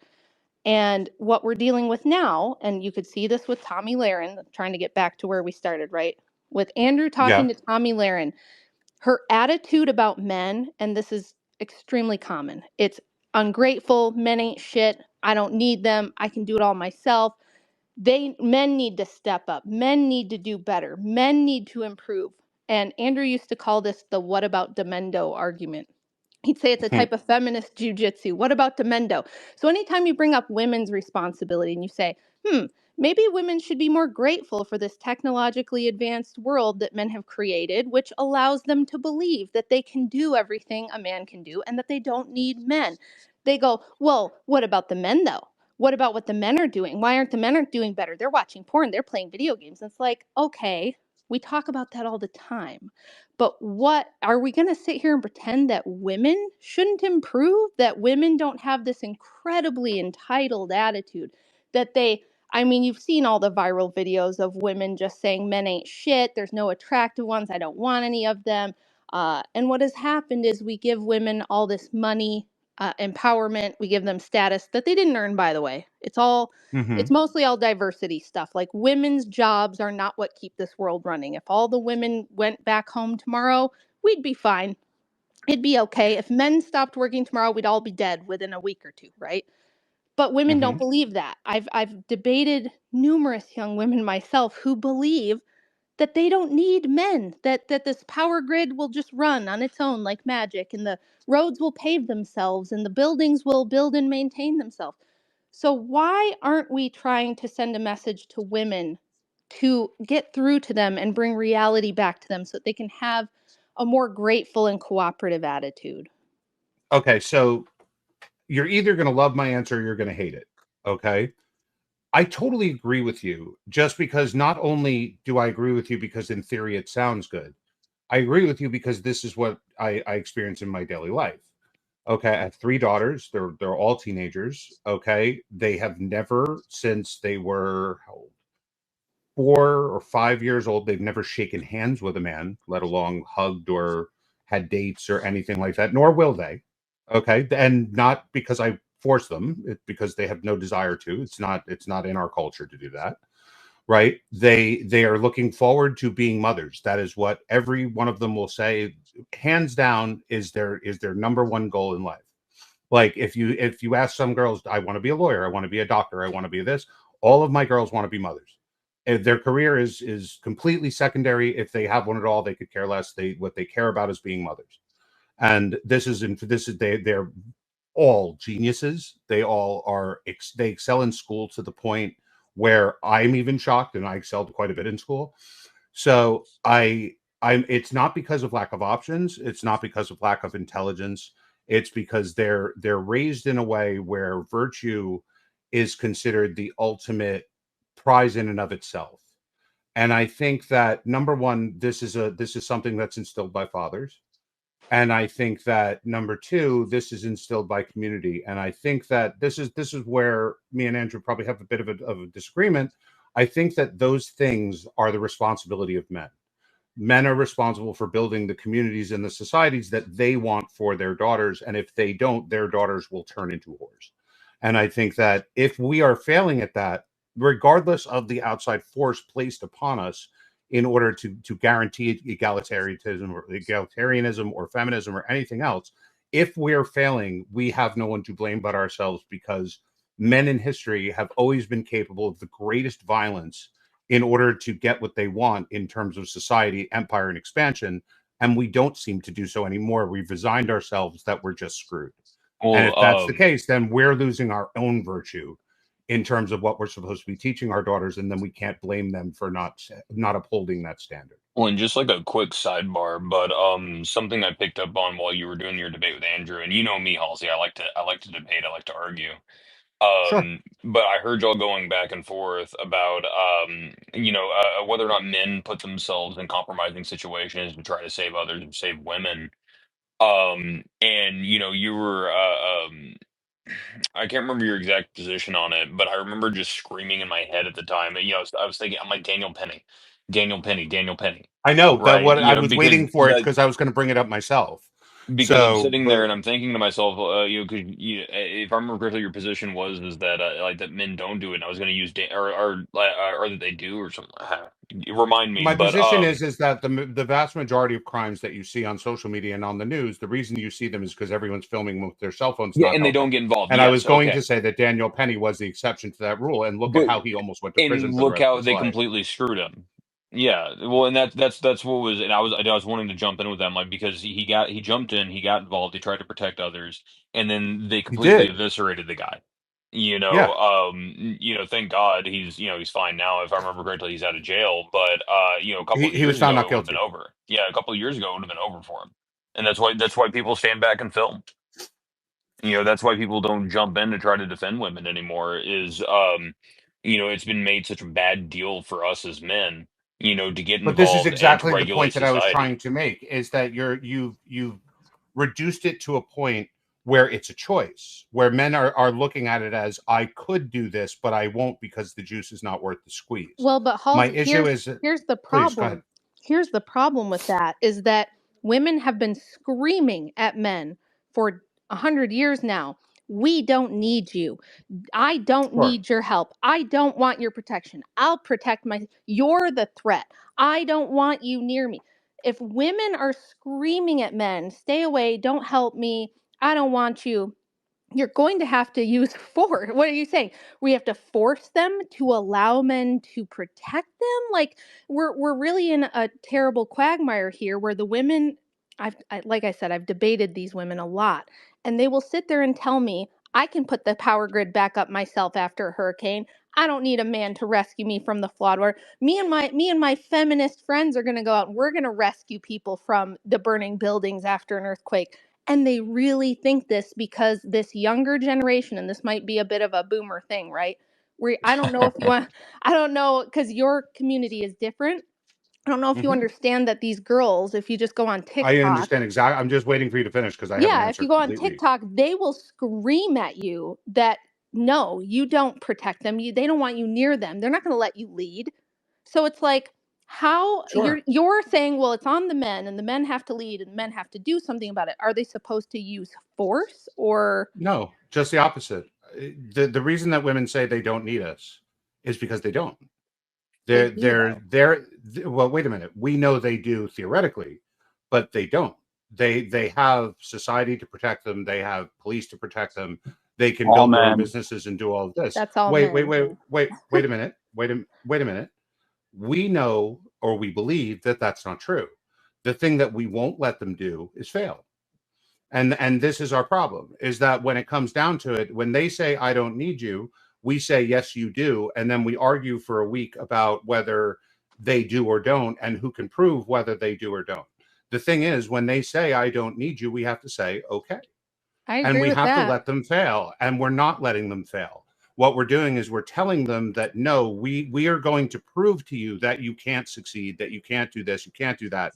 And then with our involvement, their failure does not fall on their own shoulders. Their failure falls on ours. And so then we say, but if you let us do it from the beginning, you would have succeeded.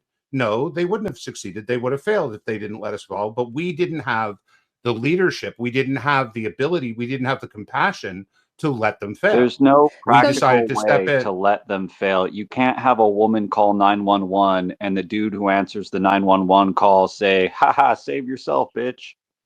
Like, that's not what I said. But you know what? Let her call 911. You know why? Because 911 is going to take 15 minutes to get there. And if someone's trying to rape them, then 15 minutes is more than enough time. Yeah, but so then I'm what saying they say if is men just shouldn't rape.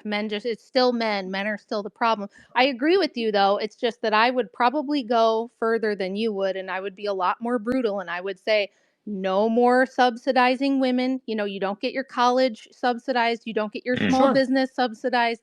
You don't get you're agreeing with me, Rachel. government. We're saying the exact same thing. Yeah, you I'm don't saying get daddy if they government believe to they can do replace it on your their husband. own, they should. Yeah, I agree. Okay, well. So and we're not allowing that. What we're doing is we're giving them a soft landing so that they can believe that they're capable of doing something that they're not, and we're creating a false impression of them that they have skills and abilities that they can't have due to either physical strength or due to some level of requirement of coupling that they're not willing to admit to. So the thing is, we're not letting them fail. We're not letting them say like, okay, if you want to go to college and do your own thing and you don't need me, do it. Yeah. You know, oh, but okay, I'm going to go apply for this loan. No, I didn't say get a loan. I'm not giving you any money. Yeah. You know, like I'm saying, if you could do it on your Well, own, and go they do get it. grants too. They get all kinds of grants and everything. So I would agree with you on all that. And I would just add that, like, what I'm trying to do, the only reason that I'm here and I'm on the internet and I'm doing all this stuff is because I want to correct the historical record. Because what we have is, see, there it goes. Women like Jasmine Crockett and, you know, all these female leadership people, even the TPUSA Women's Leadership Summit, which I'm like, y'all should go home and like be at home. That would be the TPUSA Leadership Summit. We need to correct this bogus historical record that women have, you know, centuries of oppression to make up for, and that's why they need. It's the DEI stuff. It's the affirmative action stuff that, oh, women are only behind men in STEM because of oppression, and women could be Green Berets and Navy SEALs if only they were more encouraged as young girls, and all this nonsense. So I think we I'm need a saying let 'em. massive counter propaganda campaign to set the historical record straight, because for every instance of women's oppression you can point to historically, men probably have 5 instances that you could look at of how they actually had it much, much worse. Life was hard back in the day for everyone, but it was much harder for men. So yes, women suffered in the past, but men suffered every bit as much, if not more. So that's all I'm trying to But what do. I'm saying as Rachel, what I'm saying as, and this isn't just me being nice. I said this to Andrew. I didn't even know you were here at the time, and I've said this to other people who can vouch for me that I say this all the time. The heroes of our society, okay, should not be the muffin baking girls or the Nala, the ex porn star that found her way to Christ. That these people should not be the heroes of our society. Our society's heroes should be people like you and Andrew. Okay, people that come from backgrounds that would normally be considered whatever you want to call them, red flags, or they stay away, or whatever it may be. And through the odds, you found a way to make something of your marriage, yourselves, your children, that regardless of any bad stories that I may have heard on the internet about either of you, you know, I've known Andrew a long time. Yeah. Regardless of any of that, you've still pushed through it and you've managed to form a life. Now, my mother and father were very similar. My father was a truck driver. He was gone. He only was home 2 days a month. And my mother was a teacher. She did work, but she also adopted handicapped kids from the state, which she raised 17 of them when I was growing up on her own. Like, this is something that should be celebrated. This shouldn't be something like, oh, look at this mother who doesn't have a man around. Like, my father and me are still very close to this day. Man's 85 years old, still puts 400 miles a week on his motorcycle. You know, like, they're the families that should be celebrated are the ones that didn't come from privilege and perfection and raised with all of the right morals and values and throughout life just did nothing but succeed. We can look at them as saying, hey, that's cool. That's a cool ideal. But what should be celebrated are the people that pushed through it and The found a way builders. that works and can tell other people it works. And I think I heard this as like an Alcoholics Anonymous expression. I saw it in the West Wing. And they said that there was the stories that there's a guy and he's walking, he falls into a ditch. Right. And a rabbi walks by and he looks into the ditch and the guy calls up, Rabbi, help me out. He goes, don't worry. And he throws him down a yarmulke and he says, put this on. Don't worry. Sooner or later, something will work out. Then a priest walks by and he says, Father, help me. And he says, no problem. And he blesses him. He makes the cross. Guy walks away and he says, the God will help you out. And then all of a sudden, a drunk comes up. Right. And he looks down into the hole and the guy says, can you help me out? And the guy says, sure. And he jumps in the hole. And the guy looks at him, he goes, what the fuck? Now we're both in this hole. And he goes, yeah, but I've done this before. I know the way out. Like, Yeah. you know, it's one of those things that people like us should be the ones who are expressing virtue to people and what's possible for the future, because we haven't come from the best backgrounds. We haven't come from the privileged backgrounds. We haven't come from the theoretical backgrounds where we can say we have actually been through some shit. And we found a solution that works for us. Right. But I'm saying, like, we should be the ones out there talking about, not warning about everybody that has a fucked up past, but saying you can have a fucked up past. I did. And look, there are ways out of it. I'm not telling you have to be like me. You have to find your own path, but you have to find that path and want that path. And I think we're not doing enough of that. We're talking about what the ideal can be as opposed to how the not ideal can become the This is ideal. And I just think we're not doing that. liberal celebration of victimhood, liberal celebration of oppression. We shouldn't be celebrating people because bad things happen to them. We should only be looking I at didn't say what that. they accomplish. And if they came from Well, and privilege, that's exactly their what he accomplishments are Manko. no less impressive just because they came from privilege. Manko, that's exactly what he's stating. Yeah. Though he's stating that we should, that rather than people who are like just say privileged and we're celebrating them because it's like, oh, look at the privileged person that has this massive platform. He's saying regardless of that, we should celebrate people who are builders. You know, like Rachel and Andrew. It was And what I'm the saying main is crux of his that, point. but what I'm saying is we don't need to praise the privilege because the privileged are going to Yeah. make it that, like, that's the ideal for everyone, but most people aren't involved with the ideal. So there has to be a path to other than just saying, hey, the answer is just never have sex until you're married. Well, what if someone already did? Are they just lost? Are they done? Are they literally just the dregs of society No, now and but should be shaken off? the thing about that, and I know why people assume the things about me. If I didn't know me, I would assume the same things about me. But I have only spent. I don't assume anything about you. I honestly don't even know you. I'm just saying Well, that, I like, mean, I've you heard the alluded to bad things. I've hearing. heard Yeah, good you've heard the things. bad things, which are all silly. Yeah, but if you know how little I care about stories on the internet, like I really Well, don't. I'm just saying there's That's a big difference. So like I didn't have some big slutty past where I'd overcome some high body count. I've only spent my entire life in 3 long-term committed relationships, and I got the first 2 wrong. Like you could say I picked incorrectly, but I was never out there being promiscuous, having one-night stands. I've never been on a dating app. I thought my first boyfriend was going to be my last boyfriend. I mean, it's a long story why and how I picked the wrong guy, but it's basically the same reason every other modern woman does, because you're told marriage is just a piece of paper and all this nonsense that's bullshit. So I try to talk about that, but we have to, it's very different. Say I had a 50 body count, Andrew would have never dated me. He would have never even. Now, I still tried to break up with him numerous times because I was like, my life is kind of a disaster and this is going to be a lot for anyone to take on. And I don't think you should do it because you could have anybody you wanted.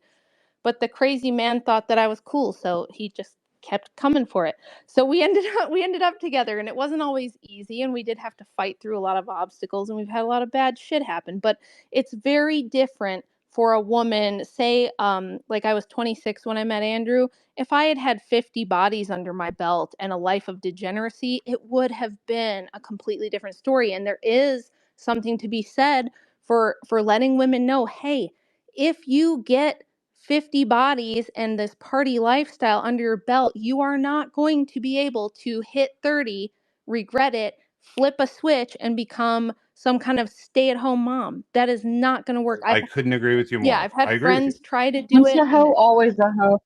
Well, Right. I mean, Well, I they think can change. They can change, but it's like you're not going to get an Andrew. I got an Andrew by the skin of my teeth. It was not because of me. It's because the Lord loves me for some reason, and the man I was is about amazing. to say that we're all religious people Yeah, here, yeah. so we It's can all not show the because of providence of me, God and in it's this. not because But I'm amazing. But I at least had the humility to understand that I was in no position to be making demands and telling people what I deserve. And what all I want to say is that women's attitudes is the problem.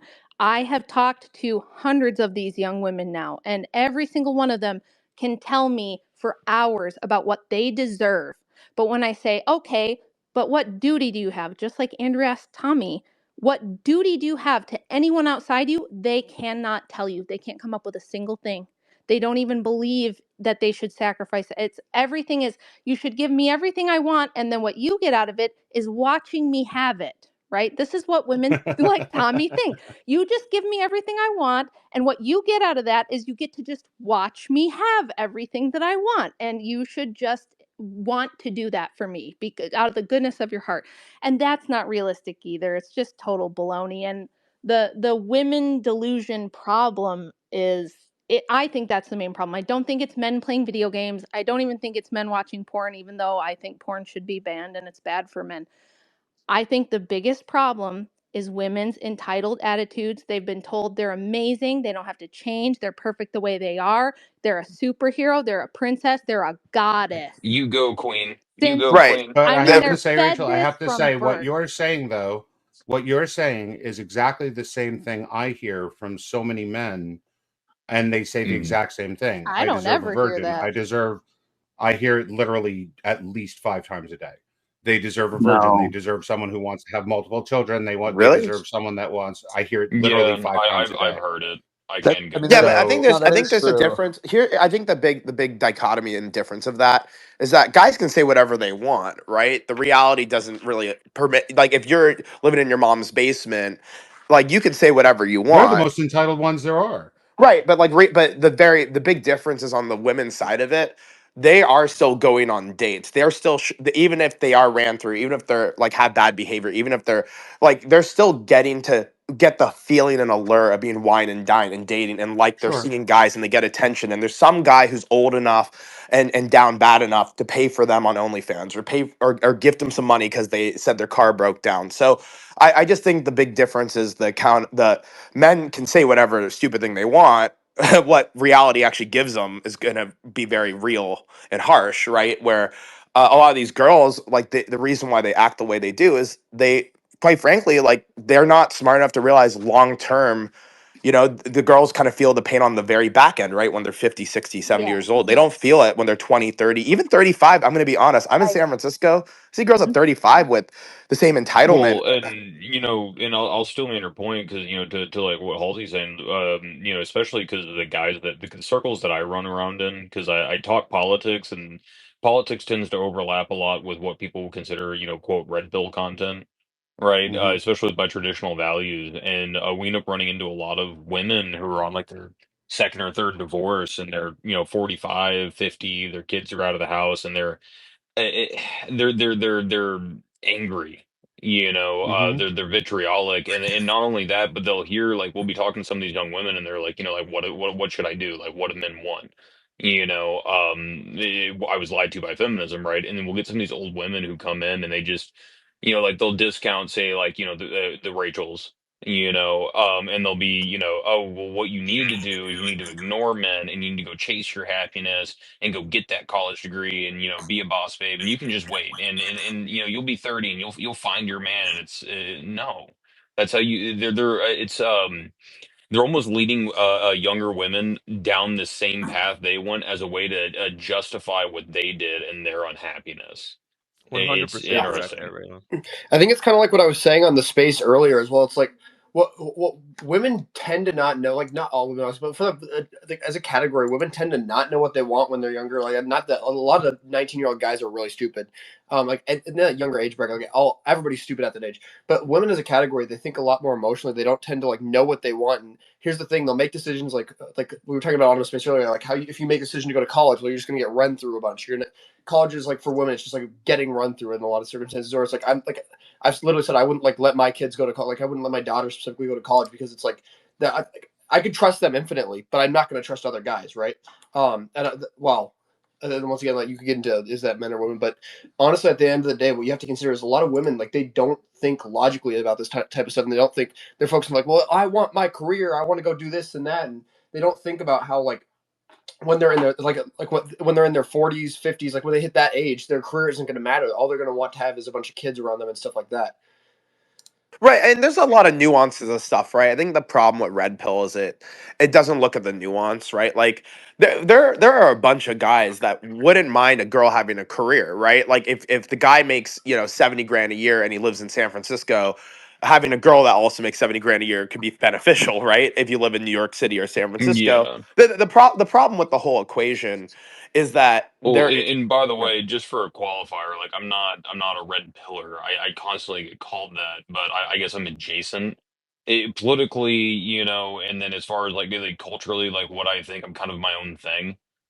So I agree with you. There can be quite a bit of nuance, Yeah, and I think in we all kind of fall in situations. that. I think we all fall in that bracket. But I think one of the Yeah. biggest problems with all of this is that I think the key to a successful relationship is radical levels of humility. Right? It's like, hey, I'm not perfect. I have my flaws. I have things that I'm good at, things that I'm bad at. And same with the girl. She has things she's good at.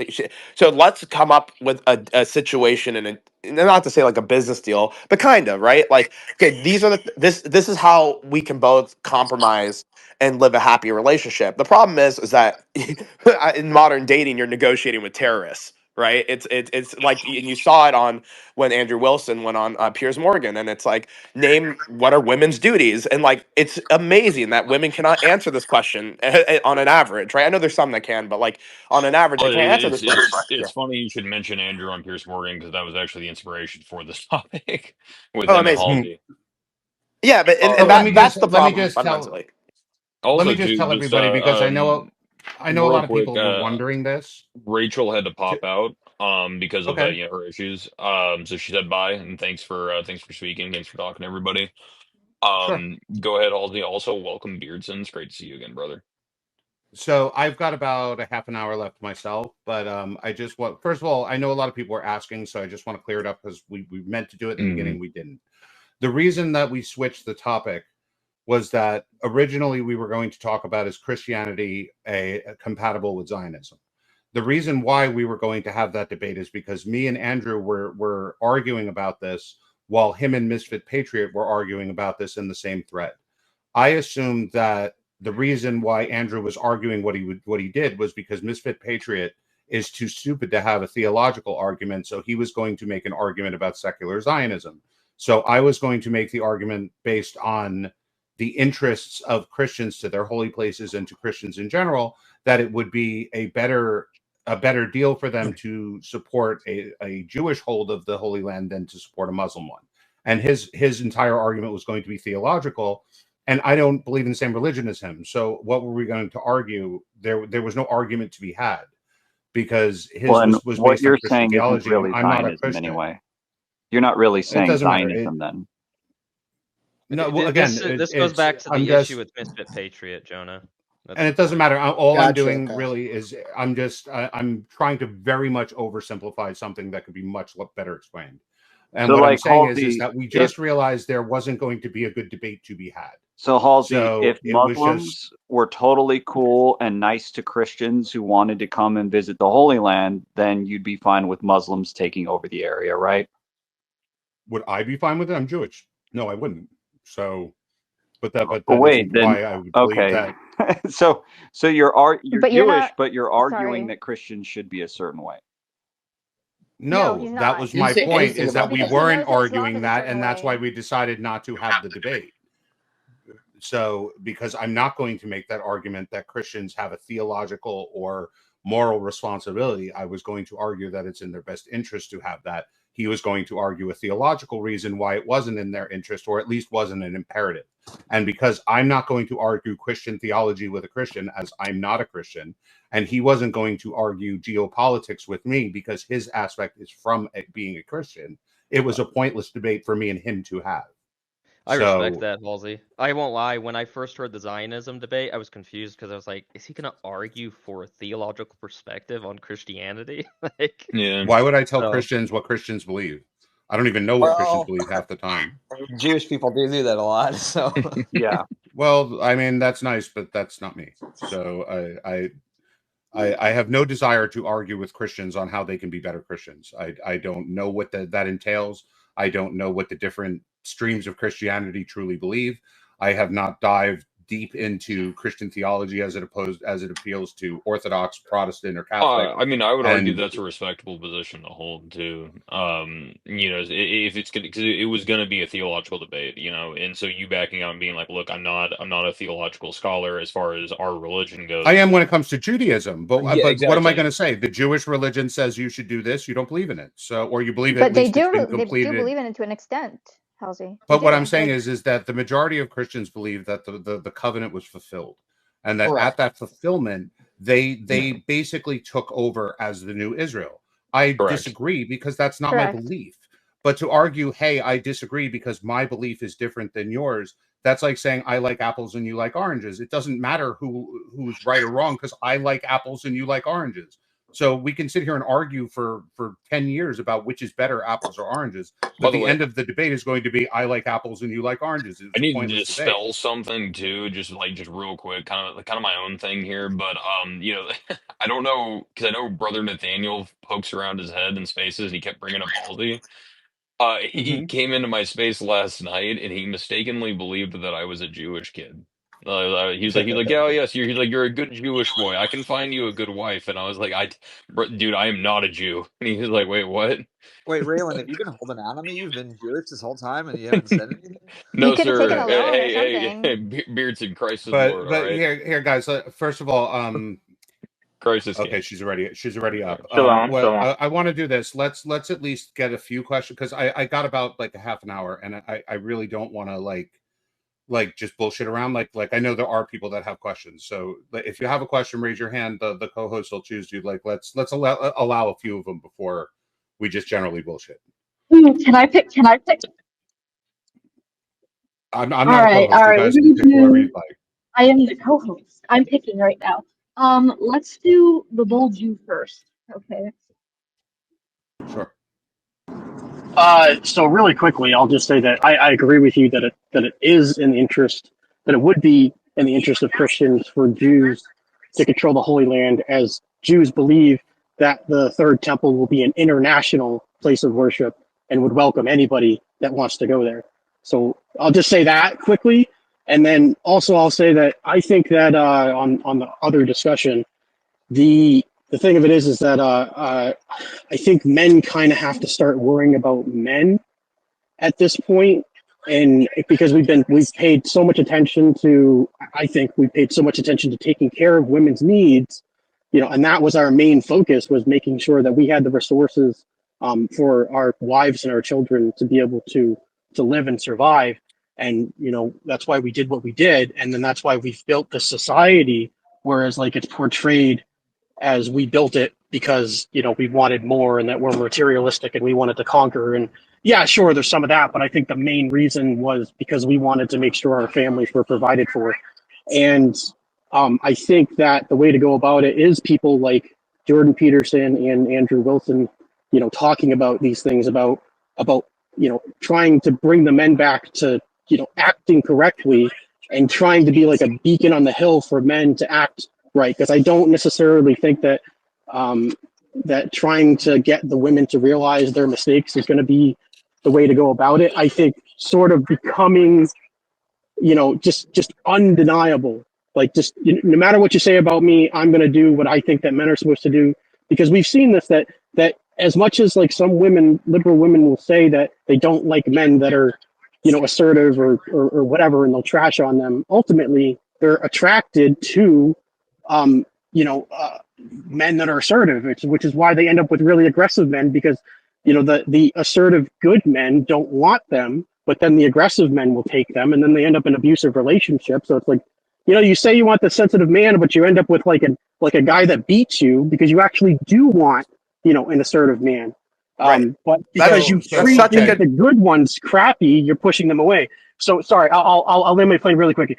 So I think that we just have to try to become undeniable and save men. And then also we have to be willing to criticize people like Andrew Tate, who criticize the women, but then participate in the hookup culture. So it's like, what are you doing? Like, I think that's the bad example. He's the bad example. So I'll land my plane there. Thank you.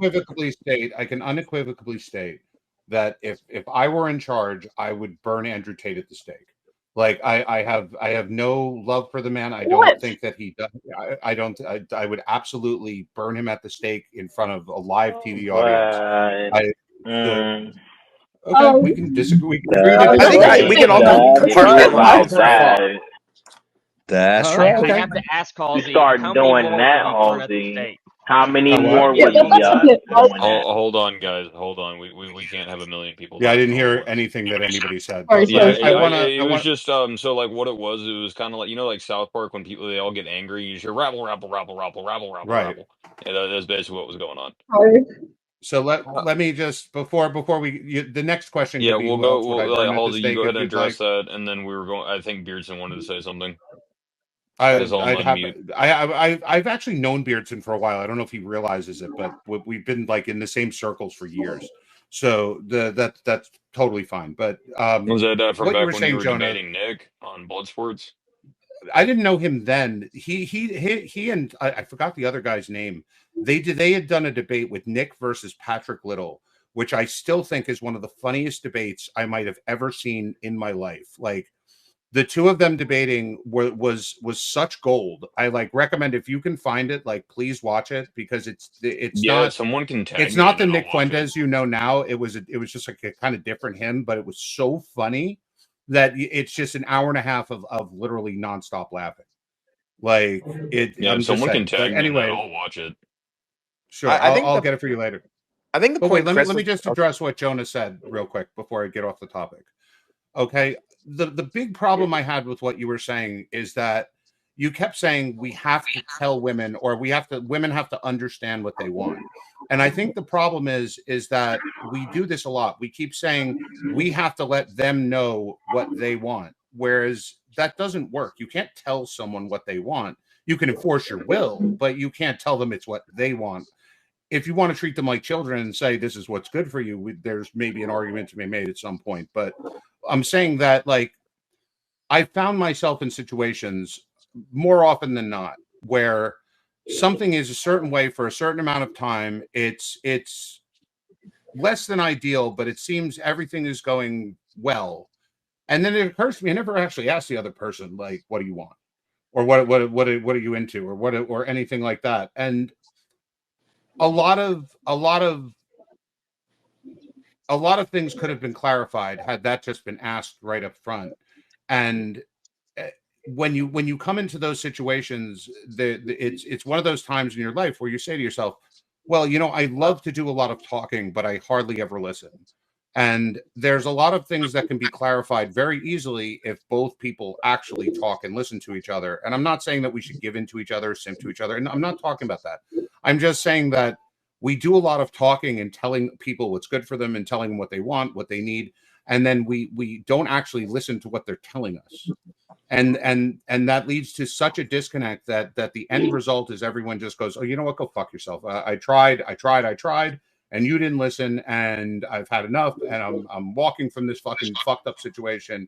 And nothing was accomplished from a very, very long investment with people that you care very deeply about, and that you could have had like a very productive and happy whatever with. You never got there because you never just clarified exactly what the person's looking for and what you're looking for or anything like that. And when you do that, you're doing such a disservice in that you haven't benefited each other. You've existed parallel with each other, and that isn't a good thing for most people. Can I respond to that? No, let's. I just because I have a limited amount of time. Let's sure, get a yeah, couple no, totally. more. There's a lot of hands. Yeah, well, I'm sure we'll have something like that. Yeah, sure, no, totally. Sure. Okay. Go ahead. Was Beardson wanting to say something real quick? Oh no, I mean, I just real quick wanted to ask, like, what was the animosity with Andrew Tate exactly? Like, why such a fierce animosity towards him? Okay, so this is going to sound probably pretty simpish, and I don't particularly care. I don't think people that traffic other people deserve to live. So to me, that when you have become a trafficker of humans, I don't care whether it was a beneficial relationship for them. I don't care if they came into it thinking it was an awesome thing and then it turned bad. I think when you're a person who traffics in other people, then society has the right to burn you alive. And I'm perfectly comfortable with that position, whether people agree with me or not. So for Andrew Tate, he could have the greatest positions on everything. I could agree with him on 99% of everything he said. But when he trafficked in human beings, he forfeited his life as far as I'm concerned. Man, dude, rip my fucking ancestors, bro. I'm saying different societies have different standards. If I lived back then, maybe I would say something differently. Yeah, well, for context, my family were slave owners. But anyway. I'm quite sure mine were as well. And I'm just saying that different times had different things. But right now, my opinion is, in the society we live in, if you traffic in human beings, you should forfeit your life in a very painful public way. So yeah, but I mean, I guess like I just want to extrapolate, because like by what context or definition do you consider this human trafficking exactly? Because I mean, it just seems like that definition seems to get broader and broader with each day, much like a lot of the sexual assault claims, like what constitutes sexual assault, right? I mean, and like you said, like even you admitted, like even if they did, like if it was like a mutually beneficial thing, you'd still have a problem with that. Like I guess that's where I'm kind of like, So here's the thing, and I say this quite often. there's a reason why no one's electing me president. I would be a terrible president because I would bomb people so incessantly for pissing me off in the slightest that you don't want to give me a nuclear trigger. And what I'm saying is the way I define human trafficking is that if you did this to my daughter and I would come at you with a shotgun, then I would consider that has violated my red line as to what I consider trafficking. So someone who puts a bunch of 15-year-old girls in front of a webcam, regardless of whether it was a more beneficial situation than they could have been in, whether they were voluntarily entering. Okay, so if I think he's accused of having had sex with a 15-year-old or something, but the webcam stuff was older women. Obviously, the webcam sites don't allow minors to go on their sites. Well, I mean, wasn't he all like foreign Russian sites and stuff? I wouldn't say their age verification standards are probably the highest, but no, there's certain websites that are the webcam websites that are. It's just like how OnlyFans is a global thing, but I think when you're talking about with minors, I believe those were just accusations of relationships he had in the UK or something. Listen, when all's said and done, I'm always the proponent of a fair trial. If there was a fair trial and I believe that he was proved innocent of those things, as despicable as I think he is for the whole porn thing, I wouldn't then want to burn him at the stake. But my belief would be that if he had a fair trial, he would be found guilty, and if he was, I would say burn him alive. And I think everyone operating under the assumption he was found guilty. I think everyone has the same sentiment of like, if he goes through a fair trial and it really shows he did really horrific things with sex trafficking, I think we could all be on the same page. No one here is for sex trafficking. I think that you came out such a hard stance. You're kind of doing the thing of like, you're making him guilty before proven innocent, right? And that's maybe why people are like, hey, wait a minute, like let's compartmentalize here. If he would be in a jail cell for the rest of his life if a fair trial really accused him. In fact, he's been litigated for so many years and now he's allowed to be in Miami free. We should give him a little bit of the benefit of the doubt there, that like Romania's not like, oh, just go fly to Miami and just, you know, if they really thought they had a rock solid evidence. So we'll let the court system. But like I said to you, this is the reason why no one's giving me the stake or giving me the nuclear button. I didn't say that my decision making on guilt or innocence was the best. I'm saying that I believe from the limited information I have, he would be found guilty, and if he was, I wouldn't mind burning him alive in front of a live studio audience. If he was found innocent, I would be just as happy watching him walk free to his degenerate lifestyle overseas and never think about him again. But I'm operating under the assumption that I think he would be found guilty, and then if he were found guilty, I would want to see him burned alive. I don't know, man. He posts like really cool videos of like smoking cigars and driving Bugattis. So I don't know, man. I'm saying, but other people who don't. Execution or a private execution, Halsey? I'm more of if we're going to execute people. It should Well, be public, I think the reason why Jonah, I think the Ace. reason why Jonah is so invested in this is because I called him White Andrew Tate last night. Based on his picture. Obviously, yeah, that's me, White Andrew Tate. Yeah, Right? I'm just Jonah, we gotta burn you at the stake, buddy. Yeah, I'm just sticking up for him because we're mutuals on Twitter, so I got to stick up for my fees. You know what I mean? No, yeah, dude, you got to. I mean, you don't want to lose that follow, brother.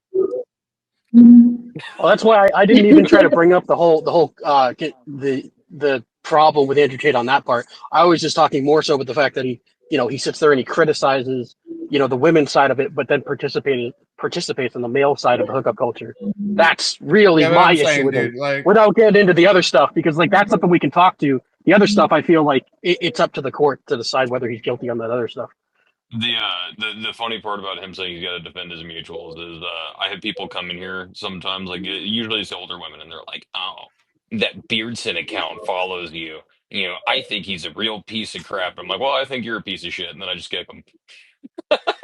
I'm saying if you go to my mutuals, so cute. I have Nazis following me, I have communists following me, I have everybody in the political spectrum from right to left, up and down, side to side. I'm kind of the same as you, Halsey, except for the communist part because I block communists.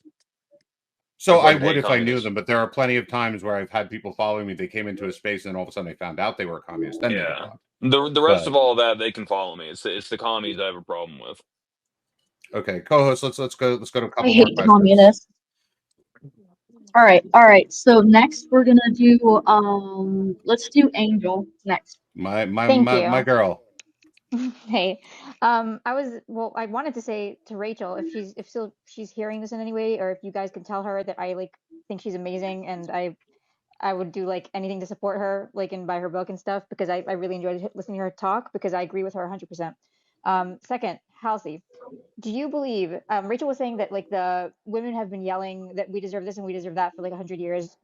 Do you believe that there is a thing here with foreign involvement that is trying to demoralize us as a society, and then they're breaking our women turn against our men, which is making us very like fucked up, basically? Someone's gonna say So apex. no, it has no from. Okay, well, I get what you're saying, but here's my issue with what you just said. If a society is so weak that they can be influenced by a foreign government, either putting on TV shows or trying to like influence the culture to the point where they're so weak that they allow it to happen, then I would say natural selection would show that that society is probably not going to survive anyway. So if it is the case and we're recognizing it and we're not doing anything about it, then we're participating in our own destruction. And if we're doing that, then I don't think we can make the affirmative case that we're the victims, because we're doing it with our eyes wide open. So I don't think you understood what I'm saying. I think then what did I miss? I think people are trying to make a foreign some adversary basically is trying to make the familiar structure in the United States much weaker. Yeah, so this is actually a solved issue, and it's funny because you mentioned Rachel. I know I've talked to her about this, and she mentioned that it's in her book. But this is a solved thing. So we do know that there was foreign influence involved, and that was the communists, and they were spreading feminism amongst the ranks in the colleges, and that's what led to all of this. Yeah, that's what I'm feeling. So just wanted to ask if you know what really sucks about that agreed. too. I don't know if Rachel mentioned this in her book because I haven't read it, but I have talked to other people about this, like some very learned people about this. The machine that the communists put into power, right? This kind of subversion machine, it now exists in and of itself, even without a base. It used to be the base was in the Soviet Union, and the Soviet Union did this to export the revolution. But now it exists in and of itself. And the example being is that in South Africa, they're still pushing the same shit that was done by the Soviet Union. They just have no connection because the Soviet Union is gone. But it hasn't changed their attitude at all. They've still maintained this exact same thing. And the communists who have done this around the world are still looking at South Africa as such a win that it can be replicated elsewhere. That they could replicate it in Ukraine, Russia. They can replicate it in Israel. They can replicate it in the U.S. In that they can turn society against itself to the point where it sees itself as evil, and then therefore will fight itself to its own detriment. This has been a communist tactic for years, and it was, as I said, it was very much pushed by this and funded by the Soviet Union, and now it exists in and of itself. And the real problem is that the ally that it's found in the world right now. We've been talking about this nonstop in my spaces, by the way. Is Islam? Is that Islam? The communists see Islam as the useful idiots, when in reality it's the communists that are. There's very few communists left, like real communists. Islam controls like what is it, a third of the world or half of the world. Islam knows that communists are the useful idiots, and communists stupidly think that Islam is the useful idiots. And when all's said and done, the ones that are going to go up against the wall are the communists, and we're going to be left with Islam. And that's what we should be really worried about. Doesn't communism use feminism, particularly in the United States, though? It has been one of the aspects, yeah. It uses it, but it doesn't really put it in action, I guess. I don't know how to say it. I mean, do you know who the biggest purveyor of feminism is in the whole world, right? The U.S. We spend more money exporting feminism around the world than we do exporting any other product. We are one of the biggest reasons. There's family courts in lots of other nations, and there's no-fault divorce, and there's child support, and there's lots of other stuff. Most nations didn't even have those systems until the 90s or 2010s. So, when Trump first got elected in 2016, most people don't even know this. One of his first executive orders empowered his daughter Ivanka to travel around the world and push women's rights in many different countries that had no history of women's rights. And she was empowered to base U.S. aid on their progression of implementing women's rights. Now, obviously, she didn't go there and say, you give women the right to vote or we're going to withhold aid. But it was, if you don't start implementing more equality in schools, then our educational assistance to your country. So I'm actually in support of that because I'm petty. Like that's why I like mutual destruction, right? So, like, if feminism is going to take us down, then we're going to export feminism to everybody else, and then you can all come down with us. Like, get wrecked. So you know like, what? I'm here for that. Funny enough, I know what you're saying. You're trying to be facetious, but Yeah, a little bit. the general attitude of the people pushing it, that is kind of their, like, they're not saying it's going to take us all down. They're thinking that what we have is something that everyone else wants, and therefore we're exporting the best of us when we're really exporting the worst. So, you know, nice. Oh man, did you get? I'm gonna get a Turkish hairline. I guess. All right. I wanted to get your opinion on this as a boom boom man, somebody who loves boom boom sticks yourself. You can say things guns on Rumble. Yeah, well, I mean, I was just trying to be trendy like the kids. But, you know, guns. Yes, I'm a big fan of all sorts of different. Yes. Nice. One of the things that is not really matching up with the story at the moment about Tyler Robinson is that when he shoots the shot, they catch a video of him running across the roof. And it's pretty much as soon as the crowd goes down, he's up and sprinting. And one of the things that people are saying who know their shit about guns is that the particular kind of a rifle and scope that he's using would have been really difficult to actually untangle for him to actually get away, put it in his pants, and then jump off the roof and go and ditch one of the parts. So they're saying that it would have been impossible for him to like disassemble it quick enough to run away straight away. So, well, first and foremost, before we even get into the videos, I haven't seen any of this yet. I would like to just point out that I haven't actually seen what the rifle looks like itself, if it's cut down or not, as many of the sporterized versions are. I haven't actually seen that or the scope or whether it had a synthetic or wooden stock yet. Now, I have seen pictures where people claim that it's the rifle, but I haven't seen anything from the official narrative. Have you actually seen the official picture of the rifle? I don't think there is a picture, but he's meant to have like put it in a towel, run away with it, and then ditched it in like a nearby area. But he has to like get up, disassemble it, and then I think he gets it there by putting it in his pants or something, and that's how he gets to the initial spot. This big, like the setup in his pants, gets on the roof. But apparently this is the gun that he used, that this guy's using. Okay. So, is there different variations of the gun? Is that what you're saying? Well, yeah. Well, so what happened is those old Mausers, especially if it was chambered in a 30-06, it had been likely sporterized.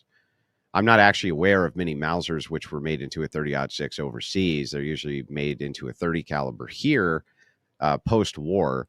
People send them back by the millions, or after the war is done, they don't need them anymore, so they start selling it to the civilian population. And gunsmiths here rechambered a bunch of them into a 30 caliber, which was a much more common round in the United States. So I've seen them sporterized where the barrel's cut way down. I've seen them sporterized where all the wood is off. I've seen them sporterized where all the wood is on, and they have custom stocks on them. So it all depends, right? I'd need to see the rifle itself. Okay, well, let's check this out. In this episode of You Might Be a Dumb Motherfucker, this is my rifle. It takes two different tools to take it apart. It takes a Torx key and an Allen key. Now, if I take a shot and immediately disassemble this, I have to remove the bolt, remove the magazine, grab my Allen so there's key, a problem hit the two already. bolts on the bottom. Right, it's problem already is that I don't know what kind of rifle it is that he's using, right? Is he claiming that this is also a bolt action Mauser? I don't know. I can't really see the rifle that well. But if he's using a Torx screw, those old Mausers, I believe, did not use a Torx screw at all. They used Torx like supposed to be tamper-proof screw. I think that they just used either a Phillips or a flathead on the wood stock. In fact, I can probably pull it up. Right. I have no fucking idea what you're talking about. I don't know what a Mauser is. I don't know anything about guns whatsoever. But is there like a variation of it where it would be easy enough though to like quickly disassemble it? The ones that I'm seeing here anyway, if I just look up the standard Mauser screws, they're all flatheads. The ones that I'm seeing are gun screw flatheads. Torques weren't invented until 1967. Yeah. Well, okay. Well, I didn't know that either, but I do know double that. checked because I'm like, that's like a newer. Yeah. They're designed to be able to torque the bolt down harder without stripping it out, right? Yeah. Yep. Well, so I mean, all of them that I've seen, if memory serves, on the wood stocks anyway, they had flat heads on them. So. And does it make much of a difference in terms of dismantling? Well, a guy in the chat says you could use a quarter. You actually can't use a quarter. So the gun screws actually have a very, very thin slot. And usually you actually get special screwdrivers for them. You can use standard flatheads. They do make some that are thin enough. But usually use a gunsmith driver because they make the flathead end of the tool much, much thinner, so that you don't strip the head of the screw. But the most common problem with those old military rifles and disassembly is that the screws are all stripped because somebody uses the wrong fucking tool. So. Right. Well, the weapon was recovered away from the roof in the woods, wrapped in a towel. A bolt-action Mauser rifle, believed to be the murder weapon, was later found in a wooded area near the campus, wrapped, not simply left assembled at the roof.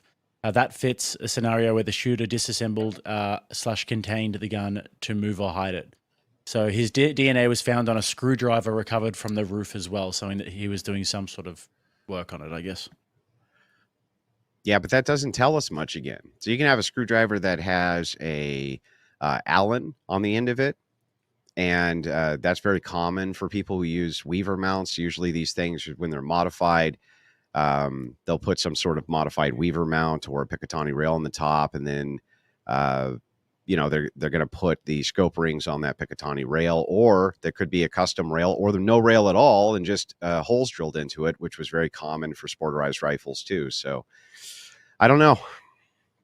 So multiple reports and gun experts noted that the Mauser bolt action style used has relatively few moving parts and can be disassembled or field stripped quickly in a second, as quoted in coverage, making rapid dismantling plausible.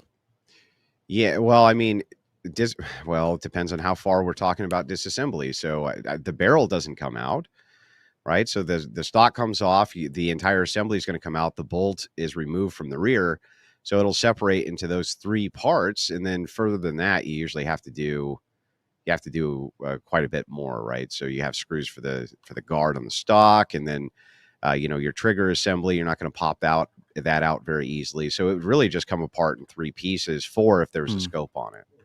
Yeah, right. Okay, so it's not like it's not like it's kind of irrelevant. This is what you're saying until you really know what kind of weapon it is and everything exactly. Yeah, you really do need to have the specifics for the details when it comes to the weapon because of the various configurations that Mauser can come in.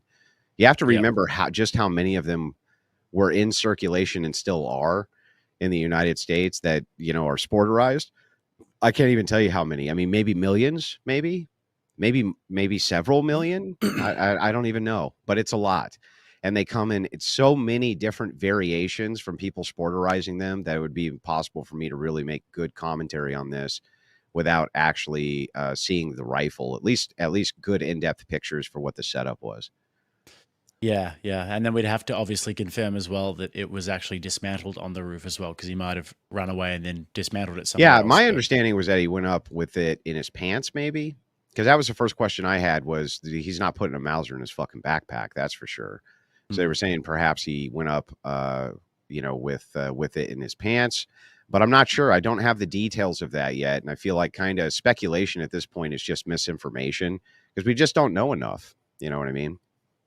We really is that don't. thing big enough though to like? Is it so big? Like some of the rifles that you had at your place, like they would be difficult to run with. They'd be difficult to get away with. Like if I just committed a murder, I'd probably not leave it at the scene though, because you got your prints all over it and stuff. But I mean, that's probably how he was able to get out, is by leaving it at the scene. That was the whole point, right? His whole thought process was he didn't feel like he could get out of the area with the rifle, so he ditched it in a spot to come back later to retrieve it. And he had said in the text message with the tranny he was having sex with that that he had ditched the rifle there so he could go back and retrieve it at a later time. That was his whole his whole thing was. And he thought that they hadn't combed that particular area so he'd be able to retrieve it. And then that was the only evidence, according to him, that they would have. Okay. All right. Well, moving on then. You've got Keith Olbermann. Like, who even is this fucking guy? All I've seen is some delusional ranting that he's done occasionally about Trump. And now he says, burn in hell Sinclair alongside Charlie. I don't even want to read that. It's so... Keith Olbermann, sickening. yeah, Keith Olbermann was an old school liberal progressive. He was an old school liberal progressive talking head. And before we get into talking about him, we have to get into today's ad real quick and get it. Do it now. But anyway, back to this. Keith Olbermann, for those of you who don't know, he's a washed up MSNBC has-been. He used to have a show called Countdown with Keith Olbermann. One of his big shticks was he would do the worst person in the world segment.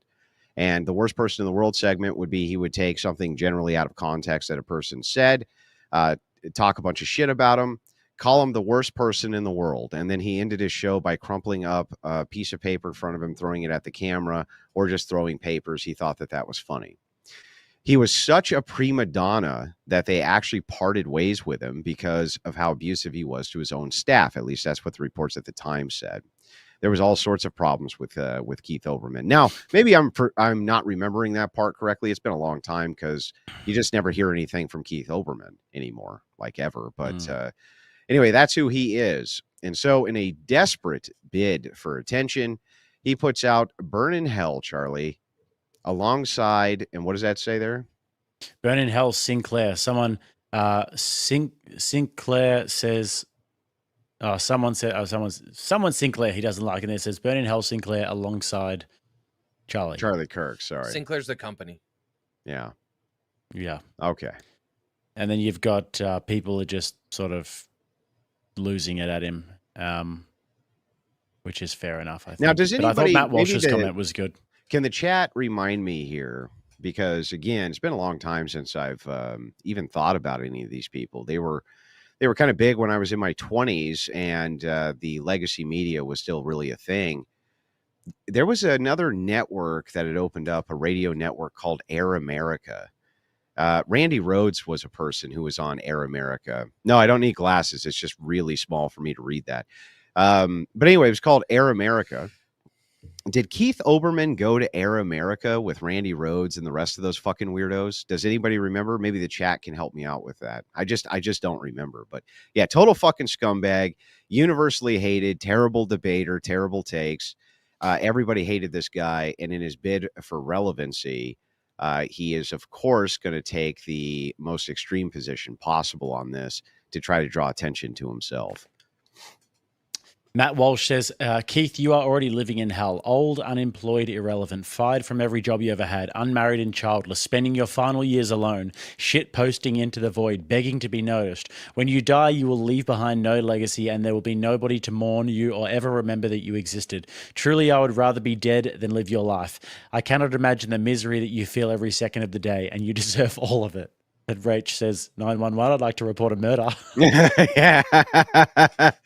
So Walsh hitting him hard. Yeah. Right. Calling out the demon that he is. Right. Imagine being so afflicted with demonosis that you go out of your way to say, well, Charlie Kirk needs to burn in hell along with, whoever Sinclair is. Is that Sinclair Media Group? Is that what they're referencing? Okay. Gotcha. So this is Olbermann lashing out, trying to get some attention for himself, and Matt Walsh just completely blasts him, and it was hilarious. Yeah. All right. The next big one that has happened over the past 24 hours is Jimmy Fallon. He may as well be Jimmy Fallon. Jimmy Kimmel, same guy anyway, getting the ass from ABC. Here's what he said. Got the ass, Jay. The weekend with the MAGA gang desperately trying to characterize this kid who murdered Charlie Kirk as anything other than one of them and doing everything they can to score political points from it. In between the finger pointing, there was grieving. On Friday, the White House flew the flags at half staff, which got some criticism. But on a human level, you can see how hard the president is taking this. My condolences on the loss of your friend Charlie Kirk. May I ask, sir, personally, how are you holding up over the last day and a half, sir? I think very good. And by the way, right there, you see all the trucks? They just started construction of the new ballroom for the White House, which is something they've been trying to get, as you know, for about 150 years. And it's going to be a beauty. Yes. He's at the fourth stage of grief, construction. There's demolition, construction. This is not how an adult grieves the murder of someone he called a friend. This is how a 4-year-old mourns a goldfish, okay? So he starts the probably the second part of what he was doing there with the criticism of Trump. I think he probably would have gotten a pass on that. I think the idea that Trump wasn't grieving hard enough or this or that's a very common kind of attack that you would see from both sides. It's low tier, but I think he would have probably gotten a pass with that. It's that first part that got him. The first part, he's making the claim MAGA's trying to do everything possible to say that this kid was anything other than them. Yep. Well, the thing is that for people who hate misinformation, these people sure engage in an awful lot of it. It was not only very obvious that he was a leftist psychopath, but all the facts bore out that he was a leftist psychopath. They were trying to pin this on the right wing right from the beginning to kind of claim Charlie Kirk's radicalization of his own base. Ironically enough, it was his base who killed him. And that was what the narrative was that they were striving for. That is why there was suddenly a lot of pressure. And by the way, this is not the first time that Kimmel has been under fire on this network for comments that he's made. But it is the first time that there has been public outrage from the right, actually saying something about it and perhaps pushing this network to do something about it. What's really interesting is I see the left-wingers right now talking about cancel culture and saying, well, you guys aren't going to like this when the pendulum swings back and power the other direction. But what's really funny there, and what I don't really understand that criticism, the left never stopped canceling the right. They've never stopped doing it. Why would we ever assume that because the right doesn't engage in saying, okay, if you're going to make these irresponsible claims, you also are at the mercy of getting fired by your employer? Why would that have stopped the left if we didn't do that? What would the left have just been like, you know what? They're all right. We're going to stop getting them fired from everything, deplatformed, debanked, dehumaned from there. And the right's not even doing that. The left was going back 10, 20 years to find things to cancel people with, still do it to this day, do everything they can to besmirch people's character. They can't help themselves. And they apply political pressure on banking institutions, apply political pressure on financial institutions to completely deperson an individual, completely deperson them. So ultimately, the thing here that's funny is like the right's not even engaging in cancel culture. All they're doing is saying, okay, do you really want this person to represent your company? The company says, nope, we don't. That's really not cancel culture. That's not what cancel culture ever was. But it's not like, even if it was, even if we granted it, why wouldn't we fight back with it? The left isn't going to stop just because we don't do shit. So it's really a useless criticism. Yeah, it's good. It's a good point. I mean, they just never stopped doing it. Like they would do it at any chance that they get, really. So, why do we have to take the high ground? Why do we have to not celebrate about this? And especially when it's something like this, where in the wake of a murder, people are celebrating this murder, and people are, doing all sorts of horrendous and heinous things. Like when that guy came out and said that he was a fascist on Jubilee, right? When he said to Mehdi Hassan, he sort of just granted it. Yeah, I'm a fascist, whatever. That guy got fired from his job, and all he said was, it was like almost like maybe he is, but like it was like a tongue in cheek. It seemed to me like it was a tongue in cheek sort of like, yeah. But even if it wasn't, the message is very clear, right? The message is clear. There are social taboos that we as leftists refuse to put up with inside of society. And if you cross those social taboos, it's completely justified for us to remove you from any stage of being able to make money, support yourself, or anything else. You need to get punished. If that's the case, then you leave yourself at the mercy of the same thing, Okay, well, we as the right collectively say this is a social taboo. If you move outside the bounds of that social taboo, the same exact thing happens to you. The ironic thing, though, is that the right stops this tomorrow. If the left knocked it off, if the left had collective leadership that was like, look, enough of this is enough of this, right? You need to stop canceling people over their political viewpoints. We're not putting up with it anymore. The right would compromise immediately and be like, yeah, okay, we're totally right there with you. But they're not going to do that ever. And just because the right doesn't engage in it doesn't mean that the left won't keep engaging in it. So the only argument they have is, well, you're hypocrites because you don't let us do this bad thing to you anymore. That's it. Yeah, dude. Yeah, I remember we were talking about this not so long ago when we were saying, like, when the left have this sort of institutional power, they will rub Christians' faces in the dirt. You know, they will go on live TV, they will mock Jesus Christ, they will do anything that they can really to try and rub our faces in it and to try and like humiliate us. So when we have the chance, a little bit of smugness, a little bit of gloating actually doesn't feel so bad. You know, it doesn't feel so bad. Look, I'm not a big proponent. I don't like the fact, like, if I had the perfect world for Andrew Wilson, right? Jimmy Kimmel can say what the fuck he wants, okay? And he no matter how horrific or distasteful his fucking jokes are, I don't give a shit. I have the power to turn the channel, and I don't care, right?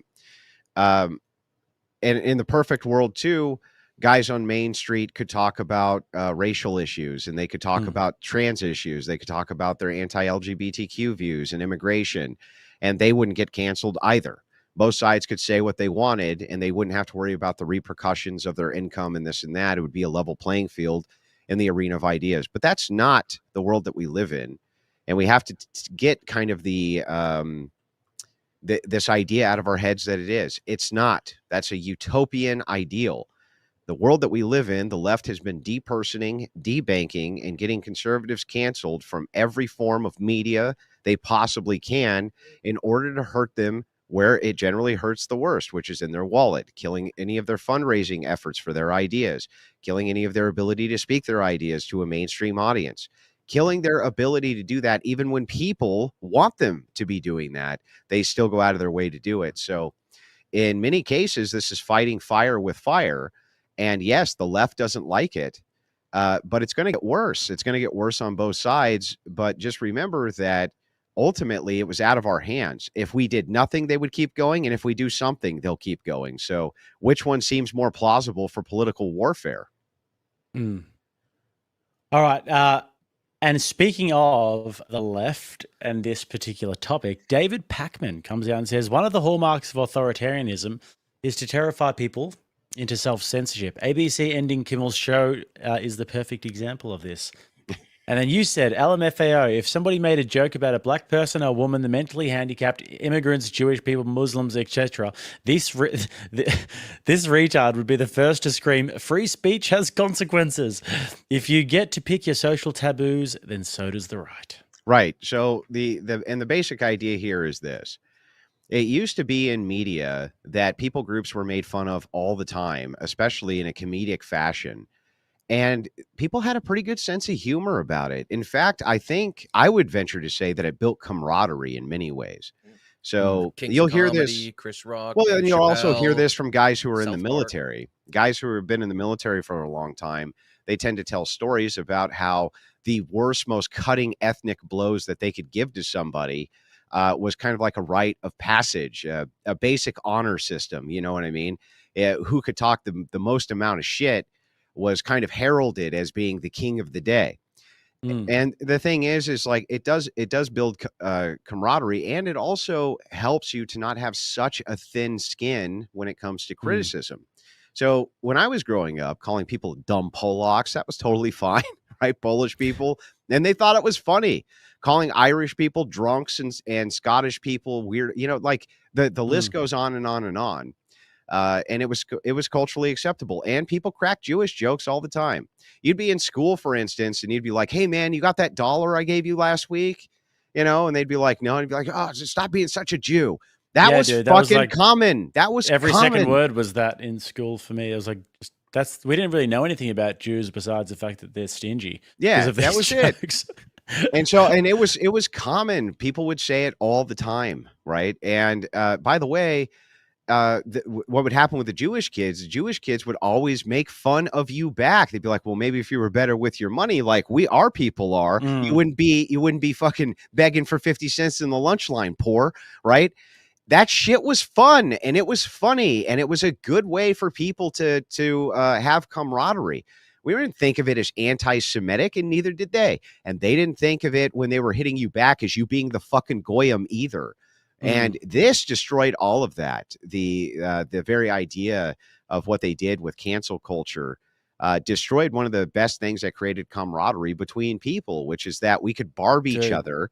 And that's such a good point. Yeah. Yeah, I mean, like if you think about it, like the whole multicultural experiment, like now that you say that, like the only way that it works is if we can fucking rip each other. Yeah. If we can't rip each other, dude, multiculturalism can never work. And maybe there is a world in which we can all sort of live together and just fucking rip each other all the time, and it'll work. I mean, that's how I bond with my friends. Yeah, and by the way, if you snitched about it, you were a bitch. You were, you were a fucking loser. You know what I mean? You fucking little bitch. You're not allowed to snitch because somebody called you a bad name. You know what I mean? We called all the fat kids fat, and they would laugh. You know what I mean? And they would talk shit back. It was not just a rite of passage, but it was an idea. The social ribbing created a sense of camaraderie, and it helped with social skills, unique social skills, which is that life is hard. You're under pressure a lot. You know what I mean? And there's going to be people who say really bad things about you, true and untrue. And the reason so many people have so many freak out sessions these days about that is because they never went through any of that. So as an adult, they're coming into contact with people who say mean things to them, and they can't take it. They crumble. You know what I mean? And suddenly it's on par with you're Adolf Hitler himself. You just you just told that guy to stop being so Jewish with his money. You're Adolf Hitler. And it's like, no, man, that's not what's going on here. I think you're blowing it a little bit way out of proportion here. Okay.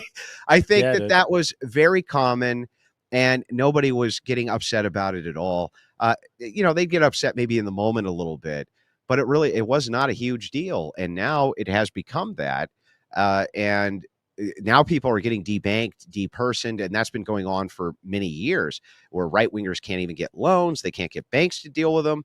They can't get financing for various things because they're on special lists that are invisible to the rest of the public through finance companies, where they're persona non grata. And so if that's the case, the right's just saying, okay, well, let's see how you like it back. Well, they don't seem to like it very much.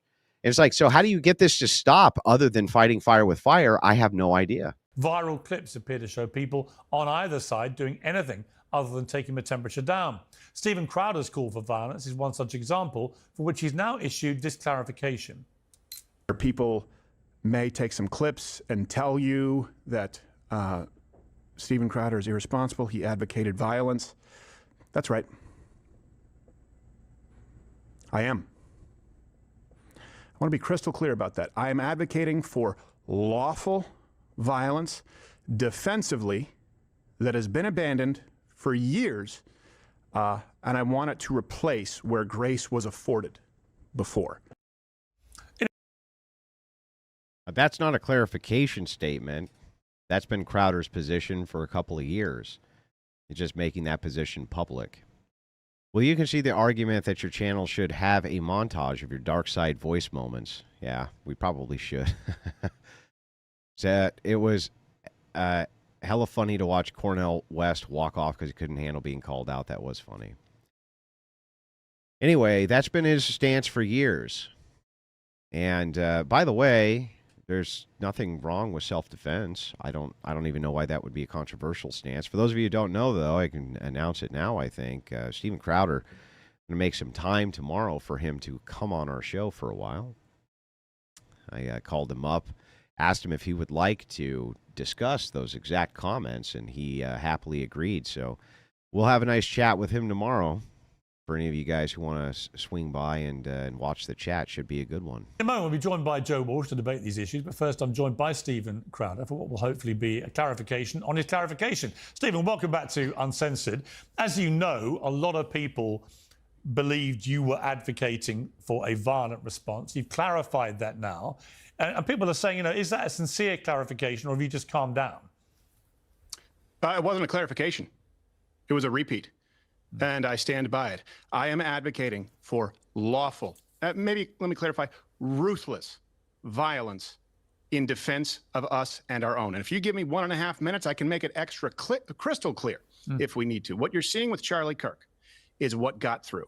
Charlie Kirk lived under a cloud just as I have. It's the reason that I stopped doing Change My Minds, where there were 12 felonious assaults, attempts at battery, and attempts on my life. And I know quite a few, and many I don't, of Charlie Kirk. I want to be clear. I want those on the left to speak freely and to be able to host their events with minimal security as they do now for the rest of their lives. Just as surely, I want them to be deathly terrified of showing up and acting with the increasing violence as they have at our events. And for those of you who don't know, what Steven Crowder here is defining is force doctrine. He's expressing force doctrine. In this case, force doctrine used as a deterrence. If you come with the sword, expect to be met with the sword. That's all he's saying here. And it's completely rational. It's completely logical. And it's where the conservative mindset now needs to be.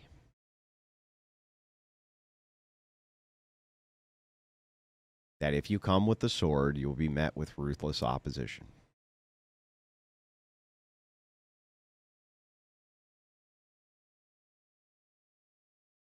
And that goes both ways. Hey, if there's a spat of right-wing violence that's spreading across this country, treat those people the same way that we treat yours. But you won't find it. And let me just address a couple.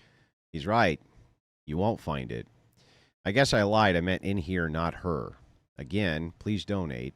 God bless you all. Bless you too, Keith. You have a good one, man. Couple of things here. What I think leads to violence, they'll try and blame it on Donald Trump. They'll give us a bunch of reasons. Let me be really clear here. Joe Walsh will say that this is an overreaction. He said that yesterday. He doesn't understand why this is a big deal. That's untrue. He will say that statistically more violence comes from the right. That's provably untrue. He has been stating for days that the shooter was in fact not a leftist and we didn't know. That's provably untrue. He will create a false equivalency between Charlie Kirk and the murder of the Hortmans in Minnesota. That's provably untrue. And finally, he will place blame, as the left and the spineless right does, for all of this on Donald Trump, conservatives, rising figures, and the rhetoric for temperatures in this country. That is provably untrue. Donald Trump ran on law and order and won because of leftist violence. All of this, let me finish with this. All of this is by design so that the left and spineless right can make this conversation about conservatives responding to the cold-blooded terroristic assassination and gleeful celebration thereafter of a young man who did nothing more than sit down at a table and allow anyone to speak their opinion. And I know what it's like because I was in that spot. I started it, and Charlie cited it as inspiration. If I could change one thing, and I do believe that I'm partially responsible for this, I've failed people. I've had to do a lot of soul searching. When I did Change My Mind and started in 2016, the idea was, hey, calling the left on their bluff, civil dialogue with anyone to the tune of billions of plays and hundreds of hours. And it got increasingly violent. And what I didn't tell people, I told people out there, go do this on your own campus, have these conversations. I advocated for it. And Charlie took it to another level. He was unbelievable at it. What I didn't do, I didn't tell people about the threats because I didn't want copycats. I didn't tell them about terrorists from Yemen through Sweden showing up in East Grand Rapids. I didn't tell them about concrete milkshakes. I didn't tell them about my tires getting slashed, about people trying to firebomb my car. And maybe if I would have picked up the phone, maybe if I would have used this megaphone to tell people it's real life out there and the left wants you dead, maybe Charlie would have had a fighting chance. Maybe I could have done more. Right now, I'll tell you this. I see a lot of people out there, Piers. See a lot of people out there talking about picking up that microphone. And I hope people do, because the alternative is silence. But I want people to know that wherever that microphone is, and whoever thinks about picking it up, you are in the crosshairs. People say bring down the temperature. Okay, how about we bring down the temperature to doing something like, I don't know, sitting down at a table and allowing anyone with a thought or opinion to discuss it rationally? Would that bring down the temperature? Because they took his life anyway. Tell me one lie he just said. Tell me one lie that he just said.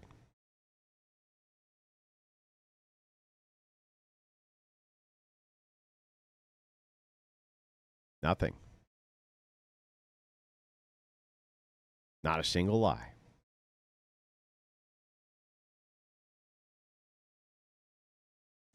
I absolutely agree with Stephen. That being said, I also sit with a quote. It's easy to get men to go to war, hard to get them to go back. I agree. Chris Lestrange, thank you for the raid. I appreciate it.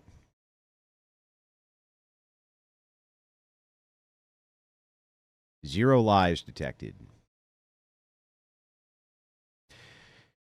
Now, I'm sure that Stephen would not be upset with me telling you because I think he's made it very public. But he has expressed to me in great detail how fucking awful many of those occurrences were for him, with campus security failing at every turn.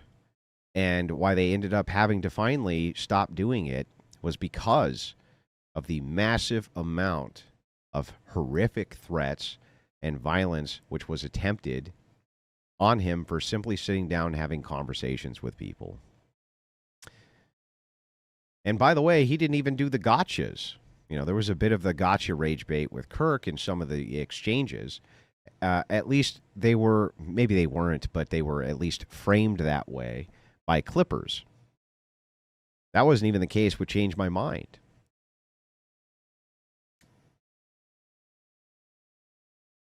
So I know he's telling the truth. He told me all of this long before this assassination happened, so I know he's telling the truth.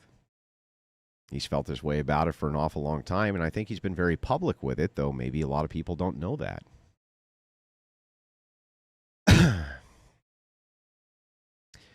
But I didn't see a single lie there.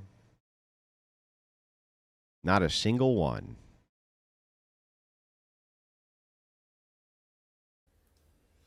Listen, I know you knew Charlie Kirk well. I feel your passion. I feel your anger. I feel your hurt.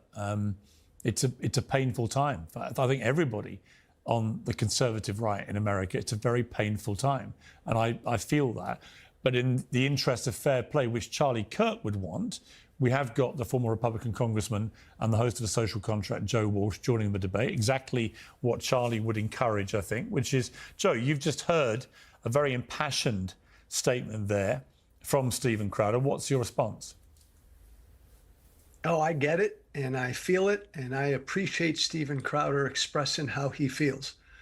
I really do. And Why do I have a feeling I can hear it?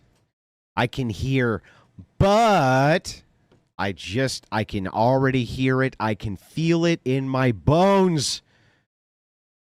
But I don't know what my fight is. I don't have a fight with Steven Crowder. Steven, good to see you. There was a lot you said about me there in the intro. I don't remember because I'm getting older. I wish I'd written down some of it. I did my best for the past week because I knew Charlie as well, not to say that this guy was a right wing. He came from a God-fearing gun Utah family. He was definitely right, like some on the left did.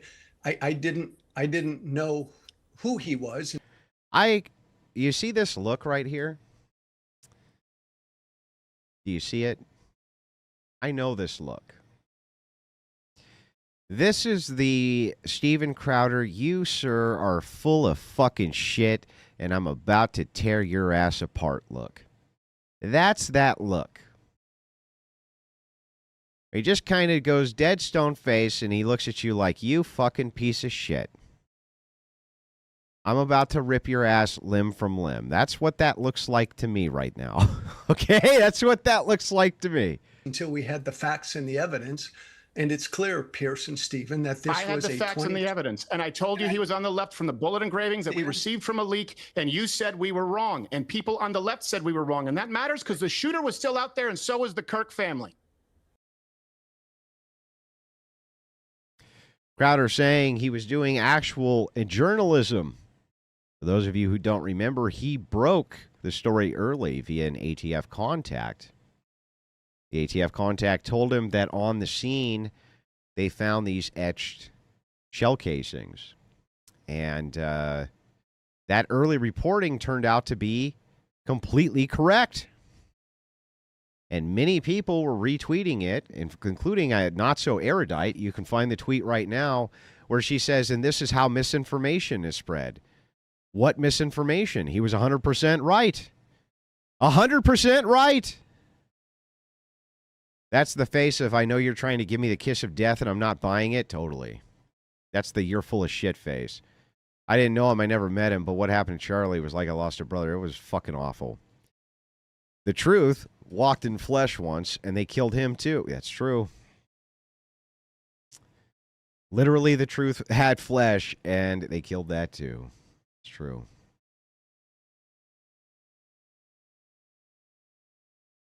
I'm trying to save lives. Stephen, You gonna save lives, Joe? Maybe some people did. I don't know when I ever said you were wrong anywhere.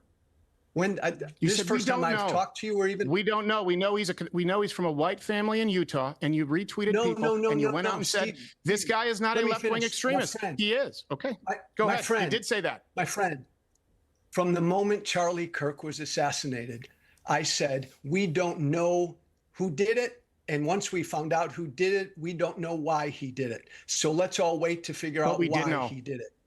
But we did yesterday. Let me, Stephen. And I remember you saying that he sold his soul to Trump before the body was cold, and criticizing his wife. Stephen, I'm enjoying this no mercy debate style from Mr. Crowder. Taking no bullshit whatsoever from this fucking leftist goon fuck. Taking zero shit from him at all. I'm enjoying this. 2 points about Crowder take. 1, media will only show clips of conservatives striking at libs and blame conservatives. And 2, don't try this in blue cities. You have to look. Even if you're in a blue city, like you can't just let leftists like fucking murder you, okay? You're not allowed. You can't do. You have at least a responsibility to yourself and your family not to allow that. let me finish, brother, please. And then Okay, we find out in no uncertain terms, by the way, Pierce, which I think all of us could have guessed, this was a political assassination. This 22-year-old young man hated Charlie Kirk, and so he picked up that gun and he shot him. Clearly, and as you've said, Pierce, it's clear that of late he had become radicalized with leftist ideology. There, now we know it. This will go down in history as an act of left-wing political violence. Yes. I mean, I would say, Stephen, that is an honest statement. It's a bunch of fucking leftists backtracking and double talk. They're caught, and they know they're fucking caught. And this guy is throwing himself on the mercy of the Crowder. I'm throwing myself on the mercy of you, Stephen. You see, I agree with you now that it's incontrovertible that I can't. But if there was any nuance here whatsoever, I would definitely be weaponizing that against you. Guarantee he would, too. We should have woken up when that guy swung that bike a lot. Oh, I know, man. Fucking wild. It's not. From Joe. But, It's not. Yeah, but is it honest on your side, Stephen? Be honest. Is it honest to say there is no problem with violence on the political right? Because there has been historically a lot of violence associated with the far right in America. That, again, is just a demonstrable fact. To pretend there's never been... You know, it's really not a demonstrable fact. It really isn't. You know, I remember when the Tea Parties were going on, you guys remember that when those kicked off, when Harry Reid was still in office and the Tea Parties were going on. And I remember something my dad said, which always stuck with me. He said, yeah, you notice, Andrew? Well, I'll try to tell it to you the same way that he told it to me. He said, these fucking communists. Have you noticed these fucking communists, Andrew? These fuckers? That when they go to a place, they destroy fucking everything. When we go there, it looks nicer when the whole fucking crowd disperses than before they got there. Do you notice that? I'm like, well, shit. I notice it now. Good. That's how he said it. I was trying to be accurate with the facts. Crowder's always been pretty blunt and combative, but I can't help but see you rubbing off on him a bit more with his approach here. I don't think so. It's kind of the other way around. When I needed someone around to kind of guide me in this industry, I didn't have anybody, you know what I mean? It's a very large stream and many opportunities, and could easily have fucked many things up. And I was very fortunate that, Steven reached out and I was able to talk with him about many of these things because he stopped me from walking into many, many pitfalls that I would have easily walked into. So I think it's the other way around. I think Crowder rubbed off more on me than I have on him. What do you think about what Candace is saying? About what, dude? I don't pay attention to fucking Candace Owen, bro. Being any By is what? to be disingenuous, Demonstrable isn't fact it? by what? No, it's not to be disingenuous. It's absolutely correct. And I understand because I've seen Joe and people of his ilk retweeting these out there. It either comes from Cato Institute or it comes from a recent Economist article. I can tell you how all of those numbers are wrong. Remember the man in Portland? Remember Aaron Danielson, who was shot dead point blank by an Antifa member? Michael Reinhold, who said, "We got a Trump supporter, bang, bang, dead." That wasn't listed as political violence. Look at that chart. The year 2020, the summer of love, no political violence from the left. I could go through the methodology, and I have brilliant researchers who have. It is demonstrably untrue. No one is saying there is no violence on the right. What I am saying is that people on the right have to have armed security, flak jackets, an entire strategy when they go out, and those on the left. Yeah, I don't even know how you can make the jump. Like, sure, the play on words for the rubbing off on someone. Oh, that guy. He rubbed off on me.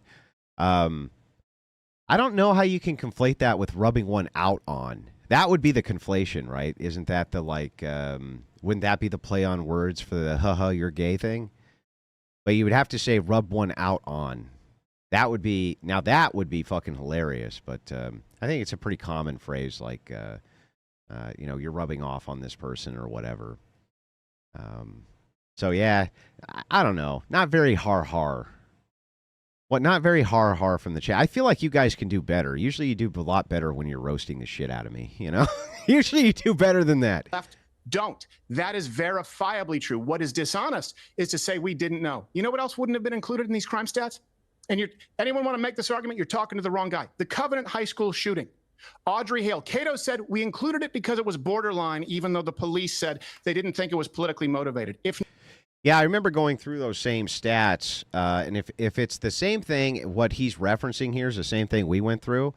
One of the funniest things that we found was that they categorized right-wing violence as also being neo-Nazis who were in prison. They categorized that as political right-wing violence, and I was like, wait, what? So if that's the same thing he's referencing, he's right. The methodology is all fucked up on that. Not for the undercover journalism unit of a comedy show right here, no one would have known that motivation. We found it, we leaked it, we processed it, we verified it, and we were met with resistance and threats of lawsuits from the local police department. Hang on. Wait a second. This chatter says Andrew's in the CIA and complains about Fed posting. Yeah, fucking right. You think I'd take a pay cut from the CIA? Yeah, fucking right. That sounds like a lot of work for not a lot of pay. I ain't going to take a pay cut. You out of your fucking mind. Crazy Dave says, I live in Maryland, Republican. I don't take shit from any leftist. The price of social destruction, loss of friends. I refuse to live in delusion. Based. Mayor and the FBI, they said it was a lie on the outset, just like they said the engravings on the bullet casings were a lie on the outset. The left lies. They label you fascist. They label you a totalitarian. And how do you deal with... Yeah. This is... Secret Agent Andrew. Double O Drew. Oh, that's really funny.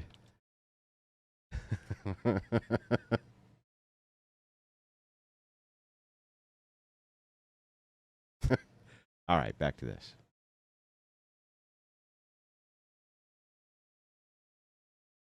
With those people. Well, you don't do it at the ballot box. We all know that.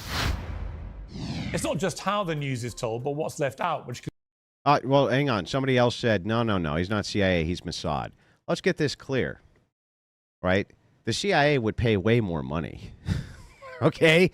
I don't know if you know this or not, but the people who come out and actually have taken money from Israel to be pro-propagandists for Zionism, some of them, it's been exposed what they get paid by these organizations, and it's like, Israel's really cheap. Like, way to lean into the stereotype on that one.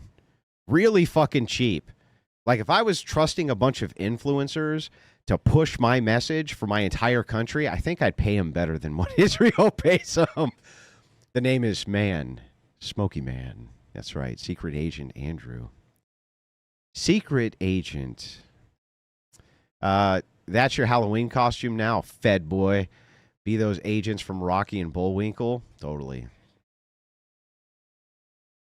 Moose and squirrel. concerns me. And when a friend in the business recommended I try ground news, I gave it a go. Quite honestly, I was impressed. It does something brilliant, which most /peers to claim against women.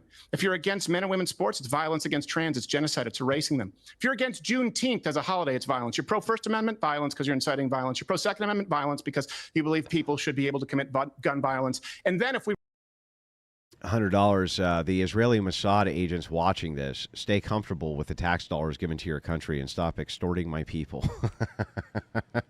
You got to ban that guy. You got to ban that guy. You got to ban him now. remain silent, that's also violence. And so people deal with the right with violence. Here's my challenge. Find me one example of a Charlie Kirk on the left, not an elected official. I'll allow any speaker, any comedian this century, one example of somebody who was murdered, assassinated, hemorrhaged out in front of his family in cold blood and gleefully celebrated thereafter. And the polls show that a majority, according to YouGov recently, of Democrats think it's somewhat too acceptable. 38%, 77% of Republicans said not acceptable at all. Okay, let Joe. You see, like, he's pounding this guy pretty hard with facts right now. He's pounding him pretty hard with facts right now. Okay. I do want to hear what our Crypt Keeper friend over here has to say, though. I do want to hear that. Yeah, the name's Fascist. Big Papa Fascist. That's funny. What I'm saying is that Charlie Kirk was hunted. He was hunted. We are being hunted. And I don't want to see any more dead friends.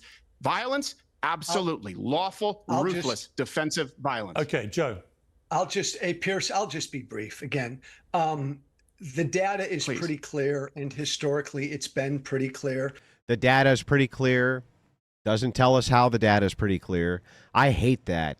That's the worst thing that they do is when they appeal that way. No, the data actually is pretty clear. Okay, well, Crowder opened his line with, I've been researching out the methodology for how this data is collected. And here's many examples of how they omitted left-wing violence like the Summer of Love. They omitted all violence in the Summer of Love as being non-political. That's fucking insane. That's insane. This guy says, no, the facts are clear, though. No, well, he just gave you good reason to believe that the facts aren't actually clear on this. No, but they're pretty clear, though. Fucking asshole.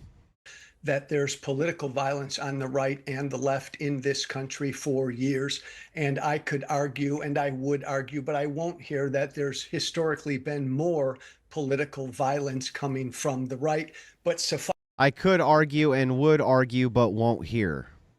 Aren't you fucking here to argue that, dude? Isn't the whole point for him to argue that point? I could argue that, but I'm not going to here. You're in a debate with the guy that you're arguing that with. When else were you planning on doing that? Oh, I know. When he's in his studio comfortable and pulls up a picture of Steven and yells at him. That's what they do. They're going to pull up a picture and yell at the guy who you're in a debate with right now. But you're not going to argue the point with him that he just made during a debate with him. You're going to wait till you're back in your studio, and then you can lie about the facts and yell at a picture of him. People are fucking cowardice made flesh. Secret spy. Oh my God, bro. All right. I can see a new meme has been born. Keith Ortman for 20. If we changed woman versus man bathroom versus male female bathrooms and locker rooms, watch how fast that changes. True. As Christians, should we take this cultural leverage and claim cultural appropriation on Christmas? I don't know there. It's that doesn't seem. I mean, I don't even know what you're talking about, honestly. Nice to say. I think you and I, Pierce, would agree. There's a history of. Hey, Stephen, let me finish, man, please. Please argue it. You can't just make a vague claim and not substantiate it. Thank you. Thank you. Exactly. Can you let me finish my emotional outburst? No, fucker. No, I want you to argue the fucking point, you fuckhead. Can you do that? Can you argue the fucking point? Substantiate it? No, I'm not actually here to debate with you during this debate, man. I'm here to give you an emotional outburst and then talk shit about you on my program when you're not there. I could argue and would argue, but won't argue here. And that dude, yeah, I don't know what the fuck is wrong with him, bro. Thank you for the 5, though. Cody for 5 says I could argue and would argue, but won't argue. It's fucking wild. Fucking wild. Pierce, you and I would agree, for the sake of this conversation, that political violence is in. So he appeals to the moderator. Piers, you and I would agree. You're not arguing with Piers, you fucking idiot. You're arguing with Steven Crowder. In fact, is in fact a both sides problem. Stephen, you would acknowledge, I think, that there is political violence on, and there has been political violence on the right as well. See, do you notice the red herring that he snuck in there? For those of you who have gone to Debate University, you'll note how to not fall into this trap. We'll see if Stephen takes the bait or not. But he just changed his argument around. He just changed the whole argument completely around. He said, now, Stephen, you'll agree that there's some, at least, political violence on the right. As though a concession to the truthfulness of that is somehow going to alter Stephen's argument that the methodology which presents that right-wingers are more violent than left-wingers are when it comes to political violence is somehow true. That doesn't make the statement true, even if Stephen acknowledges that, of course, there is some violence on the right, right? Nobody would dispute that that's the case, but this is not even cleverly done. And hopefully Stephen can tear through this guy like a hobo through a bologna sandwich. Alter Void for 10 says, and this is why people do not care what the numbers say. DC crime was way down, LOL. Yeah, I know. The DC crime way down. All you have to do is categorize these crimes as not being violent crimes, and violent crime goes down, doesn't it? Funny how that works. You can only fake the numbers for so long. Yeah, no shit, when you can see it with your own eyeballs. I always thought Carly Simon's Nobody Does It Better was about 007. Never was. It's more than clear now that song was about Andrew Wilson. True. You found me out. Going for the tu quoque bait and switch? Totally. Totally. So why don't we all just condemn it all? That's what we all should do. Because Stephen's not here arguing about whether or not political violence should be condemned. His opening statement was that if right-wingers show up to left-wing events with the sword, they should be met in a forceful way in an act of self-defense. He opened with that. That is condemning political violence across the board. That's already been established in this debate. So why is he making him condemn a thing that he already condemned? That makes no sense. It's a simple bait and switch. If Joe actually cared about Charlie after claiming to be his so-called friend, he would have shut the fuck up and listened to Steven. No shit. What a dick. Yeah, Steve? no, I don't. I don't agree with the premise. And I'm having to agree with a nebulous premise because you presented no facts. The very source that you cite, and by the way, I'll make all of mine publicly available. Hold on, I'm finishing now. So Stephen says, no, I reject the premise, which was a good move, but there's a better one. There's a better chess move that he could have made here. Now, this guy's not, Steven Crowder himself says all the time, he's not a debater, you know. He does do debates, but he's not like, he's not a, you know, debate's not really his primary bread and butter. He's a commentator and a comedian. But one thing he could have done here that would have improved this astronomically is he could have actually ceded the point and said, I literally said in my intro that there is some political violence on the right and that is already condemned. Now, can you please contend with my argument here, which is that you're giving skewed numbers on purpose in order to make it seem like the left isn't out of control and doing this heinous shit because they just reclassify these events as being something other than violent. Clips on X showing Destiny getting roasted by students on campus today. Gotta love it. Got to. Rest in peace, Charlie Kirk. God help America. Boy, we need it. The bologna sandwich got 8. That's true. I mean, Crowder's eating this guy's lunch. Don't get me wrong. He's messing him up real bad. I'm just pointing out, and you always have the benefit of hindsight, retroactive hindsight, where you can kind of call these things in a different way. But in the moment, I still think he's responding fine. Do people who are winning a debate ever use red herring tactics? Yes. Let's do it like grown-ups. You can cite your sources online. George Floyd riots, not included. Daryl Brooks, Waukesha, not included. Antifa, not included. Man shot dead for voting Trump, not included. Those numbers are not to be trusted, and neither is someone parroting it. I'll answer your question if you answer one of mine after. Go ahead, please. Melissa Hortman, the Democratic state legislator in Minnesota, last 3 months ago, gunned down by an anti-abortion Trump supporter. Yes or no? Wrong. How do I know? Because Vance Bolter, the man who did it, wrote in his letter that it had nothing to do with Trump or being pro-life. He blamed Tim Walz. And here's what you also don't see. Did you see anyone at the Hortman's funerals or vigils spitting on them? No, you didn't. No, you didn't. And by the way, he's right. Since the exchange with Destiny where he brought this up, I told him I wasn't familiar enough with the particulars on the case to speak intelligently about it. I did go and look it up, and he was wrong on that, too. Pesos for 20 said the opportunity is here to push into the mainstream consensus some serious lasting critiques of Enlightenment-era ideals for the state to follow. Freedom of speech is problematic when you oppose God's commandments. Well, look, they use their freedom of speech to take away your freedom of speech, right? That's the whole goal. Brandon says, I would have paid pay-per-view money to have watched the debate between you and Charlie, bro. And these radical leftists yanked it from us. You would have utterly annihilated Don Lemon. Yes, it would have been a lot of fun to do. Right-wing crowds are not more violent than the left, but I do believe right-wing crowds seem far more capable of violence. That perhaps is true, but perhaps not. You know, capability has to do with lack of restraint as well. It's actually more likely to me that right-wing crowds are less capable because they have far more restraint. I think capability goes and moves in. Now, if you're just saying purely in a vacuum, if both sides lose restraint, yes, the right wing has the edge there, I would say. Stephen came prepared. Other guy came restarted. Yes, he wasn't taking it seriously. This is a thing which, by the way, is very advantageous for Steven Crowder.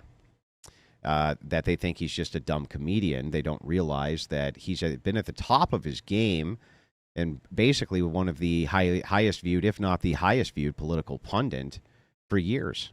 Or pantomiming, being shot in the neck? During the election night, for instance, I think he had higher coverage than anybody else in the world. Did you see anyone celebrating the death of them gleefully? Yes. Did you see so many professors doing so, showing children a snuff? Really? No, they didn't. What a lying sack of shit. Here's where Stephen better ask for an example, and this idiot chokes. Point me to one. Yes. Point me to one person spitting at their vigil. Let me guess, you're going to go to Mike Lee? Utah How do I predict Mike everything Lee you say all the time? That's true. He was able to predict it with ease. Mike Lee. And now the rebuttal.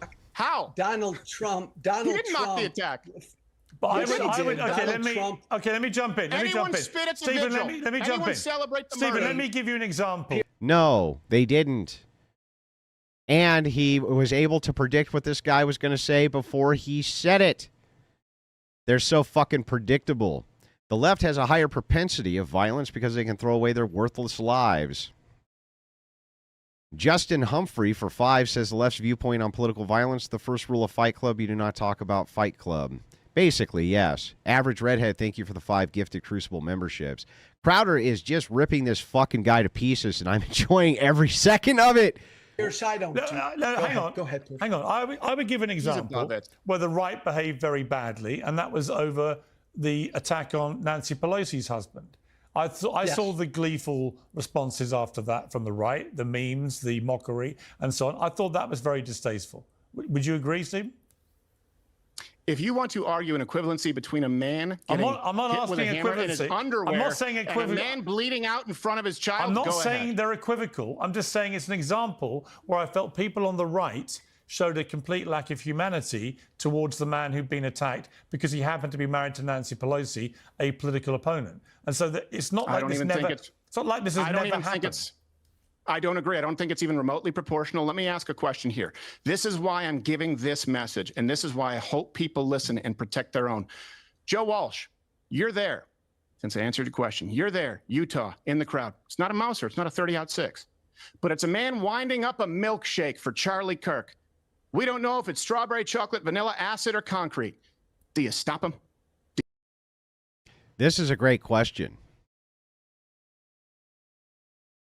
This is actually a question that people have not been asking, but we've all been thinking. If they wind up to pitch and you don't know what's in it, can we afford to take any chances now? This is what Steven Crowder's arguing. Can we afford to take any chances at this point? It's crazy how all of the right is armed to the teeth, but is the most restrained with logic and reason. Isn't that interesting? Clem, since in 20 says, just giving my dues. You all owe me dues, fuckers. All of you owe me dues. By the way, I was planning on taking tonight off too. I usually give myself 2 nights a week off. Probably going to give myself Friday night off, and then we'll do an Invasion Saturday. Does that sound good? It's going to be a very light content week next week because I'm doing some traveling, a bunch of in-person stuff that I'm doing. So do you guys want to do an Invasion Saturday night? I try to do one a week. So, Watermelon for 20 says, Dean, Harry, and Destiny have tried to be the left version of Charlie. Why can't the left produce anyone remotely like him? Because they're fucking scum. That's why. Big Wrench says, I don't pay shit. Damn freeloader. Damn you freeloaders. It's just like everywhere else, you know. It's 1% of people, and they pay the toll for the other 99%. Isn't it funny how that works? You heard him? That hesitation tells me that you are not amongst us. And cowards are dangerous to have in their ranks. Stephen? Okay, what was his answer here? I'm going to back this up just a little bit because I was yapping. We don't know if it's strawberry, chocolate, vanilla, acid, or concrete. Do you stop him? Do you hurt him? That hesitation tells me that you are not amongst us. And cowards are dangerous to have in their ranks. Stephen? Because it's not a hypothetical, it's happened. Stephen? Hey, Stephen. Ah, these people are annoying. Andrew, on that one whatever podcast when Charlie was on the left right before you came on, did he ask you not to be there at the same time as him, or was that Brian's call? I don't think he asked that I wasn't there with him. So he was. Brian doesn't like to have 2 high-profile guests on at the same time. And I think that booking Charlie Kirk was probably not an easy endeavor for him, and he wanted to make sure that he had the spotlight. I think that that's completely fair. It's his show. Where did you really learn the Wilson Squint 007? That's right. It was from my martini training in how to seduce your wife, sir. Let me answer your question. Do you stop him? Do you hurt him? I don't understand your question. I don't understand your question. I'm so confused. What does he mean? What does he mean? Why do you avoid streamers like Tomfoolery? What do you mean? Wasn't I just on Tomfoolery's program not that long ago? Who had attacked the right and Kirk all week. Why only go after even lower level fruits? Like who? Who are you talking about? Most of TikTok streamers whose streams I go on have bigger views than tomfoolery, bro. What are you fucking talking about? What are you even talking about? David for 5 says Destiny likes when guys pee on him. Probably. Trev says asking if that's okay, like you give a shit what we think about your choice. Laugh out loud. Just kidding. Have a chill Friday, everyone. You care. You care. Beyonce Joe, thank you for the $10. I appreciate it. Yeah, by the way, your favorite streamer does not find it endearing when you come here to make unreasonable demands about me going on their streams. It makes them look bad. It's not endearing to them, I promise you. They don't like it when you do it. You just shouldn't do it. But whatever, it's up to you, I guess. Sorry. I honestly, I Someone don't. What do you winding up a mean? milkshake to launch at Charlie Kirk. You don't know if it's strawberry, chocolate, vanilla, acid, or concrete. You see him before okay. anyone else does. Do you stop him and hurt him? Yes, I certainly stop him. I do all I can to stop him. Yes. That was a half-ass answer, wasn't it? Certainly stop him. That doesn't really tell me much. Good. There's a start. That's what I'm advocating. Every single person out there, because we have been living with this shadow over us. And I know, look, here's the thing too, Joe. I understand your rhetoric. I understand where you're coming from. And I know that you met Charlie when he was 16, as I understand it, right? He was very, very young. And I understand that maybe you were somewhat of a mentor figure. It's because of the failure of Republicans like you that me and Charlie Kirk exist, who are willing to take back the territory that has been conceded, and we are willing to pay with our lives. We shouldn't have to be. Academia, media, the press, big tech shouldn't be dominated by the left exclusively all the time. Charlie Kirk shouldn't be out there alone, sitting in that chair, taking on all comers. He shouldn't be inspired by people like me, who are comedians. He should have been inspired by people like you. This is a really good point that he brings up. Why is a fucking comic who is willing to have these conversations in these academic fields, and the whole purpose of it was to give an alternative to what your liberal professor was fucking telling you, why is it that the mainstream political right is more influenced by those guys than they are by their own fucking mentors who are just doing business as usual? Crowder, how would you feel if you didn't have breakfast this morning? Walsh, I don't understand your question. Mudslinger for 5. I just want to put it out there since Crowder wasn't able to say it. Nancy Pelosi and her husband are corrupt skin-walking demons. Jeez. She does have a crypt keeper look about her. Destiny likes... Oh, jeez, dude. You got... Come on, guys. Come on. Instead, he was inspired to go the other way. Maybe that's why he said he sold his soul for Donald Trump before the body was cold. Still want to do the no true Scotsman holier than thou thing? And Stephen, I'm assuming you would do the same, correct? If somebody were throwing a chocolate milkshake at a left-wing speaker, correct? Notice that he changes the argument here again. I assume, Stephen, you would do the same thing if somebody was throwing a chocolate milkshake. That's not what Stephen said. What he said was very specific. You don't know if it's a chocolate milkshake. You don't know if it's a vanilla milkshake. You don't know if it's a cherry Coke, but you also don't know if it's acid, and you don't know if it's fucking concrete. You don't know if it's a fucking grenade in the cup. You don't know. So he changes it to, what would you do if it was a chocolate milkshake? It's like, no, that's not what he said, you disingenuous fuck. It's not what he said. I'm clotheslining that guy, even if he's throwing cotton candy. Bomb Mom says... nothing, just sends in 20 Canadian dollars. Really appreciate it. It's very kind of you. David for 5. When the left says Charlie getting unalive was terrible, but it's all bullshit before the word, but they don't care. They don't fucking care, dude. Yeah, totally. Chocolate milkshake fallacy. Chocolate milkshake fallacy. No, the reason I bring it up is because we didn't. We didn't, But and I've had would them you? launched at me. Would you, Stephen? And the reason... Would you? No, I didn't. I didn't, Would you? and now I would. Now Would I would. you? Because now I would. Yes. Have I answered your question? Yes, now I would, and I advocate that everybody else do the same by any means necessary. So Stephen, common ground. You and I, two Americans, would both stop any politically violent attack on any public figure or speaker that we saw. You and I agree to that. And you and I hope, would both agree that we should condemn all political violence. End of story.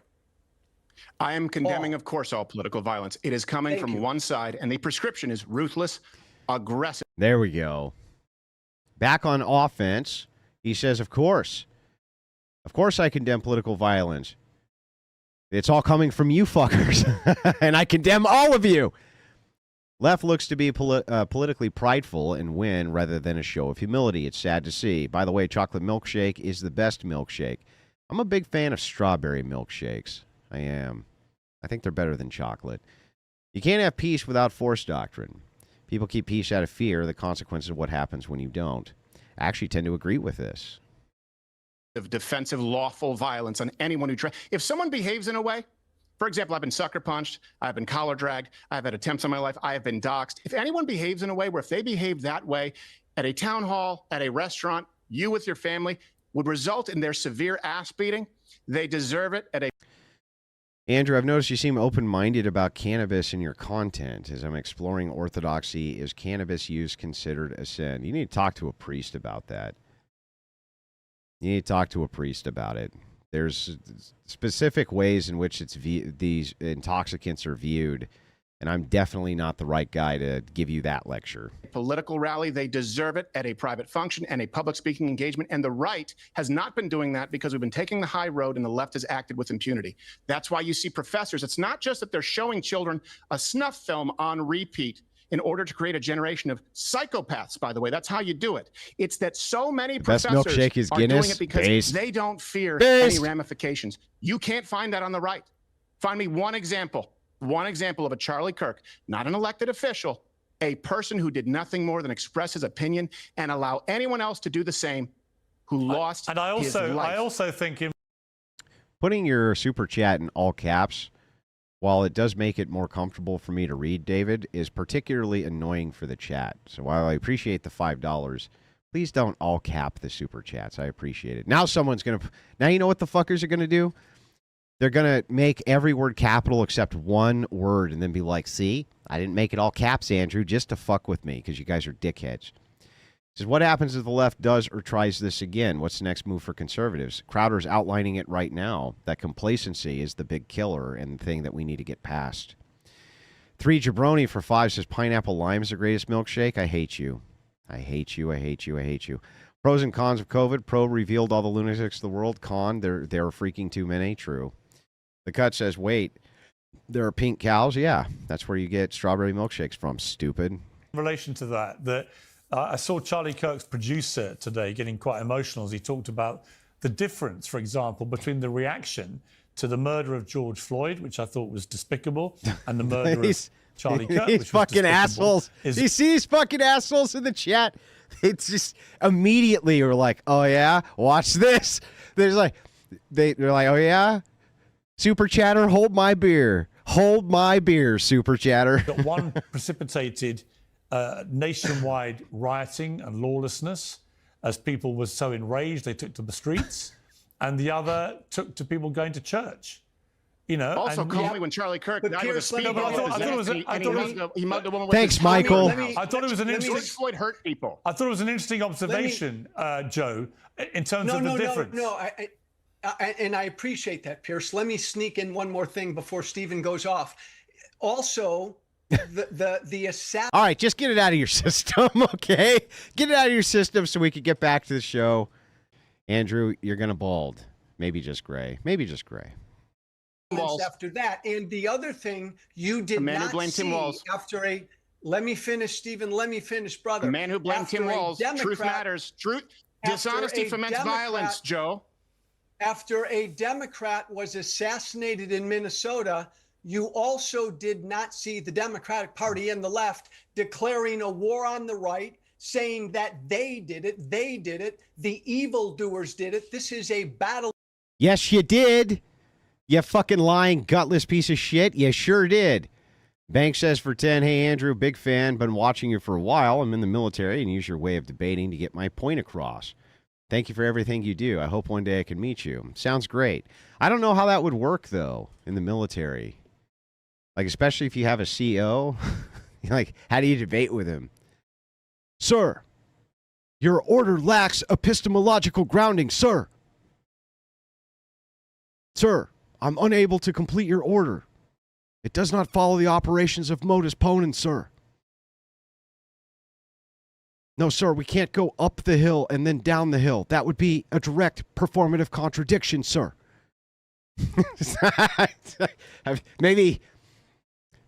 maybe not that useful in the military, you know? I don't know. It's like maybe not that useful. Hair is just a device for ugly people to hide their ugly. Mean. Sounds like bald cope to me. God bless you, Andrew, and the Kirk family. Not one step back. Thank you, Marimbo. I appreciate the 100. Very kind of you. I'm more of a smoothie type with strawberry, but I'd say this dude is a 20-year-old soy milk type. True. If you never bald, then where did your beard go? Checkmate, bro. True. What was I thinking? What was I thinking? Yeah, this is a performative fallacy, sir. Your CO looks at you. Can't trust these orders. They could be from the enemy. Sir, that's a genetic fallacy. That's a genetic fallacy, sir. It's a what? Sir, we couldn't possibly make such an assessment on those orders just based purely on where the source of those orders came from, sir. Between good and evil. You didn't hear any of that when a Democrat was assassinated. We should condemn both, Pierce. Condemn anybody celebrating Charlie Kirk's murder. Condemn it. And we should also condemn anyone using Charlie Kirk's murder to declare some war on half of the country, and this is a battle between good and evil. Both of those reactions are dangerous and despicable. Final word to Stephen. Wrong. Stephen, final word to you. Stephen, you got the final word. Yeah, man. wrong. I think using Charlie Kirk as saying that he sold his soul to Trump before the body's even cold. I agree with Charlie Kirk's reaction to George Floyd because the media lied. Lies foment dishonesty. And I'm not calling for a civil war. I made it very clear I want the left to be able to continue to speak without security, as they often do. I just want them to be deathly afraid to try what they've been doing with the right for a very long, forevermore going forward. But if we talk about this, hey, there's one time that there weren't riots. Yeah, what about all the times that there were and they weren't registered as violent crime? Charlie Kirk didn't hurt anybody. George Floyd did. Charlie Kirk is very, very different from George Floyd. Dishonesty is what ferments. I'll leave you with. Yeah, same thing I said. You have to take these things on a case-by-case basis. And it's specifically that lack of nuance which gets people in trouble. Andrew, bro, what's your favorite breakfast, bro? But I ate breakfast, bro. I already ate breakfast. I did eat breakfast. Andrew, question off topic, drink of choice during a debate with your family, friends, or on vacation? Vodka and soda, my friend. Andrew, I've been thinking about expanding my company for months now. The bigger question is, should I go with construction or commercial? What's your opinion? I'm uniquely unqualified to answer that question. You know what? Go commercial construction. Yeah. Hot take right there. That's the emergent market. That's right. Debate is useless, especially to my old captain. He'd just give you paperwork for talking back. Yeah, that sounds right. My Gramps is 87 with a full head of hair. F the faint, move on for the kill. BT dubs, good Starship Troopers Helldivers voice. I can't do a good The Starship Troopers voice from the original movie of the announcer was like, that was just the best.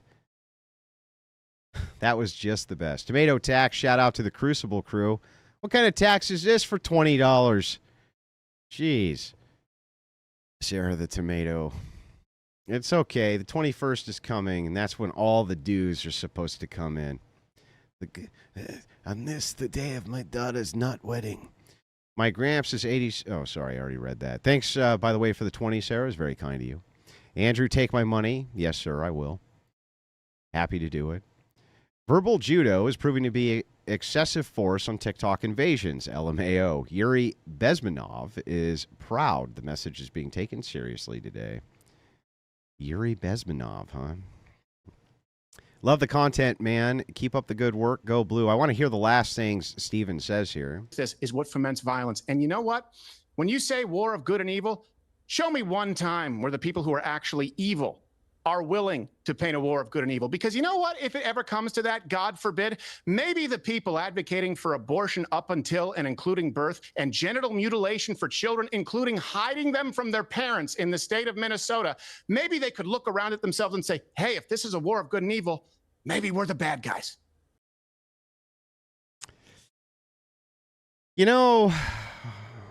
boys and girls, where I come from, that's called an ass whooping.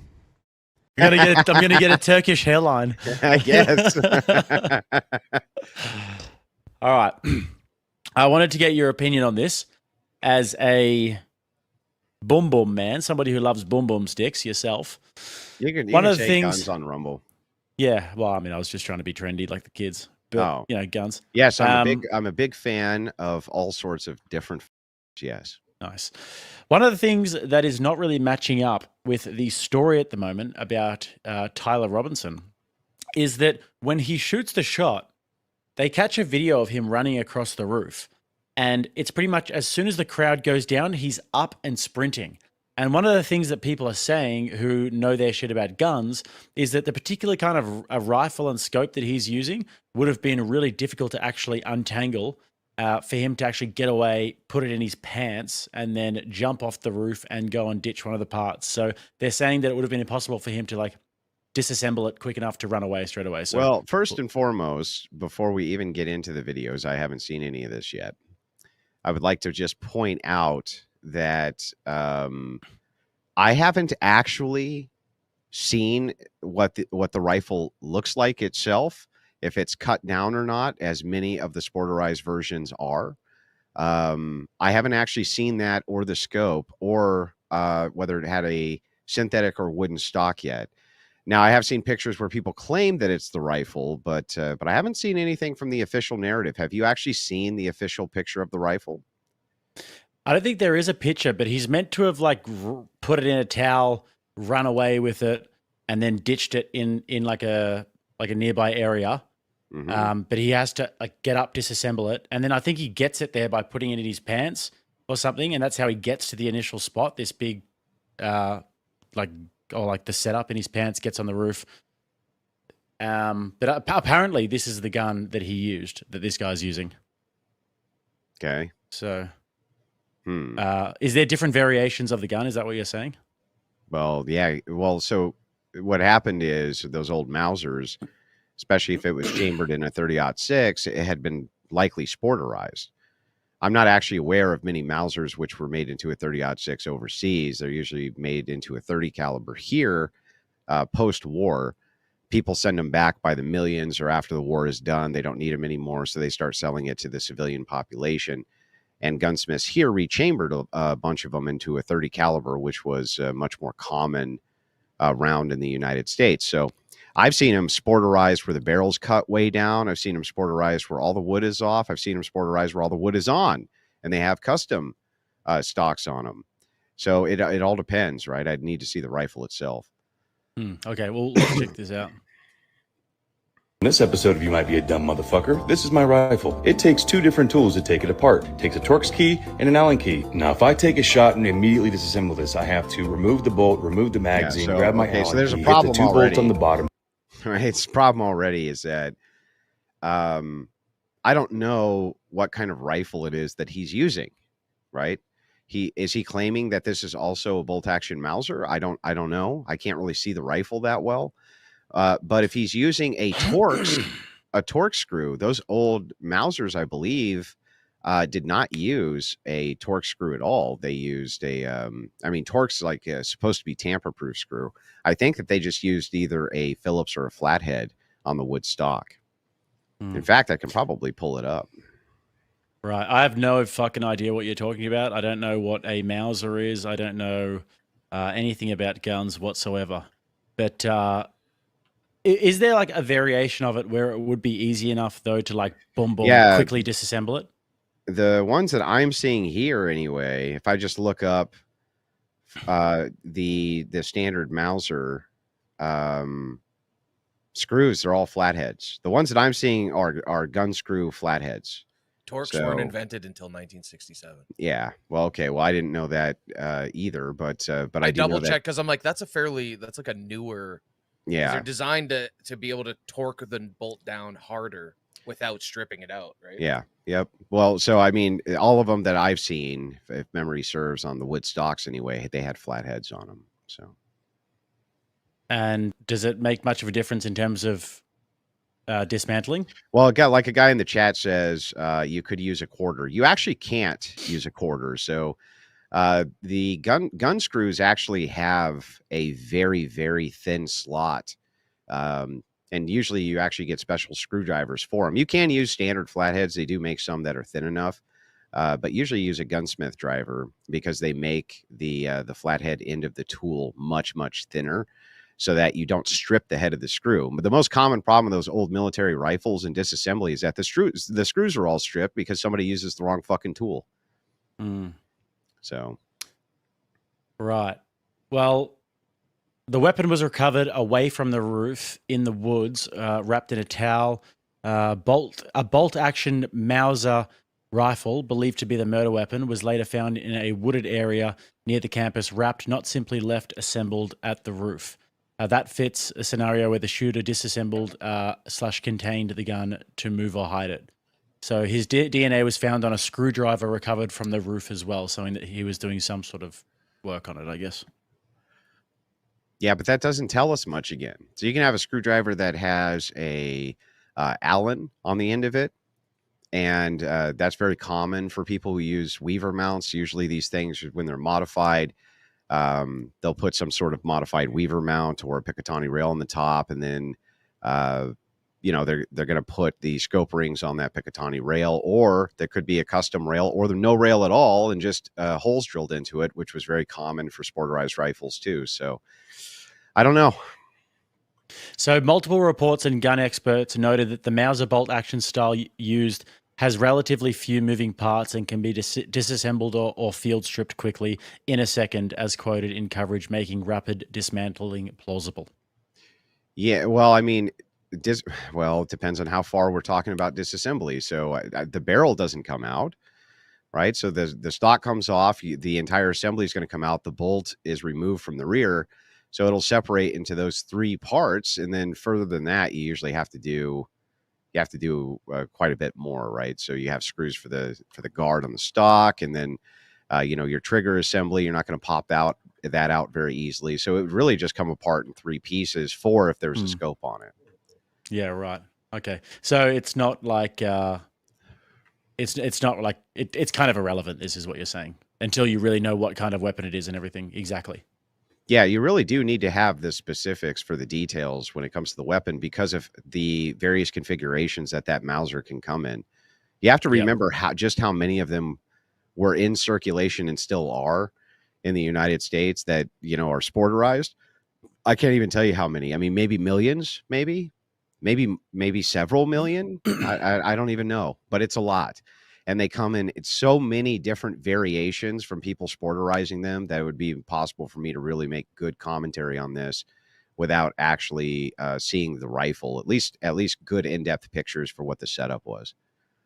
Yeah. And then we'd have to obviously confirm as well that it was actually dismantled on the roof as well, because he might have run away and then dismantled it somewhere else. Yeah, my understanding was that he went up with it in his pants, maybe. Because that was the first question I had was he's not putting a Mauser in his fucking backpack, that's for sure. So they were saying perhaps he went up, with it in his pants, but I'm not sure. I don't have the details of that yet, and I feel like kind of speculation at this point is just misinformation because we just don't know enough. You know what I mean? We really is that don't. thing big enough though to like? Is it so big? Like some of the rifles that you had at your place, like they would be difficult to run with. They'd be difficult to get away with. Like if I just committed a murder, I'd probably not leave it at the scene though, because you got your prints all over it and stuff. But I mean, that's probably how he was able to get out, is by leaving it at the scene. That was the whole point, right? His whole thought process was he didn't feel like he could get out of the area with the rifle. So he ditched it in a spot to come back later to retrieve it. And he had said in the text message with the tranny he was having sex with that he had ditched the rifle there so he could go back and retrieve it at a later time. That was his whole thing was. And he thought that they hadn't combed that particular area so he'd be able to retrieve it. And then that was the only evidence, according to him, that they would have. Okay. All right. Well, moving on then, you've got Keith Oberman. Like, who even is this fucking guy? All I've seen is some delusional ranting that he's done occasionally about Trump. And now he says, burn in hell Sinclair alongside Charlie. I don't even want to read that. It's so Keith Olbermann, Keith Olbermann was an old school liberal progressive. He was an old school liberal progressive talking head. And before we get into talking about him, we have to get into today's ad real quick and get it. Do it now. But anyway, back to this. Keith Olbermann, for those of you who don't know, he's a washed up MSNBC has-been. He used to have a show called Countdown with Keith Olbermann. One of his big shticks was he would do the worst person in the world segment. And the worst person in the world segment would be he would take something generally out of context that a person said, talk a bunch of shit about him, call him the worst person in the world. And then he ended his show by crumpling up a piece of paper in front of him, throwing it at the camera, or just throwing papers. He thought that was funny. He was such a prima donna that they actually parted ways with him because of how abusive he was to his own staff. At least that's what the reports at the time said. There was all sorts of problems with Keith Olbermann. Now, maybe I'm not remembering that part correctly. It's been a long time because you just never hear anything from Keith Olbermann anymore, like ever. But anyway, that's who he is. And so in a desperate bid for attention, he puts out Burn in Hell, Charlie, alongside, and what does that say there? Burn in Hell, Sinclair. Someone, Sinclair says... Oh, someone said, someone Sinclair he doesn't like, and it says Burn in Hell Sinclair alongside Charlie Kirk. Sorry, Sinclair's the company. Yeah. Okay. And then you've got people are just sort of losing it at him, which is fair enough. I think. Now, does anybody? But I thought Matt Walsh's comment was good. Can the chat remind me here? Because again, it's been a long time since I've even thought about any of these people. They were kind of big when I was in my 20s, and the legacy media was still really a thing. There was another network that had opened up, a radio network called Air America. Randy Rhoads was a person who was on Air America. No, I don't need glasses. It's just really small for me to read that. But anyway, it was called Air America. Did Keith Olbermann go to Air America with Randy Rhoads and the rest of those fucking weirdos? Does anybody remember? Maybe the chat can help me out with that. I just don't remember. But yeah, total fucking scumbag, universally hated, terrible debater, terrible takes. Everybody hated this guy. And in his bid for relevancy, he is, of course, going to take the most extreme position possible on this to try to draw attention to himself. Matt Walsh says, Keith, you are already living in hell. Old, unemployed, irrelevant, fired from every job you ever had, unmarried and childless, spending your final years alone, shit posting into the void, begging to be noticed. When you die, you will leave behind no legacy and there will be nobody to mourn you or ever remember that you existed. Truly, I would rather be dead than live your life. I cannot imagine the misery that you feel every second of the day, and you deserve all of it. And Rach says, 911, I'd like to report a murder. Yeah. So Walsh hitting him hard, right? Calling out the demon that he is, right? Imagine being so afflicted with demonisis that you go out of your way to say, well, Charlie Kirk needs to burn in hell along with, whoever Sinclair is. Is that Sinclair Media Group? Is that what they're referencing? Okay, gotcha. So this is Olbermann lashing out, trying to get some attention for himself, and Matt Walsh just completely blasts him, and it was hilarious. Yeah.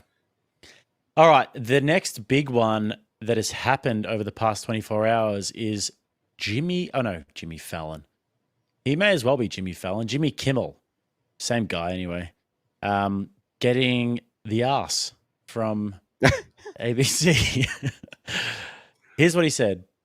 Got the ass, Jay. Weekend with the MAGA gang desperately trying to characterize this kid who murdered Charlie Kirk as anything other than one of them, and doing everything they can to score political points from it. In between the finger pointing, there was grieving. On Friday, the White House flew the flags at half staff, which got some criticism. But on a human level, you can see how hard the president is taking this. My condolences on the loss of your friend Charlie Kirk. May I ask, sir, personally, how are you holding up over the last day and a half, sir? I think very good. And by the way, right there, you see all the trucks?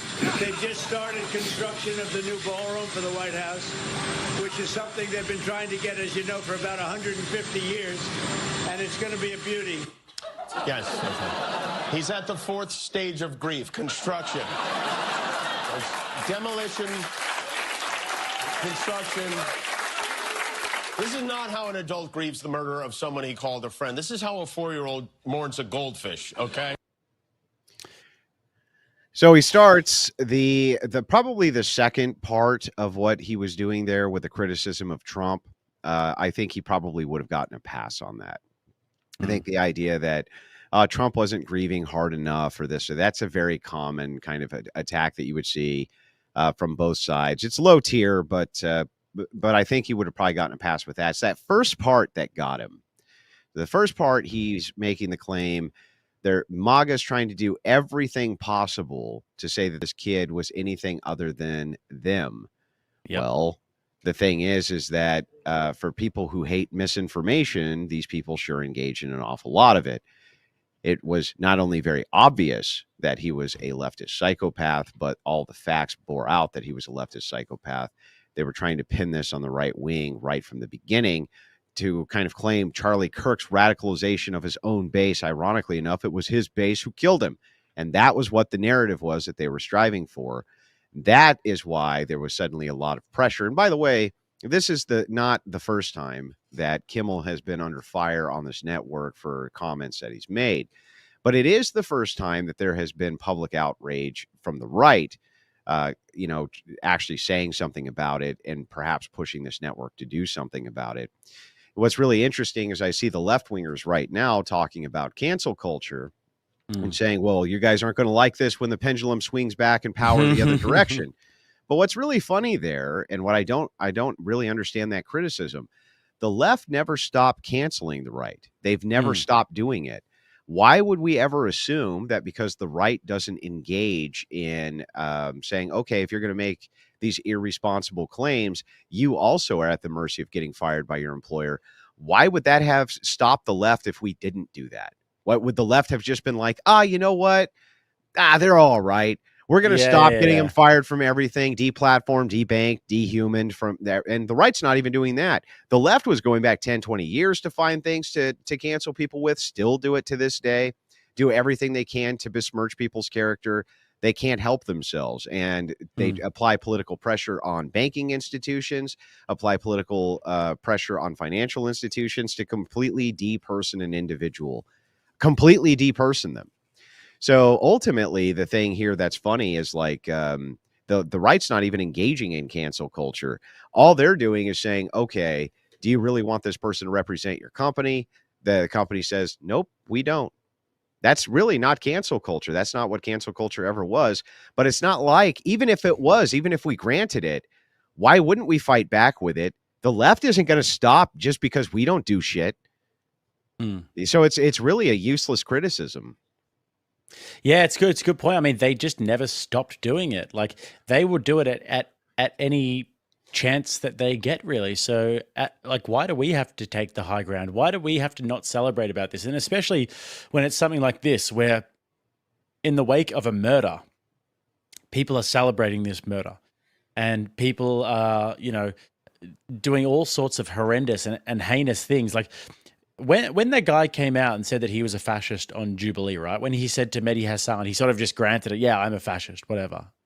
That guy got fired from his job, and all he said was, it was like almost like maybe he is, but like it was like a tongue in cheek. It seemed to me like it was a tongue in cheek sort of like, yeah. But even if it wasn't, the message is very clear, right? The message is clear.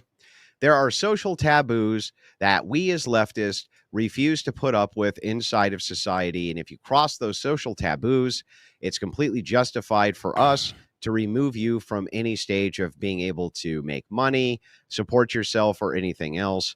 You need to get punished. If that's the case, then you leave yourself at the mercy of the same thing. Okay, well, we as the right collectively say this is a social taboo. If you move outside the bounds of that social taboo, the same exact thing happens to you. The ironic thing, though, is that the right stops this tomorrow. If the left knocked it off, if the left had collective leadership that was like, look, enough of this is enough of this, right? You need to stop canceling people over their political viewpoints. We're not putting up with it anymore. The right would compromise immediately and be like, yeah, okay, we're totally right there with you. But they're not going to do that. Ever. And just because the right doesn't engage in it doesn't mean that the left won't keep engaging in it. So the only argument they have is, well, you're hypocrites because you don't let us do this bad thing to you anymore. That's it. Yeah, dude. Yeah, I remember we were talking about this not so long ago when we were saying, like, when the left have this sort of institutional power, they will rub Christians' faces in the dirt. You know, they will go on live TV, they will mock Jesus Christ, they will do anything that they can really to try and rub our faces in it and to try and like humiliate us. So when we have the chance, a little bit of smugness, a little bit of gloating actually doesn't feel so bad. You know, it doesn't feel so bad. Look, I'm not a big proponent. I don't like the fact, like, if I had the perfect world for Andrew Wilson, right? Jimmy Kimmel can say what the fuck he wants. Okay. And he no matter how horrific or distasteful his fucking jokes are, I don't give a shit. I have the power to turn the channel and I don't care. Right. And in the perfect world too, guys on Main Street could talk about racial issues, and they could talk about trans issues. They could talk about their anti-LGBTQ views and immigration, and they wouldn't get canceled either. Both sides could say what they wanted, and they wouldn't have to worry about the repercussions of their income and this and that. It would be a level playing field in the arena of ideas. But that's not the world that we live in. And we have to get kind of this idea out of our heads that it is. It's not. That's a utopian ideal. The world that we live in, the left has been depersoning, debanking, and getting conservatives canceled from every form of media they possibly can in order to hurt them where it generally hurts the worst, which is in their wallet, killing any of their fundraising efforts for their ideas, killing any of their ability to speak their ideas to a mainstream audience, killing their ability to do that. Even when people want them to be doing that, they still go out of their way to do it. So in many cases, this is fighting fire with fire. And yes, the left doesn't like it, but it's going to get worse. It's going to get worse on both sides. But just remember that ultimately it was out of our hands. If we did nothing, they would keep going. And if we do something, they'll keep going. So which one seems more plausible for political warfare? All right. And speaking of the left and this particular topic, David Pachman comes out and says, one of the hallmarks of authoritarianism is to terrify people into self-censorship. ABC ending Kimmel's show is the perfect example of this. And then you said, LMFAO, if somebody made a joke about a black person, a woman, the mentally handicapped, immigrants, Jewish people, Muslims, etc., this retard would be the first to scream, free speech has consequences. If you get to pick your social taboos, then so does the right. Right. So the basic idea here is this. It used to be in media that people groups were made fun of all the time, especially in a comedic fashion. And people had a pretty good sense of humor about it. In fact, I think I would venture to say that it built camaraderie in many ways. So Kings you'll of hear Comedy, this. Chris Rock, Well, Dave and you'll also hear Chappelle, this from guys who are in the South military, guys who have been in the military for a long time. They tend to tell stories about how the worst, most cutting ethnic blows that they could give to somebody was kind of like a rite of passage, a basic honor system. You know what I mean? Who could talk the most amount of shit was kind of heralded as being the king of the day. And the thing is like it does build camaraderie, and it also helps you to not have such a thin skin when it comes to criticism. So when I was growing up, calling people dumb Polacks, that was totally fine, right? Polish people, and they thought it was funny. Calling Irish people drunks and Scottish people weird, you know, like the list goes on and on and on. And it was culturally acceptable, and people crack Jewish jokes all the time. You'd be in school, for instance, and you'd be like, hey man, you got that $1 I gave you last week? You know, and they'd be like, no, and you'd be like, oh, stop being such a Jew. That was fucking like common. That was every common. second word was that in school for me. It was like, we didn't really know anything about Jews besides the fact that they're stingy. Yeah, that was jokes. And so, and it was common. People would say it all the time, right? And by the way, what would happen with the Jewish kids would always make fun of you back. They'd be like, well, maybe if you were better with your money, like our people are, you wouldn't be fucking begging for 50 cents in the lunch line, poor, right? That shit was fun, and it was funny, and it was a good way for people to have camaraderie. We didn't think of it as anti-Semitic, and neither did they. And they didn't think of it when they were hitting you back as you being the fucking goyim either. And this destroyed all of that. The very idea of what they did with cancel culture destroyed one of the best things that created camaraderie between people, which is that we could barb each other. And that's such a good point. Yeah. Yeah, I mean, like if you think about it, like the whole multicultural experiment, now that you say that, like the only way that it works is if we can fucking rip each other. Yeah. If we can't rip each other, dude, multiculturalism can never work. And maybe there is a world in which we can all sort of live together and just fucking rip each other all the time and it'll work. I mean, that's how I bond with my friends. Yeah. And by the way, if you snitched about it, you were a bitch. You were, you were a fucking loser. You know what I mean? You fucking little bitch. You're not allowed to snitch because somebody called you a bad name. You know what I mean? We called all the fat kids fat and they would laugh. You know what I mean? And they would talk shit back. It was not just a rite of passage, but it was an idea. The social ribbing created a sense of camaraderie, and it helped with social skills, unique social skills, which is that life is hard. You're under pressure a lot. You know what I mean? And there's going to be people who say really bad things about you, true and untrue. And the reason so many people have so many freak out sessions these days about that is because they never went through any of that. So as an adult, they're coming into contact with people who say mean things to them and they can't take it. They crumble. You know what I mean? And suddenly it's on par with you're Adolf Hitler himself. You just you just told that guy to stop being so Jewish with his money. You're Adolf Hitler. And it's like, no, man, that's not what's going on here. I think you're blowing it a little bit way out of proportion here. Okay. I think that was very common and nobody was getting upset about it at all. They'd get upset maybe in the moment a little bit. But it was not a huge deal. And now it has become that. And now people are getting debanked, depersoned. And that's been going on for many years where right wingers can't even get loans. They can't get banks to deal with them. They can't get financing for various things because they're on special lists that are invisible to the rest of the public through finance companies where they're persona non grata. And so if that's the case, the right's just saying, okay, well, let's see how you like it back. Well, they don't seem to like it very much.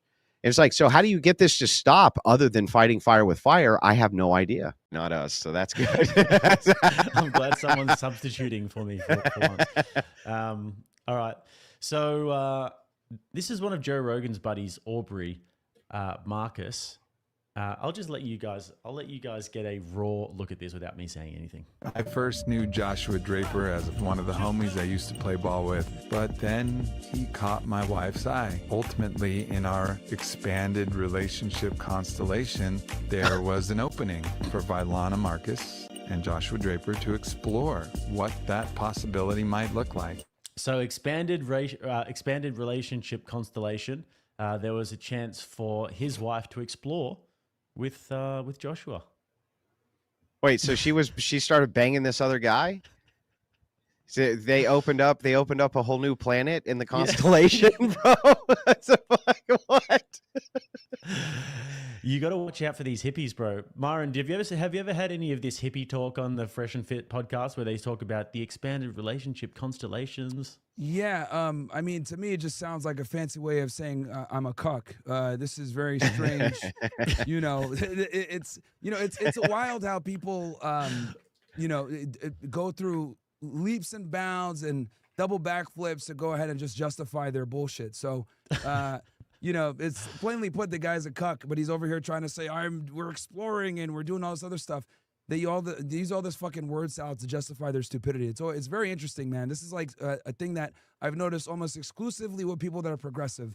They'll use certain buzz terms, right, to justify their moronic behavior, right? Yeah. And they use the guise of like being a moral superior or I'm tolerant, etc. But I find it interesting how those people are almost never tolerant of individuals that have conservative viewpoints. Isn't that interesting? They're tolerant of degeneracy, but they're never tolerant of anyone that opposes their worldview. Let me ask you a question, though, a hypothetical question. Yeah. Let's say that you have like a couple who is a bunch of progressives, right? is it actually, do you think that if conservatives started banging their wives because they were attracted to them, would that help turn them out? Like, do you think that would help change the ideology of the women? Turn them out is crazy.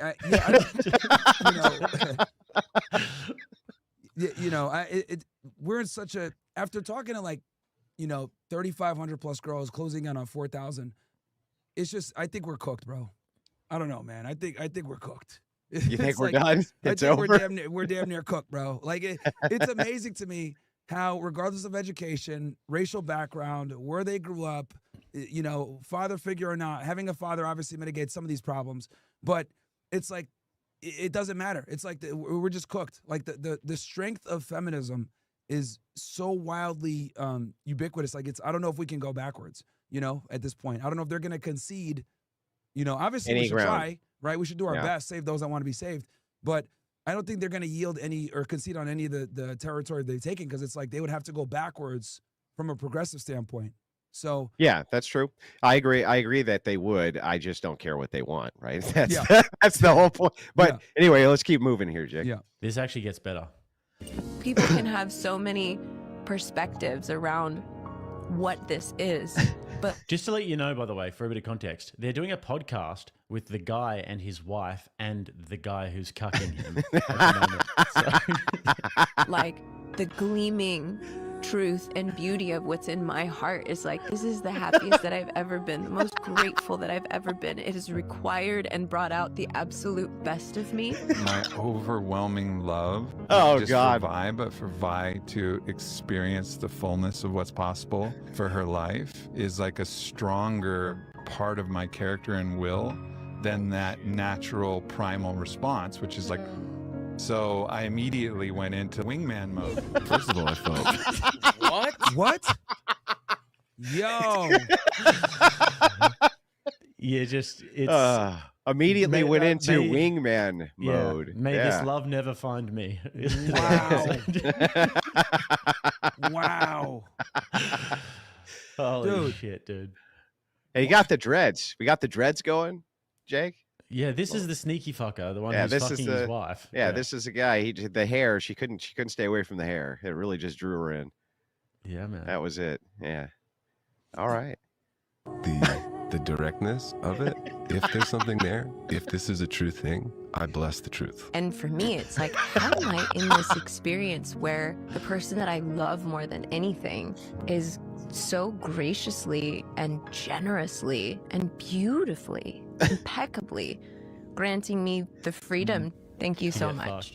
I know. So hang on. So just the adjective laced diatribe to try to soften the blow. Yeah. And then saying thank you for letting this other guy fuck my mouth. Right? Am I wrong though? Am I wrong? Holy shit, dude. Myron, give us the womanese, bro. Give us the womanese. What's she really saying? Holy crap, dude. Like, okay, what I'm about to say doesn't reflect the individuals on this panel, first and foremost, okay? They might agree with some of it, but it might not reflect them. This is my take. I think we need to go back to making women second-class citizens. We need to go, we need to start withdrawing some of their rights. Because what I've come to realize is when you give women power, progressivism becomes rampant. They use word salad to justify their bullshit behavior. They do a whole bunch of deplorable, retarded things. And I think for a long time, this is why every society has always made sure that either a father or a brother or some other male in her family that's close to her that doesn't have a vested interest in smashing her needs to be involved in the mating process because of shit like this.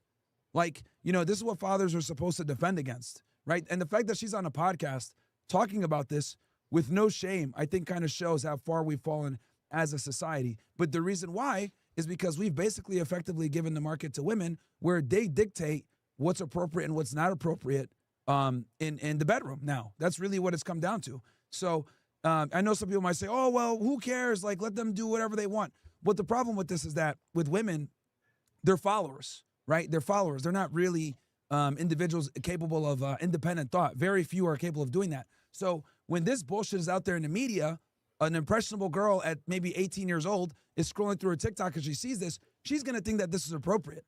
right?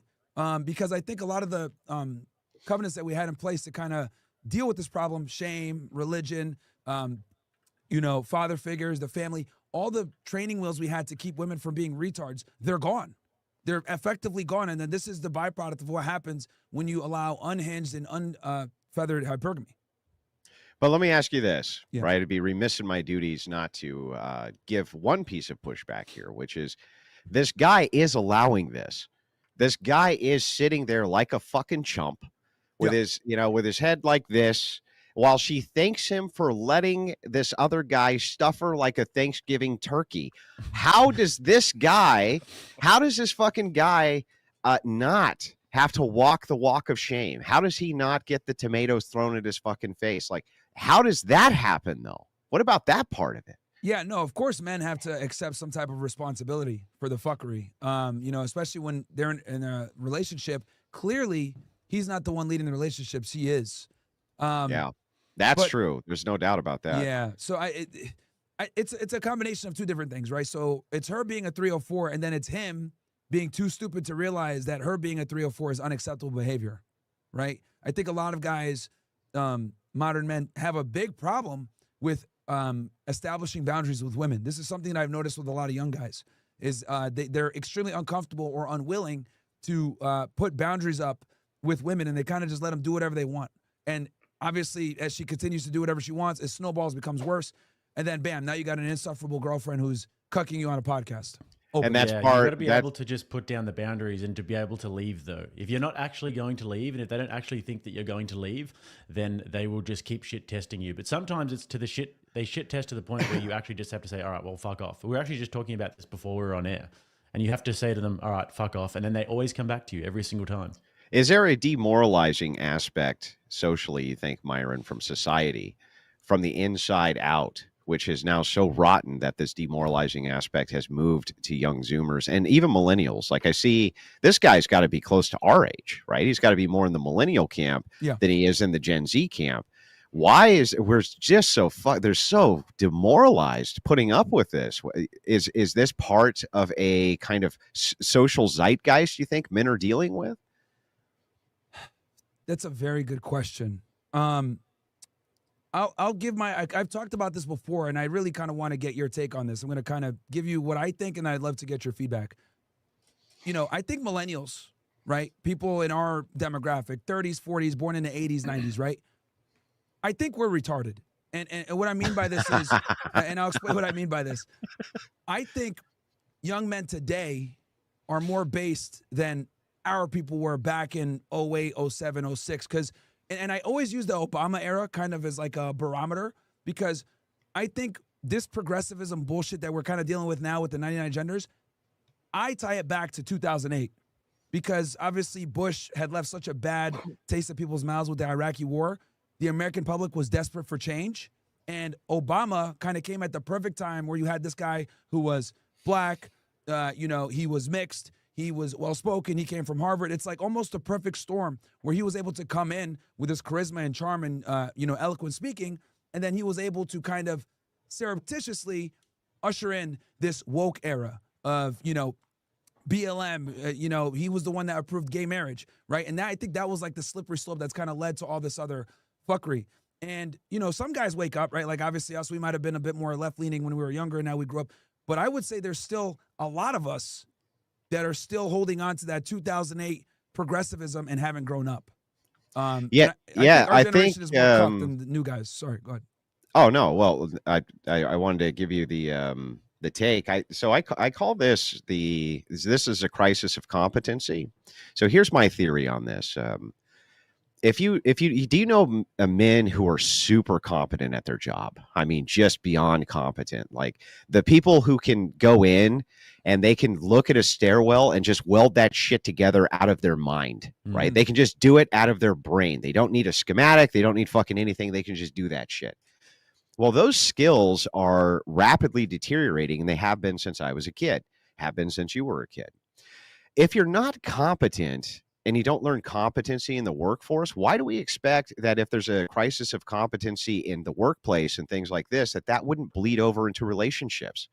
If people are so fucking incompetent they can't do basic tasks, why would we assume that this wouldn't bleed into the competency of holding down a relationship? And I think that the competency crisis, and this would be a mix of everything from mass migration to demoralization to these ideas of turning the workplace into a mercenary marketplace where it's just a free-for-all, go for the job that pays the most, fuck stability, fuck longevity. It's a mercenary marketplace, and the bean counters have put this in. As competency crashes out, I think that it affects all aspects of men's lives, and that includes their relationship aspects. You have to be confident with the relationships. And it's interesting because, Myron, I've heard you say before, it's like accomplishment begets competence leads to accomplishments, which then leads to confidence. Yeah. And you have to be confident in the parameter of a relationship to be able to set boundaries. Yeah. Well, and competent. You also have to be competent. Like, you need to have enough competency to understand what's going on in your own life and how to manage your own affairs. You know what I mean? And honestly, one thing that helps and assists men and teaches them that is the workplace. Competency, how to be competent. They learn that shit working with other men, especially in trades, things like this. That's why when you see these people say, well, the masculine men are all in the trades. Well, is that the case, or is it just that that's where the competent men are? Yeah, I mean, that's a good point. You know, I mean, if you can barely do your job properly, how the hell are you going to be in a position to lead a female, right? Yeah. Who I would argue is one of the biggest tests of your competency, because, you know, obviously you got to be able to do things outside of the work, outside of the house, and then be able to, deal with her. But yeah, I would agree that the ability to critically think and then be a problem solver is kind of something that, with ChatGPT and the ease of the internet and Google and everything else like that, it has made a lot of guys incompetent in many different ways. For sure. Yeah, I agree. But I mean, wouldn't we expect there to be bleed over? Like in all aspects of your life, if you're incompetent in the workplace and you're incompetent in these other things you do, why would we ever expect men like that to be successful in relationships, being competent in handling interpersonal dynamics between people? Incompetency seems like it bleeds over into everything, right? Yeah, no, I mean, it absolutely does, right? I use this analogy a lot of the times with the gym, right? So if you go to the gym, and you're dedicated and you build up a good body, or you get it in shape, all these skill sets that you learn from going to the gym, being disciplined, abstaining from BS, being consistent, all this other stuff, you can go ahead and apply that to other endeavors, and it helps you so much. So yeah, you can make the argument for 100% that if you're an incompetent person in work, right, where that's your livelihood, and men are judged off of their career and their trade and everything else, if you're not competent with what you're supposed to be doing, yeah, that incompetency is going to bleed over to a bunch of different aspects of your life. I agree. Now, I would also, to reinforce your point, give you the other side of this, is that women are almost always generally incompetent at work. So why should we have any expectation that they're ever going to be competent in relationships? I'll give you a perfect example of this. So as you guys know, what's going on right now is that Cincinnati beatdown, right? And after the Cincinnati beatdown, the chief of police got on, and it was like this overweight, insufferable voice, woman, and she was just going on a yap session at the press conference talking about this beatdown, and I think Matt Walsh had posted, "Hey, why are women in law enforcement?" And he got a lot of backlash for it, but as someone that comes from that world, he's 100% correct, because as someone that used to work in law enforcement, women, a lot of the times basically put you in a very dangerous situation, especially when you're in a use of force scenario, right? Like, I'll give you an example. When I used to do plan raids, right, when we would go and hit somebody's house at 6 o'clock in the morning, whatever, or serve a search warrant, I would never let women be on the entry team, right? Because as the team leader, I pick who goes where. So I always used to put women on the perimeter, right, or do some other bullshit job, because I knew that putting them in the stack or putting them in a situation where they're open to potential a firefight or a physical confrontation, that effectively weakens everybody else. So that's an example of what I mean when I say, like, women in many cases should not even be in law enforcement. And if they are, we have to almost make a new standard for them to adapt to their mediocrity. But they do make new standards for them in law enforcement, right? And they make new standards for them as prison guards, and they make standards for them as soldiers, and they make standards for them. They always are. In other words, the bar never gets raised. The bar necessarily just gets lowered, right? Always necessarily has to get lowered. But doesn't that lower competency? It has to, right? It has to lower competency. Even if you were the best woman in the world at putting handcuffs on a man, you still have to get him on the ground to fucking cuff him. Yeah. So, you know, the idea of competency in these jobs, I think, matters. Anyway, Jake, we maybe spent too long on that, but yeah. And I know it's because you love me so much. Carrying this piano out so that me and your wife can have a beautiful evening together. Oh my God. And it was a long walk. And it was a heavy piano. Yeah. And it was comical, but actually really underneath that was this recognition, I think, between you and I, Team Vailana. Oh. Team Vailana. Buddy carried the piano, a long walk carrying a piano to go and place it down so another man could fuck his wife.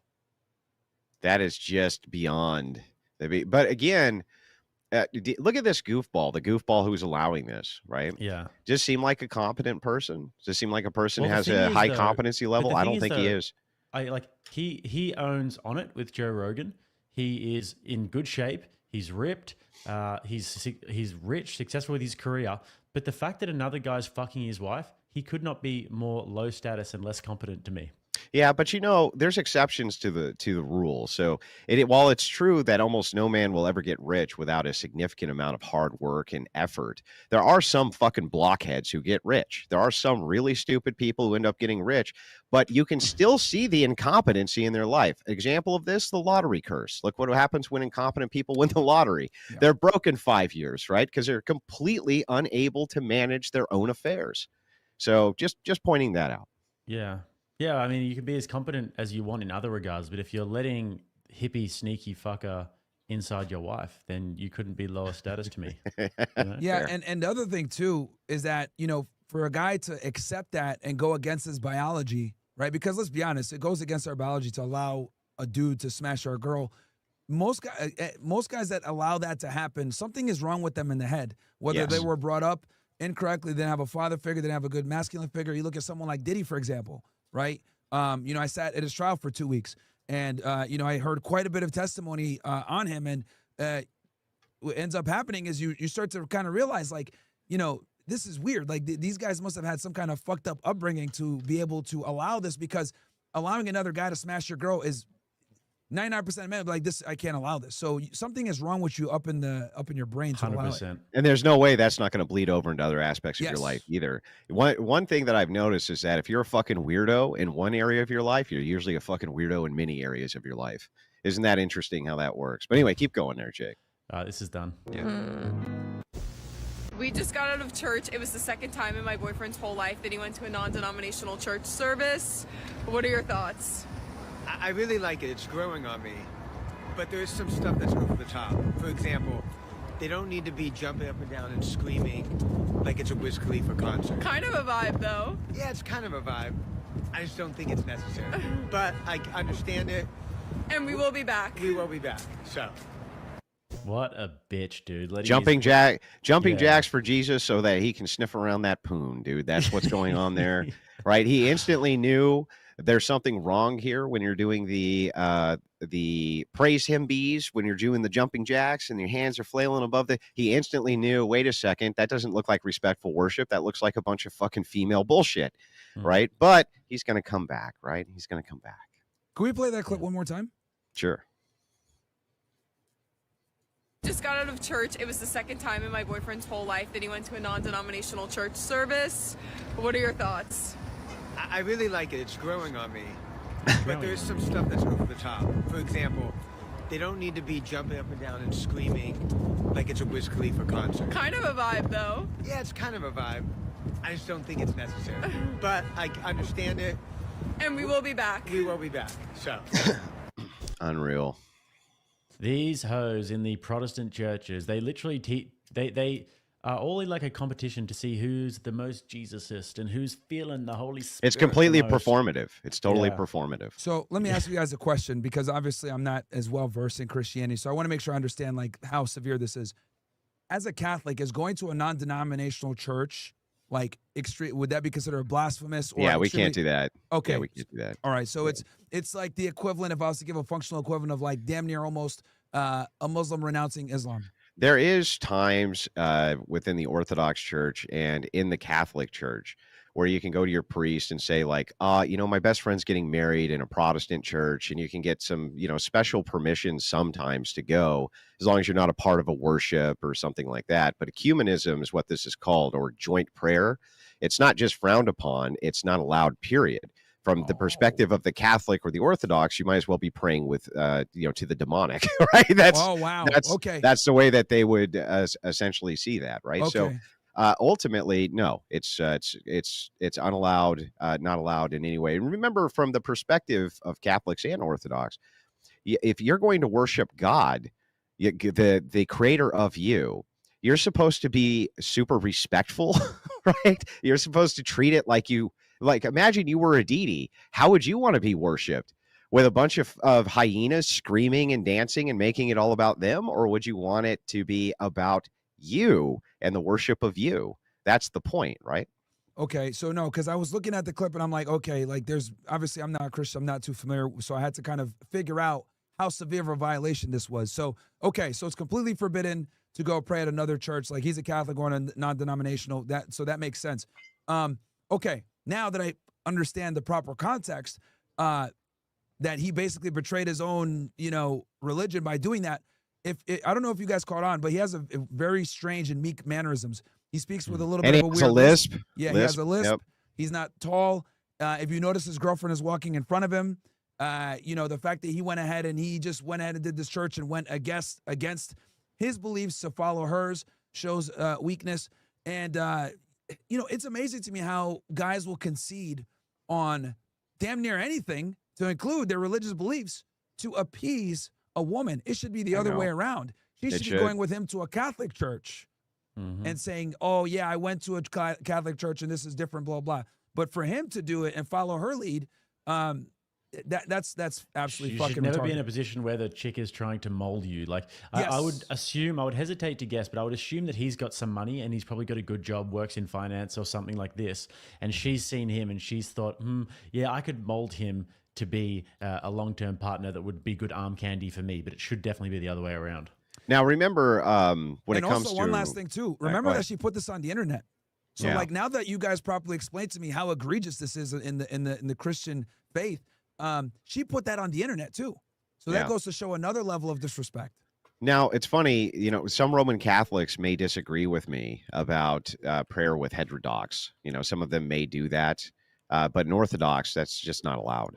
Period. But in Roman Catholicism, at least the Roman Catholics I've talked to who are priests, clergy, and then, men of stature within their church, they not only frown upon it, but they're just like, no, no, you're not allowed to do it. So there's a lot of base Catholics, I must admit, a lot of base Catholics. Today's hot take is that being a simp is actually so attractive. Guys will fully bully each other about being a simp. It's genuinely so attractive. And I just don't get why they get bullied for it. Like, it's so attractive, a guy knowing what they want and, like, being obsessed with you and, like, adoring you. Like, that's really attractive. All right, womanese, Myron, do you have a womanese translation for us?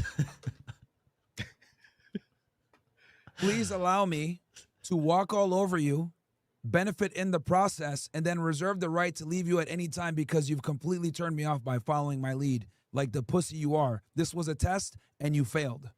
Yeah. I also think that there is with these chicks on the internet, they will say something like this, which is like a dog whistle for all of the simps who come and send them money and who come and give them all of this unrequited attention. And so they'll do these videos where they say, simps are great. And then you'll get all of these fucking retard simps coming in and giving them all of this attention and sending them money. Well, but it's also rage bait, right? So the whole idea is to bring in, so the idea from these women, and they're not coming up with this shit themselves, right? They have producers and various people like this who give them these ideas for these videos. And the principle and the point of it is, if you enrage enough people, they come and tell you you're stupid, you're an idiot, you don't know what the fuck you're talking about. This equally brings in as many white knights to come in and be like, oh, no, my lady. No, my lady. These men are just all the bad ones. They're the horrible ones. So it's almost like, in a way, by giving the attention that direction to the rage bait, you're inviting the white knights to come in and drop all that cash on these women. You know, one thing that, like, if you look at like someone who's a professional simp gatherer, like an OnlyFans girl, right, or a girl that's involved in on Twitch streaming or something like that, you'll never see them ever ostracize a group of men. Oh, I like all types of guys. Oh, you can be 5'5", you could be 5'6", you can be fat. Like, I like all types of guys. I like medium ugly guys. Old guys, yep. Like, and what ends up happening is, you know, they'll do this, right, to kind of, on one side, they'll do this to ensure that they're able to get a steady supply of support, whether it be financially, through other things. And what I've noticed about women, and they're way better at us than this, is they're able to put men in compartmentalized roles to serve their interests, right? And men cannot do that. Only maybe the top 1% of men can put women in, this is wife category, this is side chick category. Very few men can do that. But even average women have 3 to 5 guys that they can contact at any time that serve them some type of utility. One guy is Uber Eats, another guy is money, another guy is sex, another guy is sugar daddy, another guy is, well, you know, bank number 2, attention. Yep. And it's actually fantastic and crazy how they're able to do this. And I would argue the internet, social media, and our interconnectivity has allowed this to kind of happen on an unprecedented scale, where we've gotten to a point now, women are so brazen where they can go on the internet and say stupid shit like, oh, I love simps, and people actually believe it. And one last thing I'll kind of land my plane on this is, this kind of goes to show the retarded nature of females. And what I mean by this is this. So on one end, they're going to say things like this, right, to come off as politically correct and polite and like an open-minded girl. But the reality is, what they're actually aroused by and what they're attracted by is far narrower than what they're telling you, and it's your job to figure it out. They're not going to tell you, because the things that turn women on are, it reveals their dark nature in general. So like, for an example, women like it when you choke them during sex, pull their hair, call them a slut. But if she was to openly say this publicly all the time, no one would take her serious, or worse yet, simps wouldn't feel like they have a chance with her. So she has to lie and say, no, I don't need the Chad to tell me that I'm a dumb bitch. I'll totally take you who will value me and, you know, give me money on Twitch and all this other shit. So women are kind of in a weird spot where they can't tell you what they're really aroused by, because it would make them look horrible.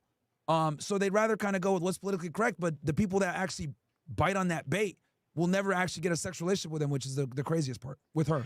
Are you giving too much credit there, Myron? Like, don't you think that maybe a lot of women just don't even fucking know themselves? They have no idea. I was going to say, this is they're why just they need attracted to so- what they're yeah. attracted to, and they don't even know what that is. Oftentimes, you'll see in some of these megala breakups, as I kind of review them and look at them, that a lot of times when these women are complaining, they say these kind of vague things. I needed to find myself. I needed to get out from under this. Nothing was wrong, but something was wrong. You know what I mean? This time, they don't even know what the fuck is bothering them. They can't even articulate what the problem is Funny and why story. they're so miserable. Literally had a girl on last night. We asked her, are you single? She said, yeah, I am. But I miss my boyfriend. You're like, okay, what happened? Or I love my boyfriend. Oh, I broke up with him. What? Yeah, I broke up with him. Why? I need to find myself. Like, Yeah, I need to find myself.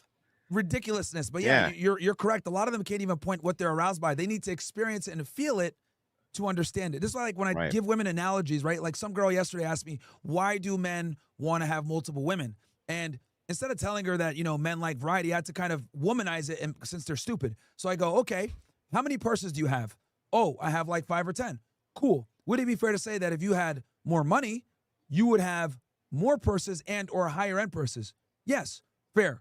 That is the functional equivalent to how men feel with women biologically. And I had to give her that analogy in woman terms for her to understand, because another thing I've noticed with women— Did she even understand it then? She did, surprisingly. But I had to womanize it so she could feel it first.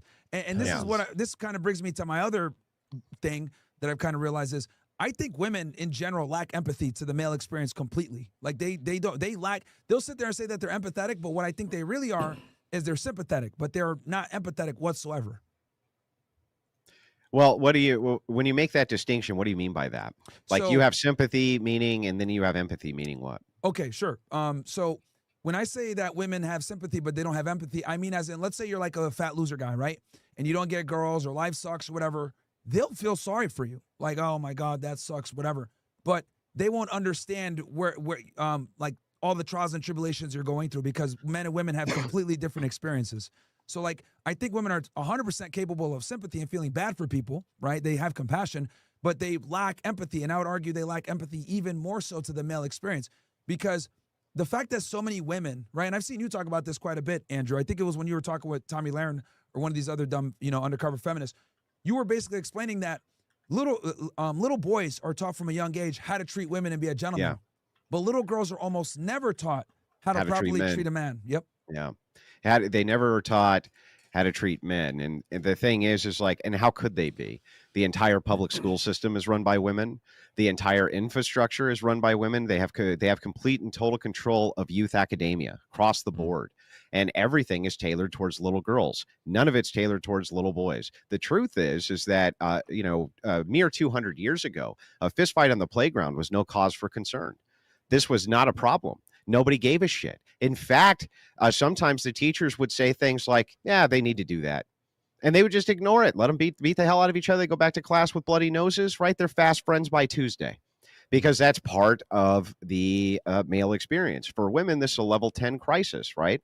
There must be abuse at home. There must be all sorts of conditionals and neglect and this and that. And it's over psychologizing things which they don't even understand. The truth is that little boys like to wrestle and beat the hell out of each other, right? All the way up until they're, in their teens, they like to do that. And even in their late teens, they still like to do that. But the idea that this is some massive cause for concern where authorities need to get involved, and only a woman could come up with a system like that. Only women could come up with a system like that. And so, yeah, I think that the male experience is curtailed right from the beginning by the interjection of the feminine and never anything about the masculine. So, and one of my other points that I give as to why I think men have far more empathy than women, despite the fact that they say stupid shit like, oh, we're more emotionally intelligent, is at least with men, we have to understand them to attract them and be with them, right? Yeah. They don't have to necessarily understand us to attract us, because we are the ones that approach them. So since they're in the buyer seat, they don't really have to really qualify themselves much. Right. Obviously, if you're good with women as a guy, you understand that you do have to get them to qualify. But a lot of guys don't understand that. So I think with women, it's even worse, because they don't even got to understand us to get us. But we do have to understand them to get them to a degree. So we do have to have some semblance of empathy towards them to be able to attract them. And if we don't have it, we pay the price. We don't get girls. To people who have absolutely no argument and come on and waste your time. Why do you think that's okay and a Christian thing to do, Jay? Well, you notice that the guy was talking shit all afternoon and all evening. So, I don't see why it's wrong to humble those people.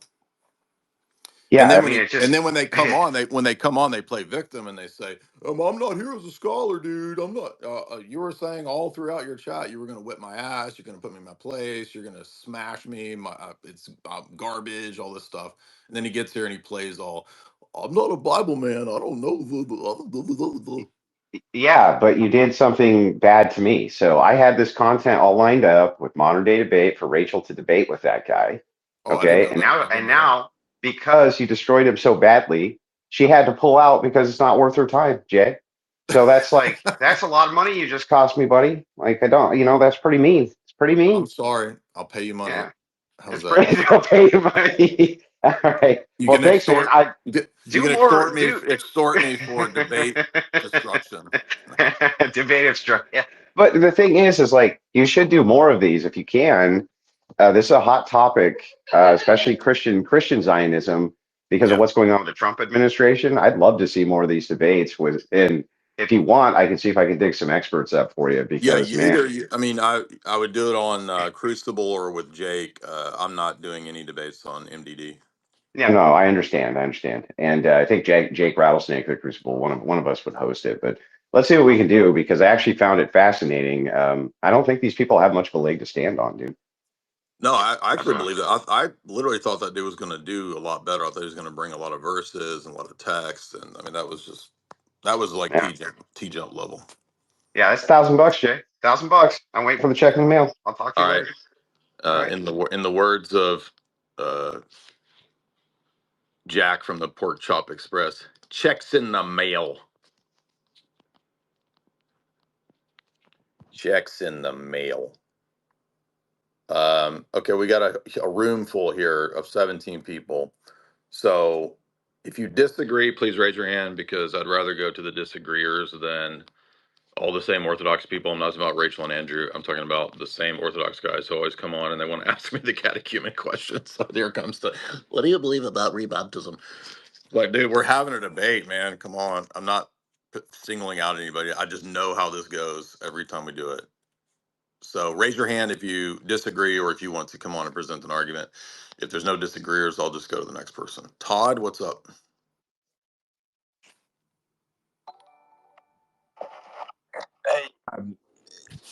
What you said about like Jews not existing, I'm not making that point, but I do think I'm always curious even of how like a Christian Zionist defines a Jew. I think like I don't know if that's the strongest rhetorical point, but like what really makes someone grafted in, like, or if someone's half Jewish or a quarter or an eighth, or where do you draw the line? And I don't know if you've interacted with them enough to know the answer, Jay, but like Well, I it's know that within Judaism, rabbinic Judaism, there are debates over what exactly constitutes a full-fledged Jew and how many generations after conversion is necessary for things like intermarriage. And I don't know all the ins and outs and the specifics of the rabbinic debates, but or if the Christians adopt all of the yeah, rabbinic that's true. definitions of that, which is kind of funny. Yeah, that's true too. And I mean, there was a Jewish guy that called in the other night, and he was pointing out how there's all sorts of squabbles amongst the Mizrahi and the Sephardi and the Ashkenazi and the fourth one. I forget the name of the fourth one, but they're always fighting, and there's all these squabbles. And the internal politics of Israel too are funny because if you listen or read any of the liberal side of Jews, even liberal Israeli Jews, they will often criticize the Likud, and many of them are not specifically religious, although they might be Zionists or nationalists. And so, from an evangelical or Protestant perspective or whatever, like, well, how does that person count if they're an atheist? It just doesn't make any sense Yeah, I mean, it'd be really hard from an evangelical perspective. Yeah, it'd be really hard for an evangelical. Like, I don't know anyone that traces, your average Ashkenazi Jew back to Christ, much less to Abraham. So even just breaking that link, it's like I don't think they have an ethnic connection. So I don't know how. I mean, this idea of their covenant just I don't have any idea what it's based on. It's not religion, and I'm just assuming they don't know enough to even know that there is no ethnic connection between Christ and what we consider a Jew today. Well, I don't know if there's no ethnic connection. I think that there is probably amongst Sephardic or something like that, probably some kind of ethnic connection. But Probably a Judaism is connection, also but I think it's hard to even validate that. I would think you would want to know for sure who is or who isn't a part of this promise. Otherwise, it's kind of useless to not. I mean, well, but what I'm saying is that when you look at, for example, after the apostolic period, when you read any of the church fathers, say for the first millennium, none of them consider Jews in their day as not Jews. Okay, so this is when we're getting to even the codification of what we call rabbinic Judaism, as they're codifying the Talmud in 4th, 5th, 6th centuries. This is prior to even Maimonides. Like, you have the church fathers across the board still considering Jews to be Jews. That's never in question. So, because Judaism is a religion and an ethnicity, that's where people get confused. And it has always accepted converts. So, Abraham was a convert, even though it's not very friendly to converts. So, there can be converts, and usually they look towards, I think, multiple generations before they before they consider you a full quote convert or a full Jew or whatever. I'm going from memory. I haven't looked into rabbinic Judaism in many years. I studied it along pretty extensively years ago, but that's what I recall. So I mean, it still seems like from the evangelical perspective, it's like a Jew is someone that self-identifies as a Jew. Then I don't really know how else they would define it. Well, I mean, if they go with like the rabbinical definition of matrilineal descent or something like that, maybe, I don't know. But regardless, like, there is some continued existence of Jews because Jews convert. We have famous Jews that converted to the Orthodox Church, like Father Bernstein, I think was his name, who became a priest and recently passed away. So I think I've asked an evangelical family member why the Black Hebrew Israelites aren't the the God's chosen people, and it just because I mean they really don't have a connection to Christ, but it's still funny. Like I don't know if they have any explanation for why the Black Hebrew Israelites aren't those ones. yeah, that could be a good question to ask an evangelical. To the people that are arguing in the chat, if you're calling me names, you want to call in. Otherwise, you're just going to get booted. Like we don't care about you calling names when, like this is like literally just the lowest tier IQ crap in the chat right now. Thank you for that question, though, Todd. It is a good question. And again, you know, there's debate within, I guess, Orthodox Judaism on those questions. That was a feminist. Show of hands. Only one? Okay, cool. We can get to that a little bit later. Moving on over to Ashley here. You said you're conservative/traditional, but you were extremely liberal in your past. Is that correct? Yeah. And so what made you switch up?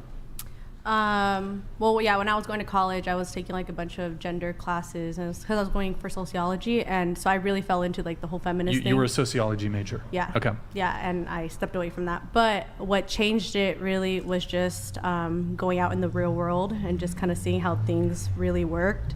And I also became Christian, and so I think naturally you just kind of see it's very black and white, very different. Liberal is just very... And do you... And was a man responsible for this move to Christianity? No. So I was born again in 2018. Well, I was with someone that he introduced me to the Bible, but not, I guess... Which denomination are you? I guess you would say more like charismatic, Pentecostal.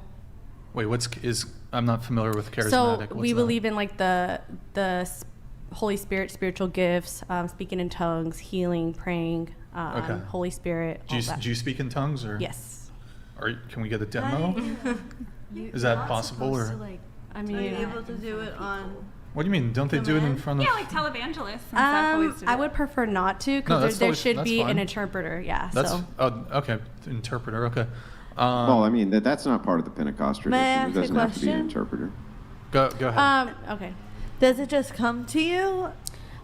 It's my prayer language. I guess I could technically. You're right. Yeah, I don't could pressure technically you to do anything. No. I'm just answering to Andrew. Like it's basically because we're not in a church setting. I could do it. It's a prayer language, so no. I Detective Mike Hunt donated $200. Red shirt. Most AA meetings start at 7 p.m. You should probably head to one. Think I got the time zone math right. # Kentucky. Okay. We have another one that's about to come in. Do you want to respond to Mike Hunt? Oh, they got me. He got me. Shit. Thank you. His own dick Thank tonight. you for your opinion, and you know. Whoa, have fun donated there. $200. To the oscillation which you anthropomorphize the second law of thermo. Mercifully stop. Also someone John Travolta red shirt with Eponephrine. Andrew, what is the axe? Jackson? Oh man, that he's referencing the film Pulp Fiction. Well, John I know- Travolta takes a fucking adrenaline. That's the best. Wait, what's it called? That's the best scene. You want to take an axe to me? No, it's. I think he had it right. I think isn't it an epinephrine shot? Maybe I'm wrong. It's an adrenaline shot. Yeah, it's an that adrenaline restarts your shot. heart because he overdoses on drugs, right? What's that It's an thing called? EpiPen. It's like an EpiPen, like an adrenaline shot. No, but what's the name of the needle? There's a specific name for the needle. The EpiPen? Is it hyperduro or hyper? No, there's No, like when somebody I gets don't know what it is. like a sedative. No, what's the name for the actual tool that's The syringe. Syringe. The syringe. Yeah, he takes a syringe. Yeah, just pounds it in the chest. Bam, into Uma Thurman's chest. That's a great movie. Good. Well, if I could be Uma Thurman, then Get it, by girl. all means, Yeah. go Get it, ahead. girl. Kill Bill Let's over go. there. Okay. Get it, girl. All right. I don't even know where we were. Oh, we were okay, Ashley, right? So, okay.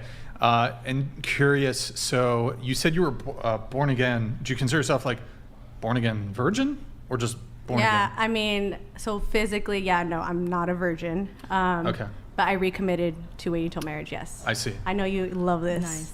Yeah. Good for you. Oh, okay. Well, I mean, but you understand why.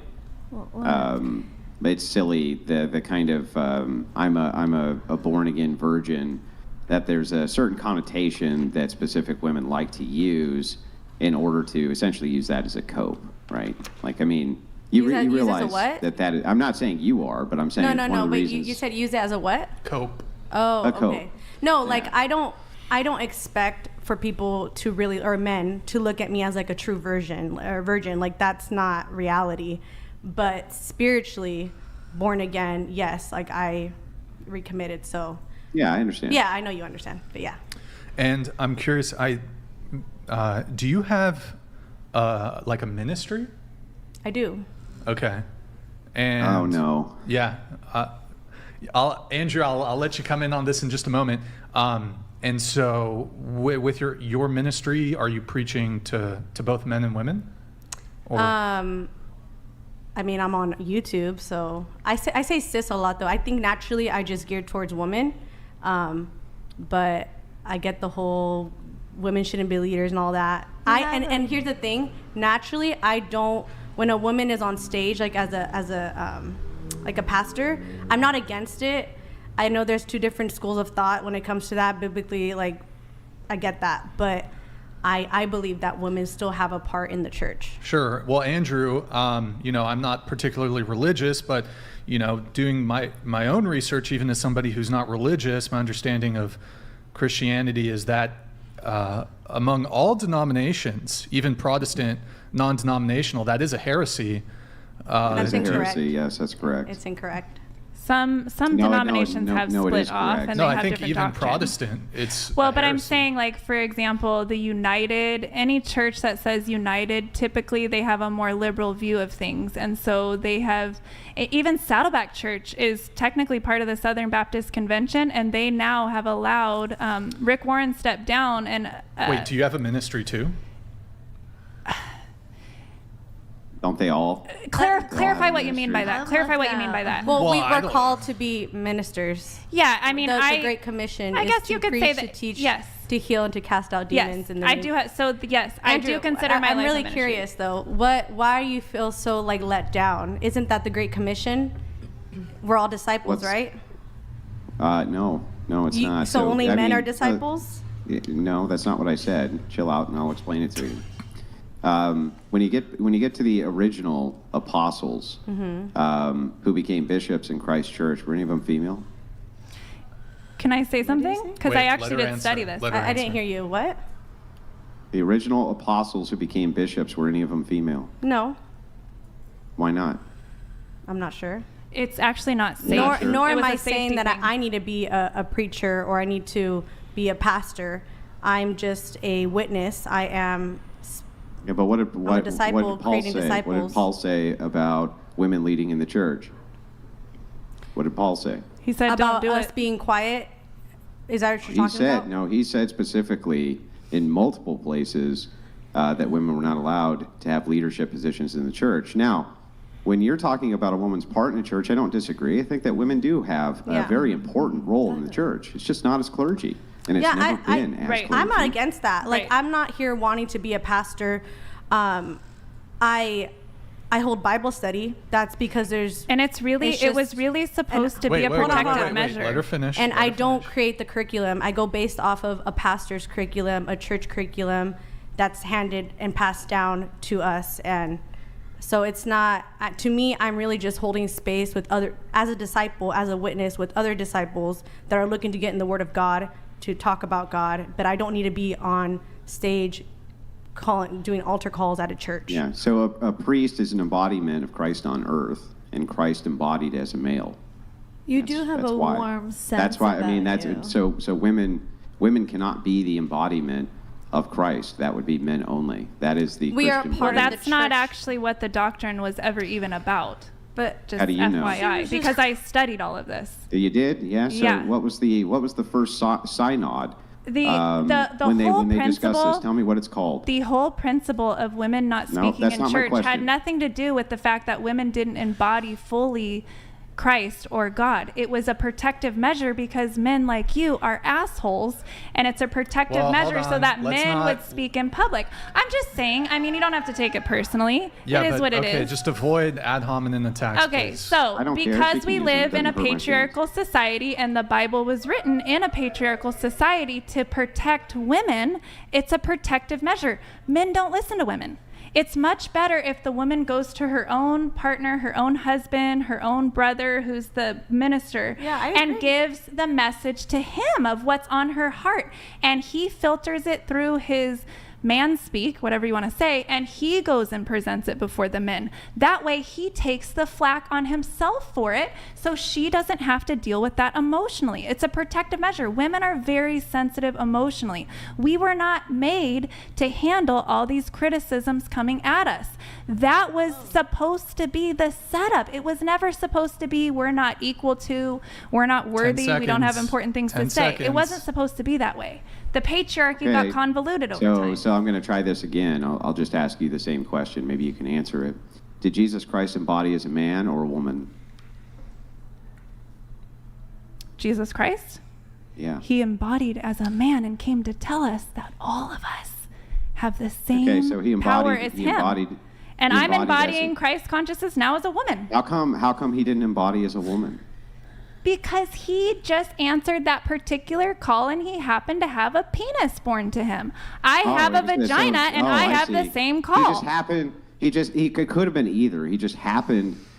God just happened to I only believe pick the male because of form. the nature there was of no the actual time, messaging behind that. It was there was very no dangerous reason for that. women he just, to he live just back wanted then. to. It was Okay, very I have a dangerous for question. women to live back then. I have a It wouldn't question. have worked. Yeah. Okay. Go Okay. ahead. Well, So- hang on. Wait, I just want to make Andrew, sure that we're respond clear then. on this. Very quickly. You think that Christ embodied as a man just because it was fun? It was funsies for him? No, because it was the safest way for a The guy person who with got that gifting. crucified, it was the safest way. It to was get because if he was a crucified? woman, if he was a woman, he wouldn't have made it past 12. Answer 2+2, please shut the fuck up. This is wild. I've never heard any. I mean, this is. You don't even have a grounding epistemology for this. So, what is your actual epistemology for church doctrine? Who are You don't you even to know what ask? you don't even know what I just said. Like I don't. You don't even know what I just said. What is your epistemology do you know for what church doctrine? Do you know what Jesus came to promote? Okay, let's Oh, stop I because you're can't gonna wait start. to hear what he came. No, What did he come I to asked. promote? No, I asked you. What do you believe Jesus came here Christ to promote? came to give us a church. He said so himself. Christ He said came to give us a the church, body yes. is the church. The body. The body is I'm the sorry. church. What now? The body. The body body. what? Is the church. So therefore, this is the church. You're making a word concept fallacy because you don't have any grounding epistemology. So you don't really understand what you're talking about. You've heard the term that we make up the body of Let the me church. ask you But something. a marriage, for instance, is a representation of Christ being the head of that church and you being the body of the church. That's why the man is in the leadership role inside of that union. So if that's the case, then he must have embodied as a man for a reason. So what is your grounding epistemology? A better question would do you be. even know what epistemology means? Can you just start with that? Can you tell me what that means? I will answer your questions when you answer this question. Just answer. What does epistemology mean? I'm not answering your question. You if don't you're know not what it answering mine. means. I You had don't a even know question what for you. you have no idea what it even I means. need do to you? understand the frame of mind that you're in, so I have to ask you some clarifying questions. The word Do you is the agree? word. Yeah, if you don't know what epistemology means, it's not a shot against you. I'll tell you what it means. You just need to be honest and say, Andrew, I don't know what it means, and I'll just tell You you. just need to be honest and say, I don't want to answer your question, Desiree, because I'm it happy might to bring answer up every something that question I don't you want to have. deal I've been with. sitting here answering them. So can I ask Do you you a know? question? Yeah. Do you? But first, answer. Do you Just know say what no so we epistemology can means move or forward. not? No, I'm not answering unless you're answering Wait, my question. Andrew, just here. Ask your question. This is just Hold on. wild. Okay, Ask fine. your question, then Andrew gets to ask his. He'll answer yours. You'll answer his. Go ahead. Yeah, go ahead. Okay. Do you have some sort of problem with seeing yourself as the current embodiment of God? Yeah. Okay, what's the problem? Well, it depends on how you mean embodiment. That's why I'm asking. So, about for example, you epistemology, said but you're in a marriage. Yeah. So the example is, I would say that a priest would be an embodiment, as in. So, a but you told me you I'm said trying to answer yourself. your question. Let him Trying finish. to answer Let your him question. finish. So I would see a priest as a representation or an embodiment, I think, in the context you're using it. That's what I would see as an embodiment. Hang on, let me finish the answer. That's what I would see as an embodiment. Now, I just answered your question specifically. Can you tell me what epistemology means? We'll get She right has to to it. figure out your frame of mind, Andrew, so she can figure out how much to charge you True, in order true. to answer your Totally question. true. Totally Yeah, true. now I just answered your question. Can you tell me what epistemology means? Epistemology is the study of the epistles. That's the simplest way to say it. I mean, you can Wait, give me he's your walking definition. But this guy told me Dude, that a keep it. husband and wife is supposed to be the representation of God and the church. He said he's a husband. I asked him if he sees himself as the embodiment of God, and he said no. That doesn't make any sense. Wait, what is the epistles? The epistles are the apostles. Are you talking about the No, apostles? what can you you use the word epistles? What are the epistles? He said, what is epistemology? Yeah, no, what are the epistles? You said you The used the word apostles. epistles. Right? Are you talking about the apostles? Just say it in common language. Yeah, Andrew. Just say you don't Epistemology, know. Just say you don't epistemology is know. just the study of how we know knowledge. Okay, well, That's what it means. All It has right. nothing to do with epistles. What are you talking about? When I'm asking for your grounding epistemology, I'm asking, where do you get your grounding foundation for the knowledge you know? That's important when we're talking First about of all- theology, because, hang on, it's important when we're talking about our grounding for theology, that we would call that grounding epistemology. why are we getting into this? Is Anyways, this a you had church show? something. Go ahead, Ashley. Go ahead. What I was gonna say is I agree with you, Andrew. Like I believe that there are roles that are for in like leadership that are for men, but the way I look at my ministry or what I do is like the woman at the well when she met Jesus and Jesus called her out and basically told her past, and she had an encounter with Jesus, and then it says in the Bible that she went out and started telling the world like what happened, and she started talking about Jesus, and that's the same framework I'm in. And another, like, let's take away the podcast that I do, which is just sitting down talking to people about their testimony with God. I have a ministry offline where it's just going to go meet the needs of seniors and then showing them the love of God.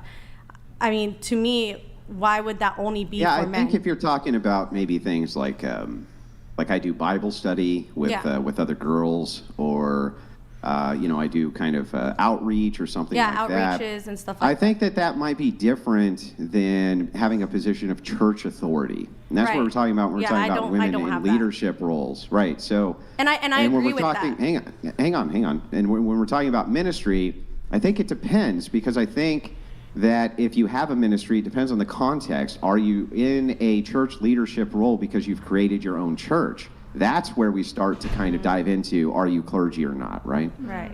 Yeah, no, so I'm submitted under a church, and any of the Bible study content that I get is from the church that are from males. I do have to move things on. You also wanted to talk about, so you're sex out of marriage. So Mhm. I assume you're waiting until marriage. Is that correct? Yes, I recommitted to Okay. waiting for marriage. Okay. And recommitment with a faith-based foundation. yeah. Feminism is a scam. Well, I don't know if there's much to go on in terms of the sex out of marriage stuff, but it's my understanding that prior to you being born again, prior to you finding Christ, you were having sex out of marriage. Is that correct? Yes, I was. Yeah. All right, and that's a new and the current guy you're dating, are you guys aligned on Yes, that? yeah. Cool. You do have a disagreement with the show. You said, I miss the times where there would be other men on the podcast that would hold higher, respectable, masculine energy. Do you care to elaborate on that? Yeah, I mean, actually, Andrew's not doing too bad today. I feel like he's not having a tone where it's just so degrading and like talking to everybody like we're stupid. But like I feel like before you guys would have like Michael Knowles or just other leaders that would just be able to give their input and it was very valuable, and they would teach stuff. And again, Andrew, you're doing great. Nothing against you, but I just miss when there was more male figures, because I think it adds to the conversation to where we're able to have more perspective from instead of just a bunch of girls. Can I kind of give you my counter here, if you don't mind? Yeah, of course. I tend to match energy with people, right? So if, like you saw the gal over here, she called me an asshole, right? I hadn't said anything to her. I didn't call her any names, nothing like that. We were in the middle of having an exchange, we were in the middle of having an argument. But the reason she said that is because she didn't like my tone, right? There's a lot of tone policing that happens with women. I don't like how you're saying a thing, right? It upsets me how the thing's being said, not necessarily what's being said. Yeah. And so I tend to match energy. So when you and I are having the conversation, honestly, we're having an intellectual exchange, and okay, hang on a second. Let this go through. No, you're good. It's under the threshold. So if we're having that exchange, I'm really just kind of interested in the worldview and the data, right? So the way I think of it is, you're trying to give me the information. You're trying to dump the information. You got X amount of time on this podcast. You're trying to get that information out of your mouth as fast as possible. And I'm trying to hit you with questions. And the reason is because I want to get more info, right? As much as I can get, so I have a good overview of the things you think before we can start the exchange. So sometimes what will happen is I'll cut a person off and say, wait, you got to back up, because I want to get to this wider idea so I understand your worldview better. Now, people who are experienced in debate and they're experienced in discourse understand that that's necessary, or else we can't really have kind of that overview, overarching discourse that you want. But what you've seen, and even tonight, right? If a woman becomes a bitch, if she starts acting like a bitch, then I'll match that energy and treat them exactly how they're treating me back, right? That's what I'll do. So the thing is, though, is that as long as you are not doing that, why would I do it? Why would I do it to you? Yeah. And so I think a lot of times in those clips, that's what it the... seems like, but you miss kind of this critical context of the build up to it. Yeah. Well, I was gonna say, I mean, I'm not gonna get too comfortable. I feel like the second half of the show, once you get all the information, that's when you start coming at us. Maybe I'm wrong. Sometimes, but the thing is it, like, again, it just misses kind of key context, right? Yeah. I usually only match energy. But it's so fun. It's so fun to do it that way. Okay. I mean, I agree. I'm fine with that. Andrew likes the blood sports debates. Okay, so moving on to... And remember, think of it, too, like a sign of respect, right? I don't think of you as less than me, which is why I treat you exactly how I would treat a man who was sitting exactly where you were. I mean, that I couldn't think of a better way to show respect than that. Andrew does go hard on the dudes. On the dudes. And that's the only reason I was. You should have hard on seen him. what he did to Wes Watson. No, I don't. Andrew fucked that guy up. I know you were I have nothing him. against He you. was I like, think "Whoa, it's whoa." fun. I think it's fun, Andrew. It was not a personal thing. It's just locker room talk. It's like, Yeah. let's Locker get together, room. shoot the Yeah. shit. Debate is fun. Just, it's fun. I don't give a shit. I don't have to go home and fuck you. Stop it. Get some help. I bet those glasses make you see better.